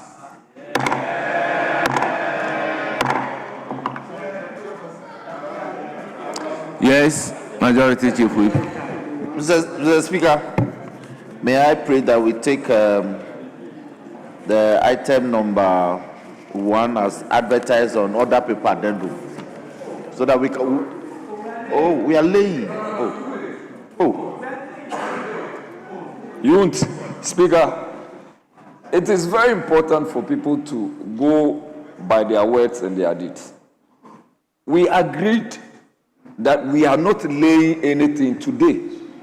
No, what is the wow? We agreed, Speaker. It's becoming way too many that when people speak, they are the same people that do U-turns. Speaker, we are not going to do this today. Speaker, we have been very supportive throughout the period. What else? What do you want? We are not laying anything. When it is even for us to even allow 2 days to elapse for matters to be dealt with, we still let it slide. Why? What are you laying? This is a matter, Speaker. Honourable Jerry, I agree perfectly with you. Yes, Speaker. We need to engage. We need to have an understanding. Speaker, that is all. In the circumstances, I would want us to limit ourselves to only the presentation of the report Speaker, for distribution to members as we take the motion another day. Speaker, you know that naturally, Speaker, yes, you know, the report. It's a report, not a paper. Speaker, you know that naturally I won't oppose any respectful instruction from you. But Speaker, this cannot be going on. Speaker, no. Speaker, as we speak, they don't even have the numbers. They are not even 30. Speaker, I'll raise quorum. Then let them go ahead. You see, for me, I'm saying so because this will avoid the instances where members will come and say they don't have the report ahead of Speaker, time. that is the truth. That is why it should be well prepared. Speaker, we've done a lot of work today. We've sat on this Security and Intelligence Act. We've just been able to pass it. We haven't had any interruptions. We haven't caused any problems. We've been supportive throughout. Speaker, what is this? What's the agency in all of this? Against the backdrop that, please, I'm on my feet when I finish. Speaker, against the backdrop that this same lithium, we cautioned them, we warned them, and they rushed it, and we are back here. And we are just coming to rush it again. What is the rush, Speaker? No. What's the rush? You see, Jerry, as for this, it has been presented to the House already, and the House refer it to a committee. Now, it is the committee's report that they are seeking to lay. They are not seeking to lay the lithium agreement. It's been laid, referred to a committee, and it is a committee's report that is being laid. Oh, Speaker, let the record reflect that this is not the agreement that is being laid or presented. Yes, the argument is that before you come in, if it is not laid, the report is ready, but the report cannot be distributed. Yes, my brother. Let us lay the committee's report. This is committee on lands and Honorable natural Patrick resources. Yawama, if it is not laid, the report cannot be distributed Yes. to members. Speaker, may I? You lay and distribute. Speaker, may I be heard in this matter? Speaker, just last week, when I presented a business statement, the minority bemoaned the fact that there are a lot of referrals before committees that are still outstanding. And the Lands and Natural Resources Committee has considered one of their referrals, and they are presenting a report. And Jerry says that we cannot lay the report. So I plead with you that let us lay the report. We are just laying the report. Then we can go back to the substantive order paper. And then do this the order. Oh, Jerry, I brought this to you over 2 hours ago. Speaker. Yes. So this is the order paper addendum. I personally brought it to the leadership. So Speaker, let's proceed to lay. Then we can go back to the substantive order paper and take the bill on University of Engineering and Agricultural Sciences, Mr. Speaker. Yes. We'll do it. We want to lay this and take and continue with consideration of the University of Engineering and Agricultural Sciences.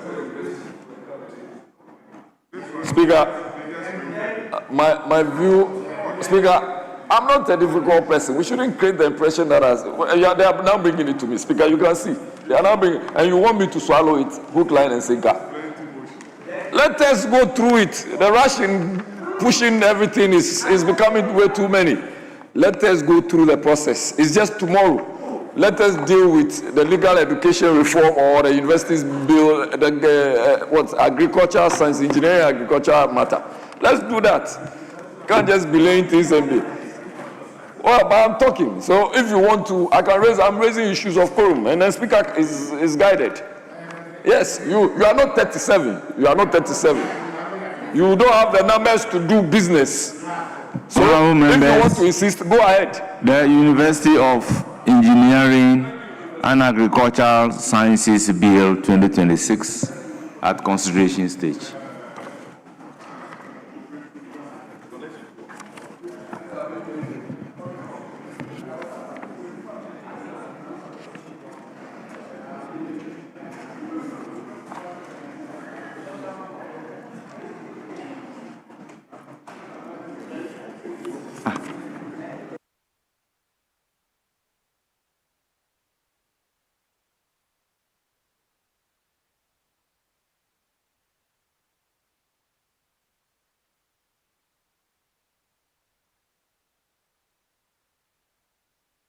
Yes, I think we've done this particular bill up to a certain clause. So the order paper cannot be correct starting from clause 2.3.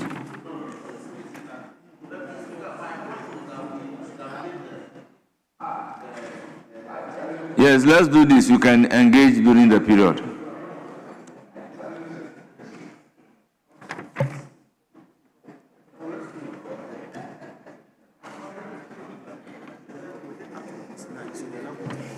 Yes. So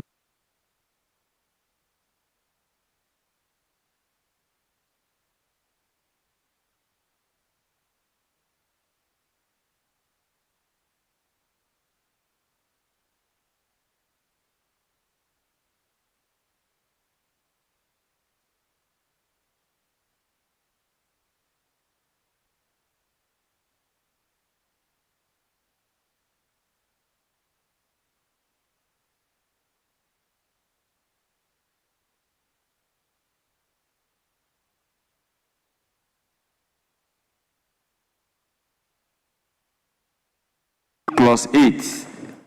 Is that correct? We are now moving to clause 9.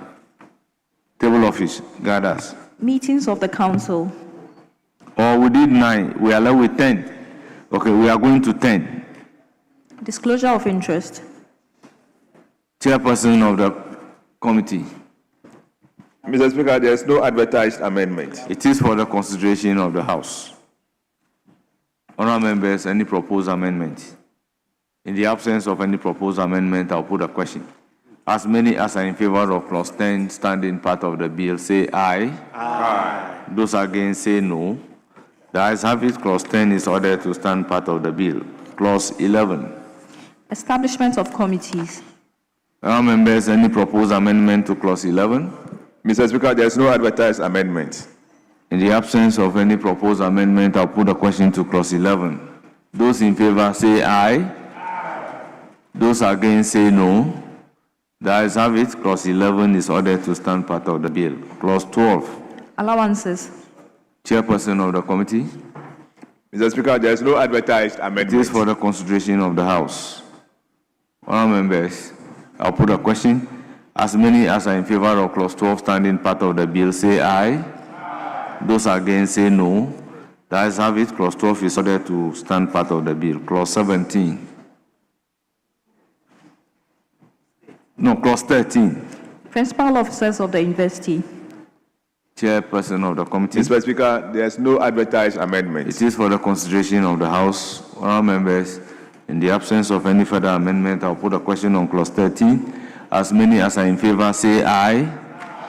Those against, say no. The ayes have it. Clause 13 is ordered to stand part of the bill. Clause 14. Chancellor of the university. Chairman of the committee. Mr. Speaker, there is no advertised amendment. It is for the consideration of the House. Honourable members, any proposed amendment? There to stand part of the bill. Clause 16. Vice Chancellor of the university. Chairperson of the committee. Mr. Speaker, clause 16, amendment proposed. Subclause 4, line 2, after term, insert of 2 years. I so move. It is for the consideration of the House. Honourable members, any further amendment? I'll put a question. As many as are in favor, say aye. Aye. Those against, say no. The ayes have it. The proposed amendment to clause 16 is ordered to stand part of the bill. Yes, Chairman? VI. 16, VI. Chairman of the committee.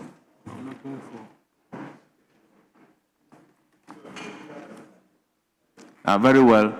This is standing in the name of Honorable Alexander Kwamina Afenyo Markins.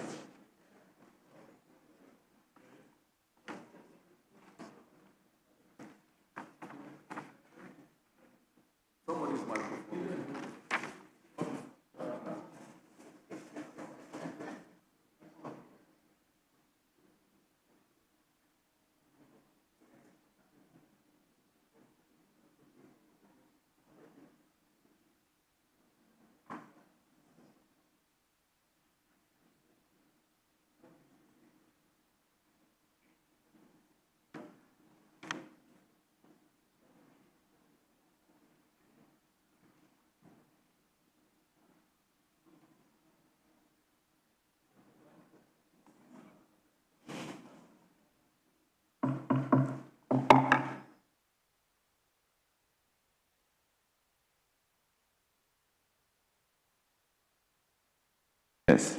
Sorry, Speaker, clause 16, amendment proposed. Add the following new subclause. The appointment of the Vice Chancellor shall be made through an open, competitive, and transparent process, and the Council shall publish the criteria and outcome of the selection process in the Gazette and in at least 2 newspapers of national circulation. Speaker, I so move. Yes, Honorable Jerry Ahmed. All these processes are regulated by the Charter of the Universities. The statute, we call it Charter. It's the statute of the university. So why are we saying we should enact it here? And apart from that, all the universities doesn't have this provision. They are contained in the statute of the university. Why are we bringing this one in the enactment? Speaker, I've But why is the vote a threat? That's why it's democracy. So whether you say you want to vote, it doesn't affect anybody's person. Speaker, I've had some advice from my colleague, Dr. Che, and so it will be appropriate to abandon it. Thank you. Well, I'll put a question on the entire clause 16. As many as are in favor of clause 16 as amended standing part of the bill, say aye. Those against, say no. The ayes have it. Clause 16 is ordered to stand part of the bill. Clause 17. Pro Vice Chancellor of the University. Chairman of the committee. Mr. Speaker, amendment proposed, sub-clause 3, line 2, after term in set of 2 years. I so move. It is for the consideration of the House. Honourable members, any proposed amendment? I'll put a question. As many as are in favor, say aye. Those against, say no. The ayes have it. The proposed amendment by the chairman of the committee is ordered to stand part of the bill. Clause 17. Amendment standing in the name of Osahin Alexander Kwamina Afanyu Makins.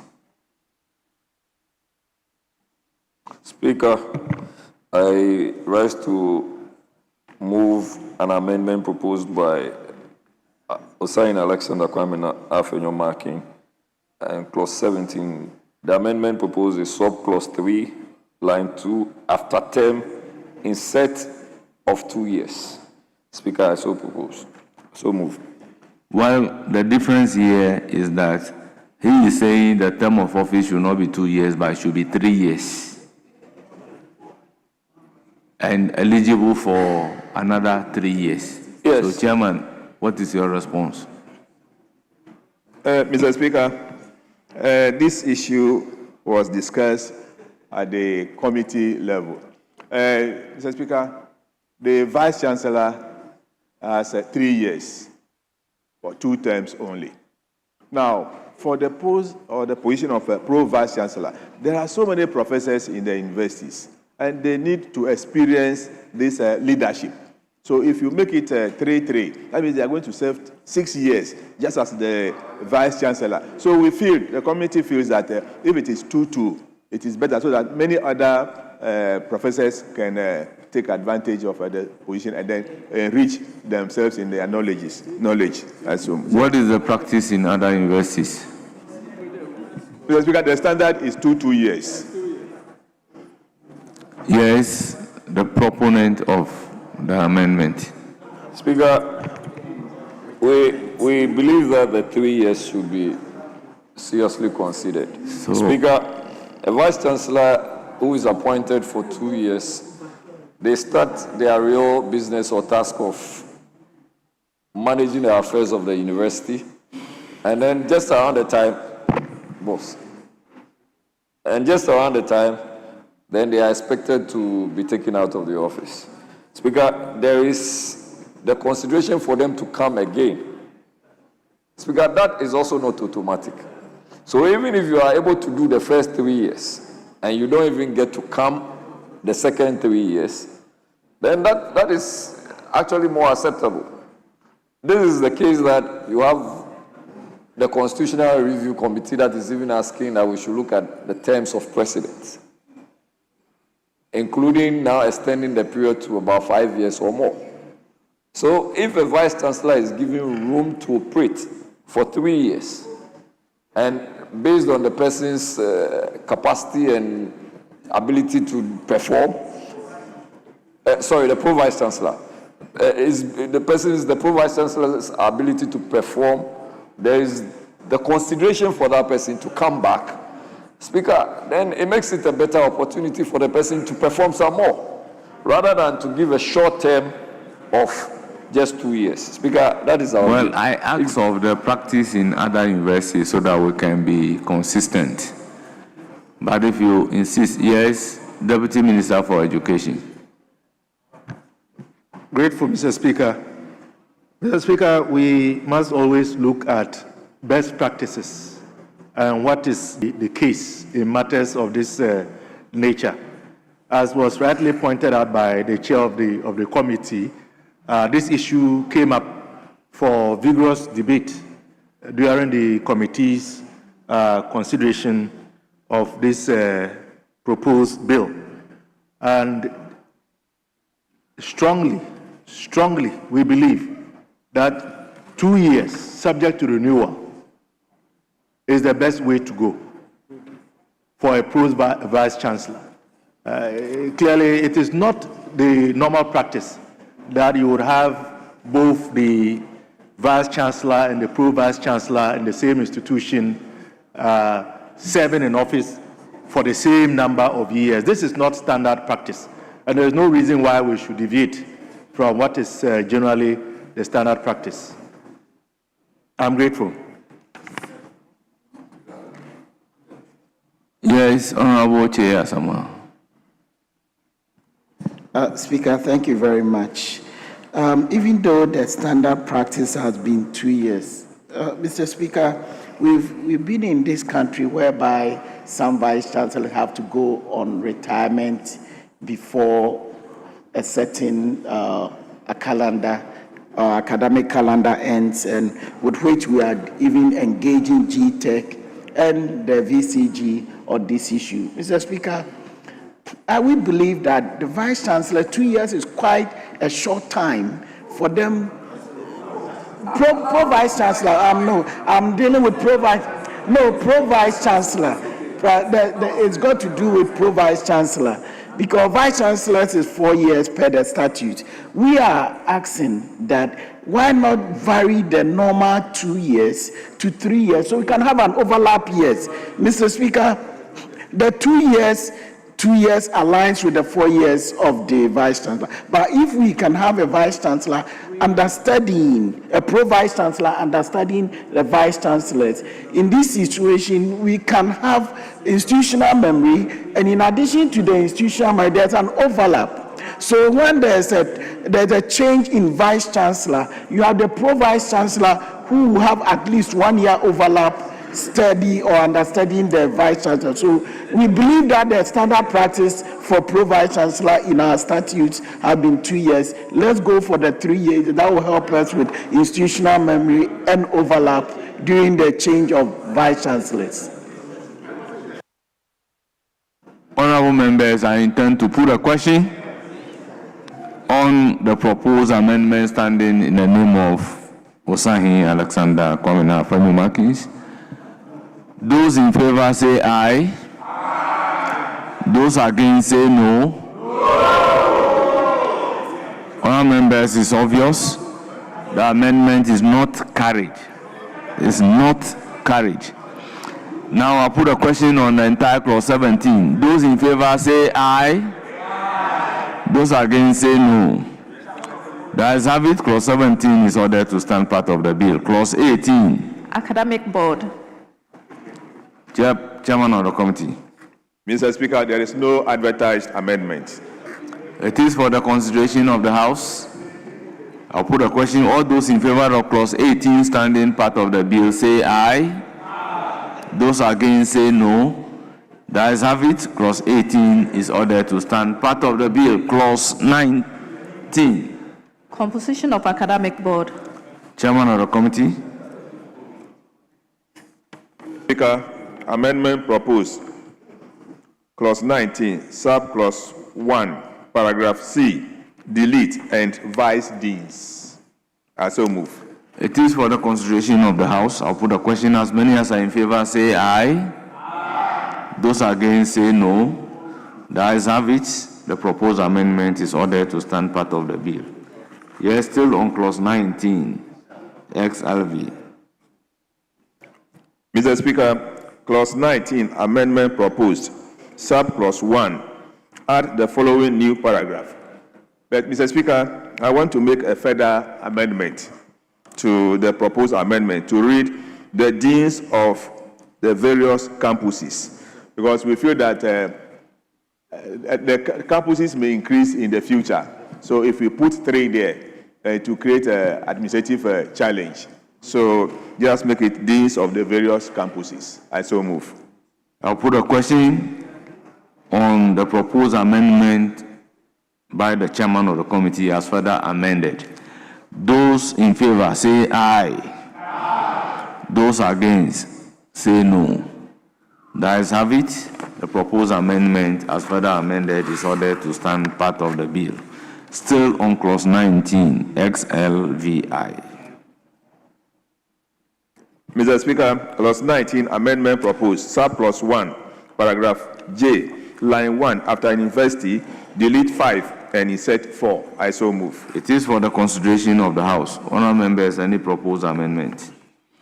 In the absence of any proposed amendment, I'll put a question. As many as are in favor, say aye. Aye. Those against, say no. The ayes have it. Clause 19. The proposed amendment to clause 19 is ordered to stand part of the bill. Now I'll put a question on entire clause 19 as variously amended. Those in favor say aye.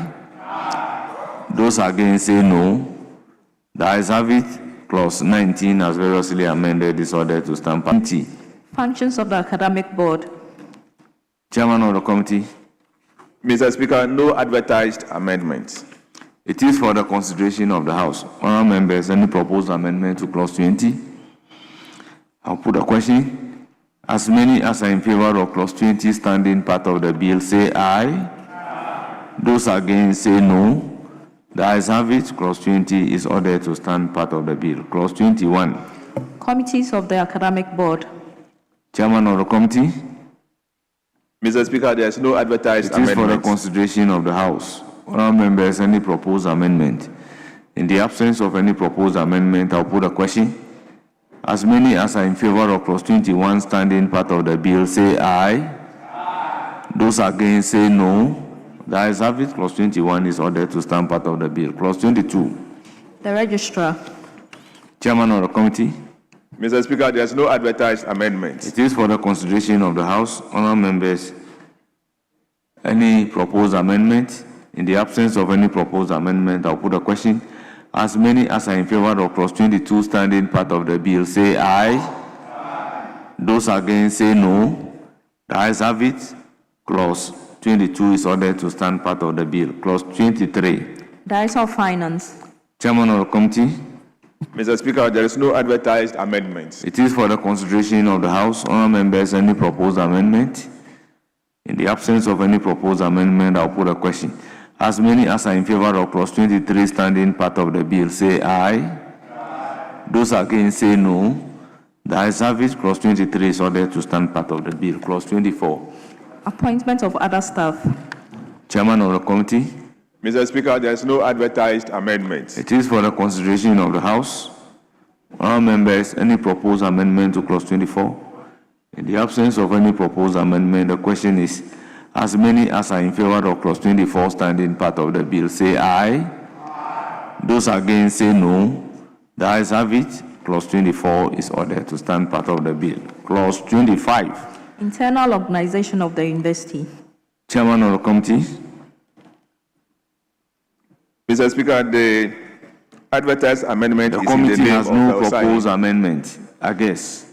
Yeah, we have then no I'll move proposed to amendment. give the floor to Osahin Alexander Kwamina Apanyo Maki to move the amendment to clause 25. Thank you very much, Speaker. I rise to move the amendment proposed by Osahin Alexander Kwamina Apanyo Maki. And Speaker, it has to do with clause 25, subclause 4. Speaker, add the following subclause, and it reads, in making arrangements for the internal organization of the university under subsection 1, the council shall ensure that gender balance is promoted at all levels of academic and administrative leadership, and shall report annually to the minister on the gender composition of the university's leadership. Speaker, I so move. Well, the proposed amendment is for the consideration of the House. The question boils down again that all the other university bills that we have, do we have this provision? Well, there should be a good reason for having it in this one. I reckon that, Speaker, I reckon that we do not have this clause in any of the bills that, or any of the acts we have. But that's the point I always want to make, that we are always progressing. So when new things come up, there is a reason to consider it. Maybe the way it's been couched does not really make the point we are looking at, and therefore it is okay to consider how best to get the drafting people to support in couching same, because we are also promoting gender balance. And there is the need for us to seriously consider affirmative action on some of these things. And so it is just critical that sometimes some of these things should be considered. Speaker, respectfully, that's the case I want to make on this matter. Well, that is the view. I'm going to put a question on the proposal. Yes, Chairman of the committee. All those in favor of the proposed amendment by Osahin Alexander Kwamina Afenyomakin say aye. Aye. Those against say no. All members, the amendment is not carried. We move to IX, also standing in the name of Alexander Afenyomakin. Yeah, let me put a question on the entire clause 25. As many as are in favor of clause 25 standing part of the bill say aye. As many as are in favor of clause 25 standing part of the bill say aye. Aye. Those against say no. The ayes have it. Clause 25 is ordered to stand part of the bill. Clause 26. Funds of the university. Yes, we have one amendment standing in the name of Alexander Osahin Kwamina Afenyomakin. Speaker, let me start canvassing before I move the amendment proposed against the backdrop that this, I believe, is very critical. But let me go ahead. Speaker, I rise to move an amendment proposed by Alexander Kwamina Afenyomakin, and Speaker, that is clause 26. And Speaker, it reads as follows: add the following new sub-clause, which reads, the council shall within 90 days after the end of each financial year publish a statement of income and expenditure of the university on the university's official website and submit a copy to the Ghana Tertiary Education Commission and to Parliament. Speaker, I so move. How different is it from clause 30? Annual report and other reports. Honorable Jerry Ahmed, because this one is saying that the council shall within 30 days after the receipt of the audit report submit to the minister through the Ghana Tertiary Education Commission an annual report covering the activities and the operations of the university for the year to which the report relates. The annual report shall include the report on the Auditor General, any other information that may be required by the minister in conformity with the Public Financial Management Act 2016, Act 921, or that may be relevant to enhance transparency and accountability.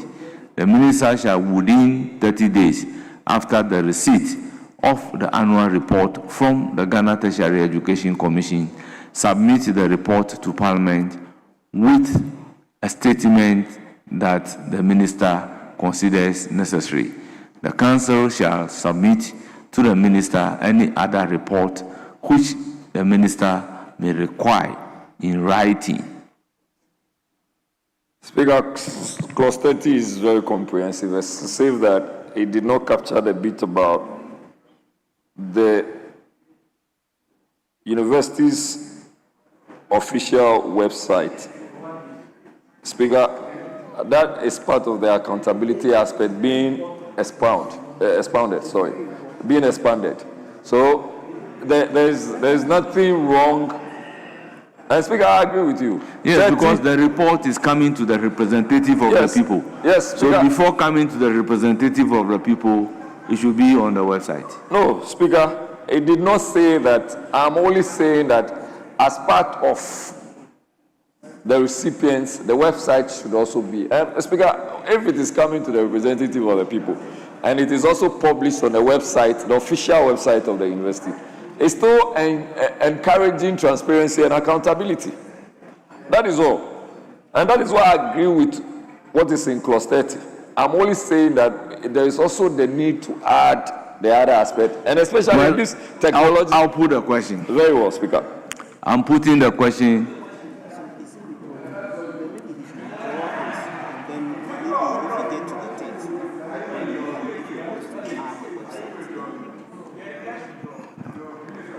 I'll put a question. As many as are in favor of the proposed amendment standing in the name of Osahin Alexander Kwamina Afenyomakin say aye. Those against say no. All members, the amendment is not carried. We also have all members. I'll put a question on the entire clause 26. As many as are in favor of clause 26 standing part of the bill say aye. Those against say no. That's have it. Clause 26 is ordered to stand part of the bill. Clause 27. Borrowing powers. Yes. Speaker, I rise to move this amendment proposed by Osahin Alexander Kwamina Afenyomakin. And Speaker, the amendment is to the effect of clause 20, to the effect making reference to clause 27. And it says, add the following new sub-clause. Speaker, I quote, the university shall not borrow an amount exceeding 1 million Ghana cedis, or such other amount as Parliament may determine by resolution, without prior approval of Parliament, unquote. Speaker, I so move. So, Honorable Jerry, let's look at this. If you go to clause 1, it says that there is established by this act the University of Engineering and Agricultural Sciences as a body corporate for the performance of the functions of the university. The university may acquire and hold property, dispose of property, and enter into a contract or any other related transaction where there is a hindrance. So you have created a juristic person with a capacity to enter into a contract. So can we make a law to say that Jerry Ahmed cannot borrow beyond 1 million? Because you are creating a juristic person here. Speaker, secondly, all other universities do not have this particular limitation, except this university that you are establishing by this law. So, Speaker, I stand to be guided, but I have always thought that whether or not you're a juristic person, you can be guided. So, as part of the guidance, one of the things you are to do is not to take not to exceed taking a certain amount of money.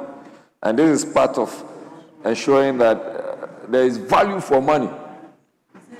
And as we consider the bill today, one of the things that I would have thought that this is securing is to ensure that there is value for money. Yes, and being public institution, whatever they want to do, the office of the value for money will deal with them. But to say that they don't have the capacity to go beyond 1 million. This has to do with borrowing. And the whole university that you are creating, it shouldn't go beyond 1 million.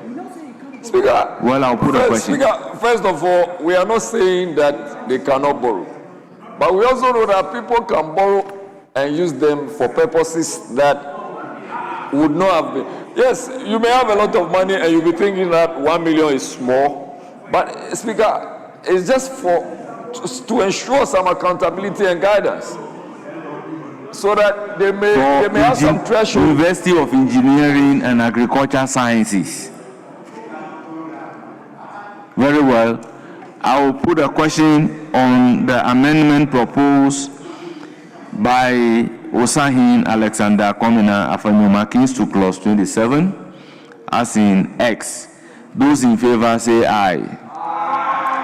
Those against say no. The noes have it. The amendment is not carried. I will now put a question to entire clause 27. As many as are in favor say aye. Those against say no. The ayes have it. Clause 27 is ordered to stand part of the bill. Clause 28. Internal Audit Unit. Chairman of the committee.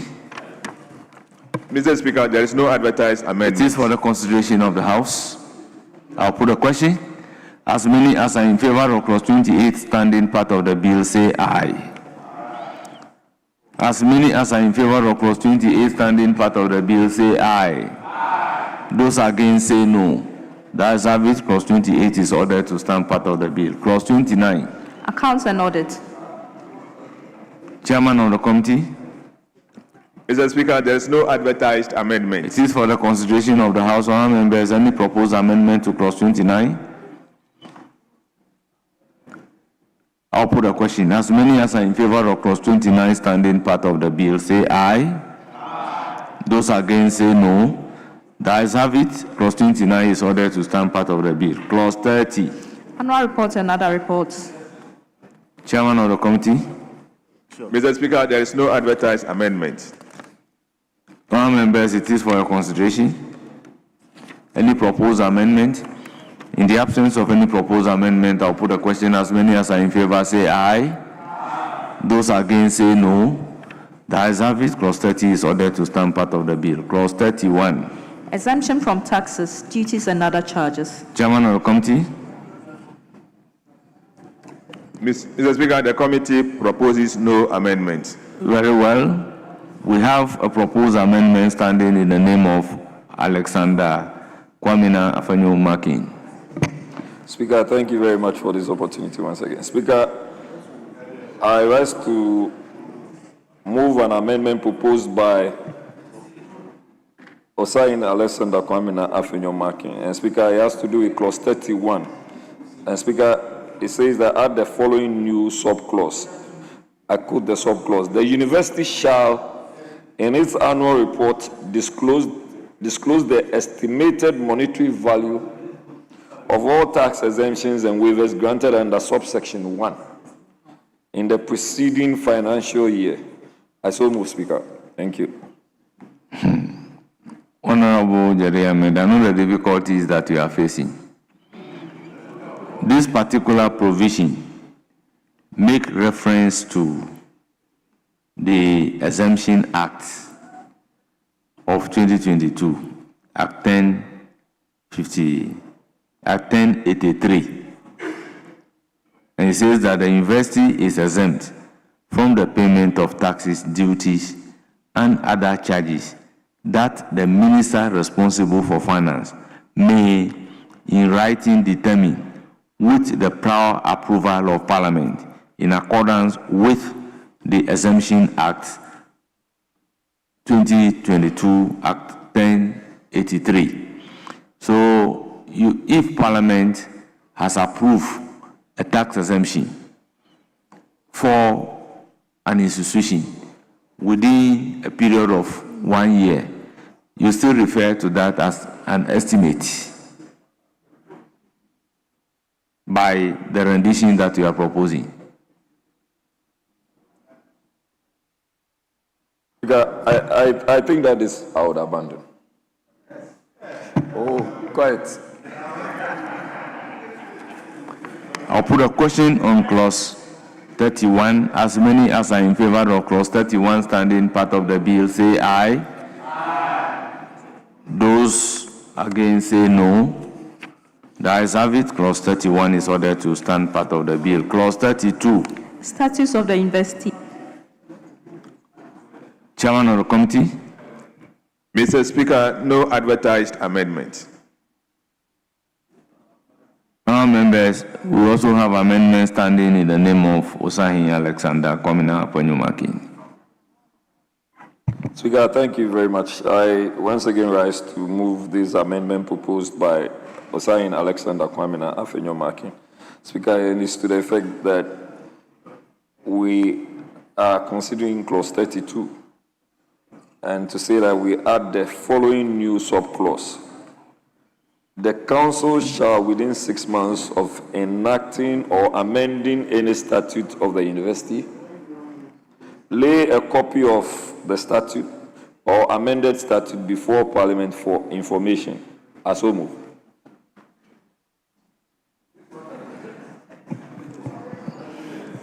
Honorable Jerry, very soon, probably we will propose an amendment that executive instruments should be laid before Parliament. If it's so be, we may have to look at it. Because this is not a subsidiary legislation by way of constitutional instrument or legislative instrument. This is a statute of the university, and the statute of university wouldn't have to come to Parliament under Article 11 of the Constitution, or why? Honorable Che, you have been in that field. Mr. Speaker, what we are saying is it's just for information, but not for approval. For information, because the statute is what operationalizes the act for the university. Like we have other agencies bringing to Parliament their legislative instrument for approval. With that one, we don't debate that much. So this one, for information, I believe it won't hurt. So how is because it going we have to be passed done? the bill. No, anyway. how is it going to be done? Pursuant to which law? Pursuant to this law. And are they coming to lay it? And they lay it, and that's the end? A document is laid before Parliament, and that's the end? How is Parliament going to be informed about this? See, I believe that we should draft this particular law in line with the existing universities.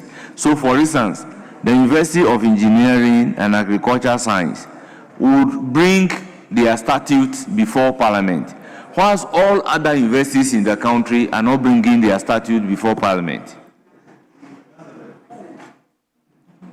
So won't that amount to even discrimination? Mr. Speaker, I believe most of the amendments that we have seen in the recent renditions of University Act is due to changes that we have envisaged. So if we're able to make one change, subsequent one will affect the subsequent acts that will be debated and acted on here in this chamber. So it looks like we are all immune to new proposals that are coming, which we believe it could be adopted in future acts for our universities. Where you are coming from, you know there is some sort of autonomy when it comes to our universities. Mr. Speaker, I believe in the academic freedom and not to in any way interfere with academic freedom. But also, I believe that we have passed this act as to how it's being operationalized. And I believe in the thinking of the proposal of the amendment, he's saying that even though we have passed this, we don't get to see how it's operationalized. We know it's operationalized through the statute for the universities. Here is a case where we are having issues between GTech and some universities. So, Speaker, let's consider it, in my opinion. So, a statute of university will vary from one university to another. They all don't have a general statute. Mr. Speaker, the statutes vary. They don't have the same. So, it means that the University of Agriculture and Engineering and Agricultural Sciences would bring their peculiar statute to university, to Parliament. And that statute is not a statute of general application to everybody in the country. It is peculiar to that particular university. Other universities will not bring the same thing. And we will say that we are making fair law as the representative of the people. Honourable members, let's look at it that way. Yeah, it's okay to take a vote on it. Very well. I'll put a question On the proposed amendment by Alexander Kwamina Afanyo-Markins, those in favor say aye. Those against say no.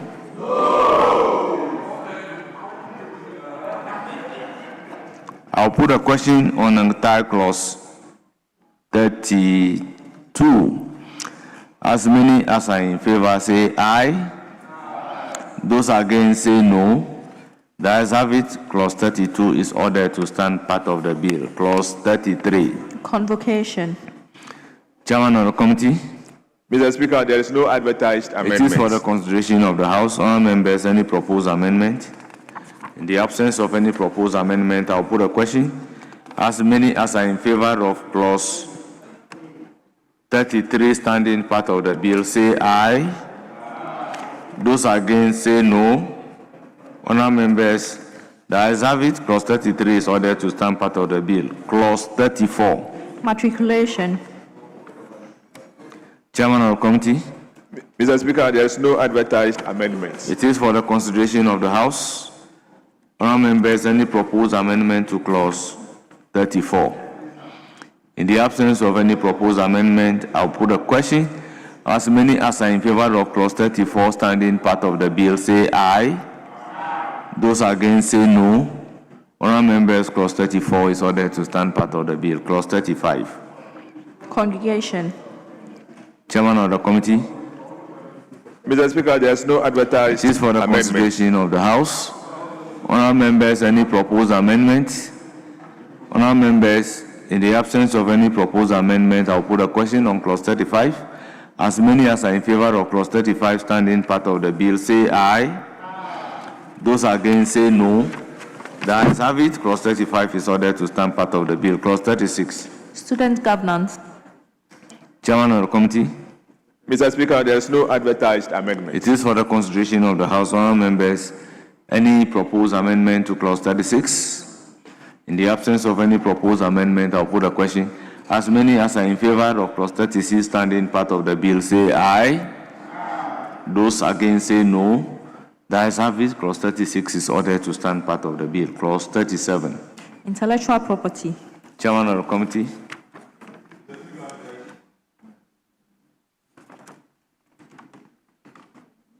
There's no advertised. Chairman of the committee. There's no advertised amendment. Mr. Speaker, there is no advertised amendment. It is for the consideration of the House. Any proposed amendment to clause 37? Yes? Speaker, no. Very well. I'll put a question. As many as are in favor of clause 37, standing part of the bill, say aye. Those against say no. The ayes have it. Clause 37 is ordered to stand part of the bill. Clause 38. Yes? Speaker, it's 7 p.m. May I pray that we end consideration? We actually have only two amendments. Only two proposed amendments. Yes, but Speaker, they are in respect of 38 and 40. Yes. So 38 to 40 is two clauses.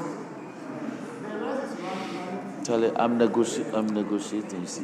So we can end it here and leave the bill for second consideration. That's so we end at. Then we will not move the motion for third reading. We'll leave it for any for second consideration. Okay, Speaker. Yes, Honorable Jerry Ahmed may move Osahin Alexander Kwamina Afanyo-Markins amendment in clause 38. Speaker, thank you for the opportunity again. Speaker, I rise to move an amendment proposed by Osahin Alexander Kwamina Afanyo-Markins, and this is in reference to clause 38.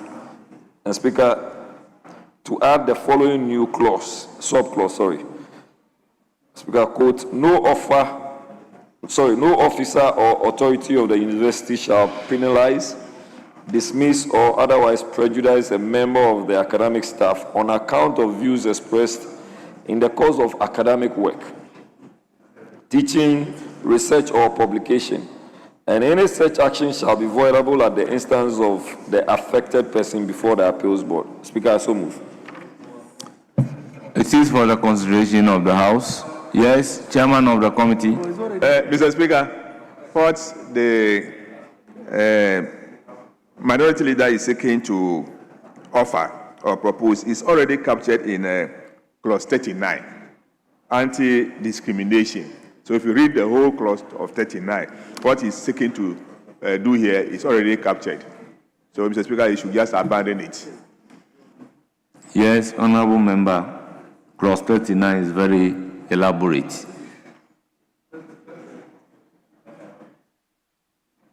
Or I should still put a question? No, Speaker, not necessary. I mean, I was hoping you were going to read clause 39 because I do not have a copy of that. So that Okay, clause 39 reads, without limiting the power of the university to adopt affirmative action policies, the university or an officer of the university shall not discriminate against a person on the basis of race, ethnicity, origin, political opinion, color, gender, occupation, religion, or creed, disability, social or economic status of the person, to determine whether the person is to be admitted as a student of the university, registered as a student of the university, permitted to graduate from the university,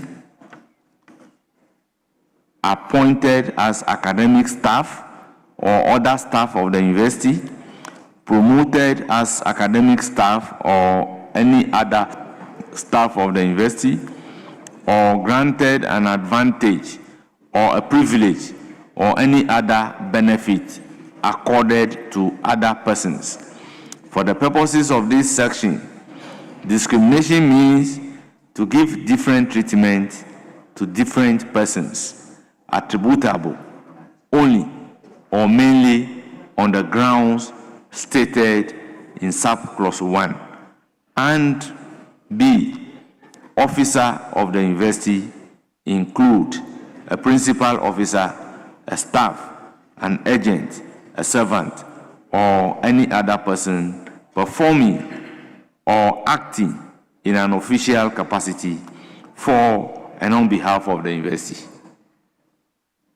That is what clause 39 is talking about. yes, Speaker, that's well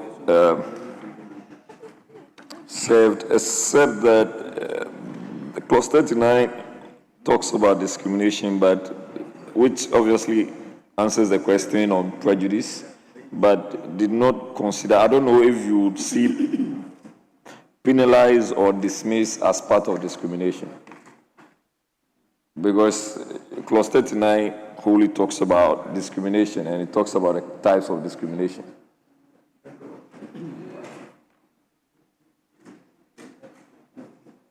But here, you are not also talking about any punishment. You said on account of views expressed in the course of academic work. So if you express your view in the course of academic work and they are punishing you, don't you think this provision is prohibiting? Yes? Mr. Speaker, this amendment proposed here is reinforcing academic freedom. And even though academic freedom is not an absolute freedom, here is separated from the discrimination clause that we have in 39, where this one is proposing further to the academic work that one may do, research work that one may do, which teaching that one may be working on in the academic environment. So, Mr. Speaker, respectfully, it's not the same as the provision that we have in clause 39. Now, if you even go to 40, it's indicated clearly in circumstances of this nature that you envisage the procedures that are available. But if you insist, I'll put a question. I'm putting a question on clause 38. advertised amendment standing in the name of Osahin Alexander Kwamina Afenyo-Markins. Those in favor, say aye. Those against, say no. I'll put a question on entire clause 38. The amendment is not carried. So I'll put a question on entire clause 38. As many as are in favor, say aye. Those against, say no. The ayes have it. Clause 38 is ordered to stand part of the bill. Clause 39. Anti-discrimination. Chairman of the committee. Mr. Speaker, there is no advertised amendment. It is for the consideration of the House. Any proposed amendment to clause 39? In the absence of any proposed amendment, I'll put a question. As many as are in favor of clause 39 standing part of the bill, say aye. Those against, say no. The ayes have it. Clause 39 is ordered to stand part of the bill. Clause 40. Dispute settlement. Yes, Honorable Jerry Ahmed, we have a proposed amendment standing in the name of Osahin Alexander Kwamina Afenyo-Markins. Speaker, that's correct. Speaker, the amendment proposed is as follows: to add the following new subclause. Quote, a decision of the appeals board shall be communicated to the parties in writing within 30 days of the conclusion of the hearing, and any party aggrieved by the decision of the appeals board may appeal to the High Court. I so move. Honourable members, it is for your consideration.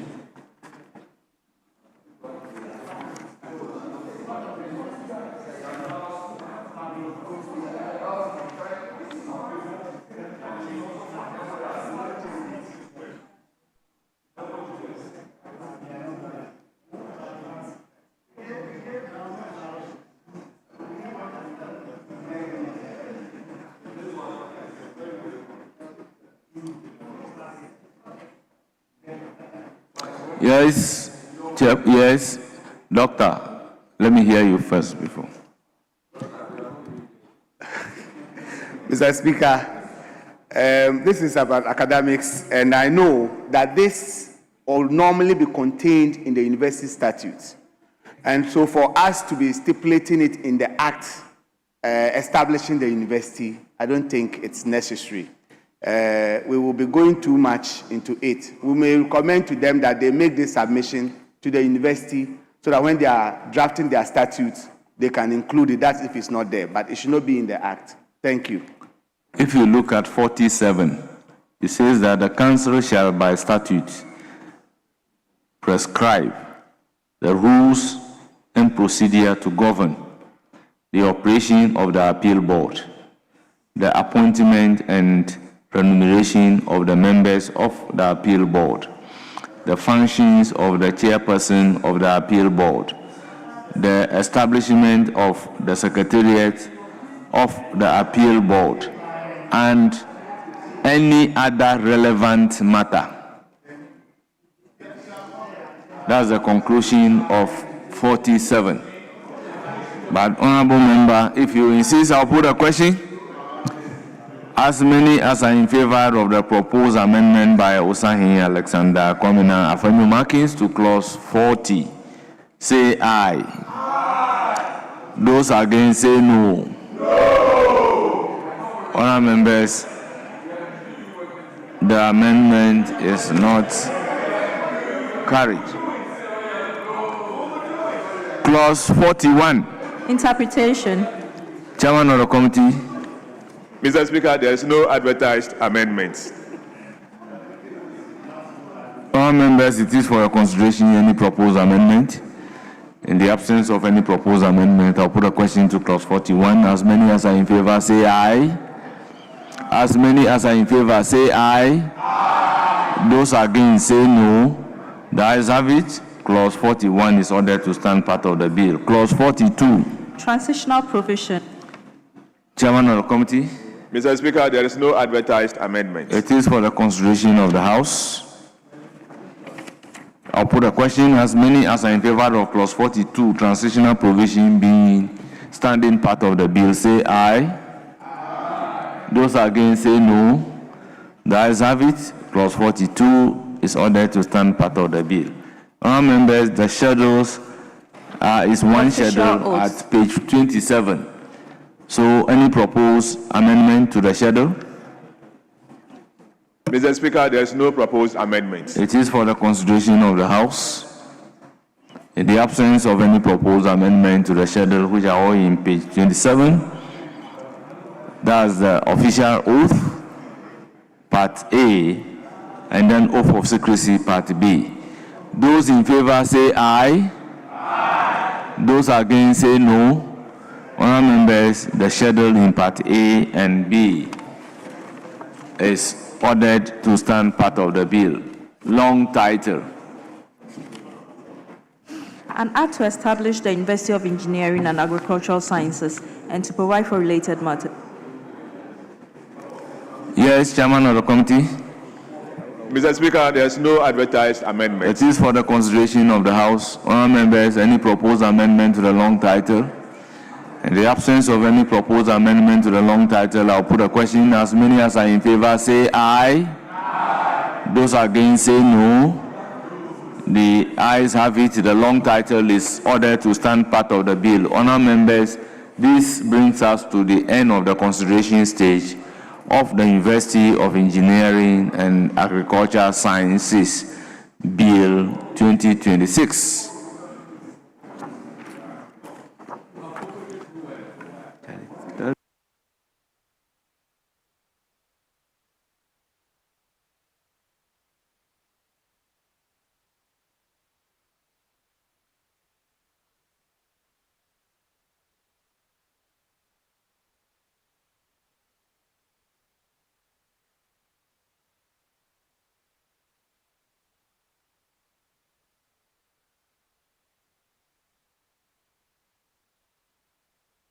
Yes, Honorable Ahmed.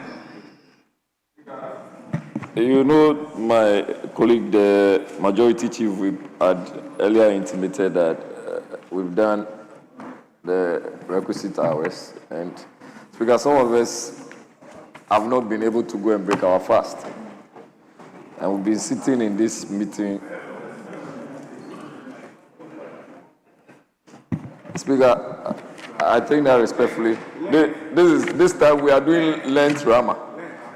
If you are not doing Lent, you are doing Ramadan. I'm not fasting, but I'll follow you to go and break the fast. Thank you very much, Speaker. Speaker, so respectfully, this would be the opportune time to respectfully call your attention to... Honourable members, I think we spend more than 5 hours. So, adjournment of the House is entirely within my domain. Fortified by Order 56-2. The House is accordingly adjourned till Thursday, 19th March 2026 at 12 noon.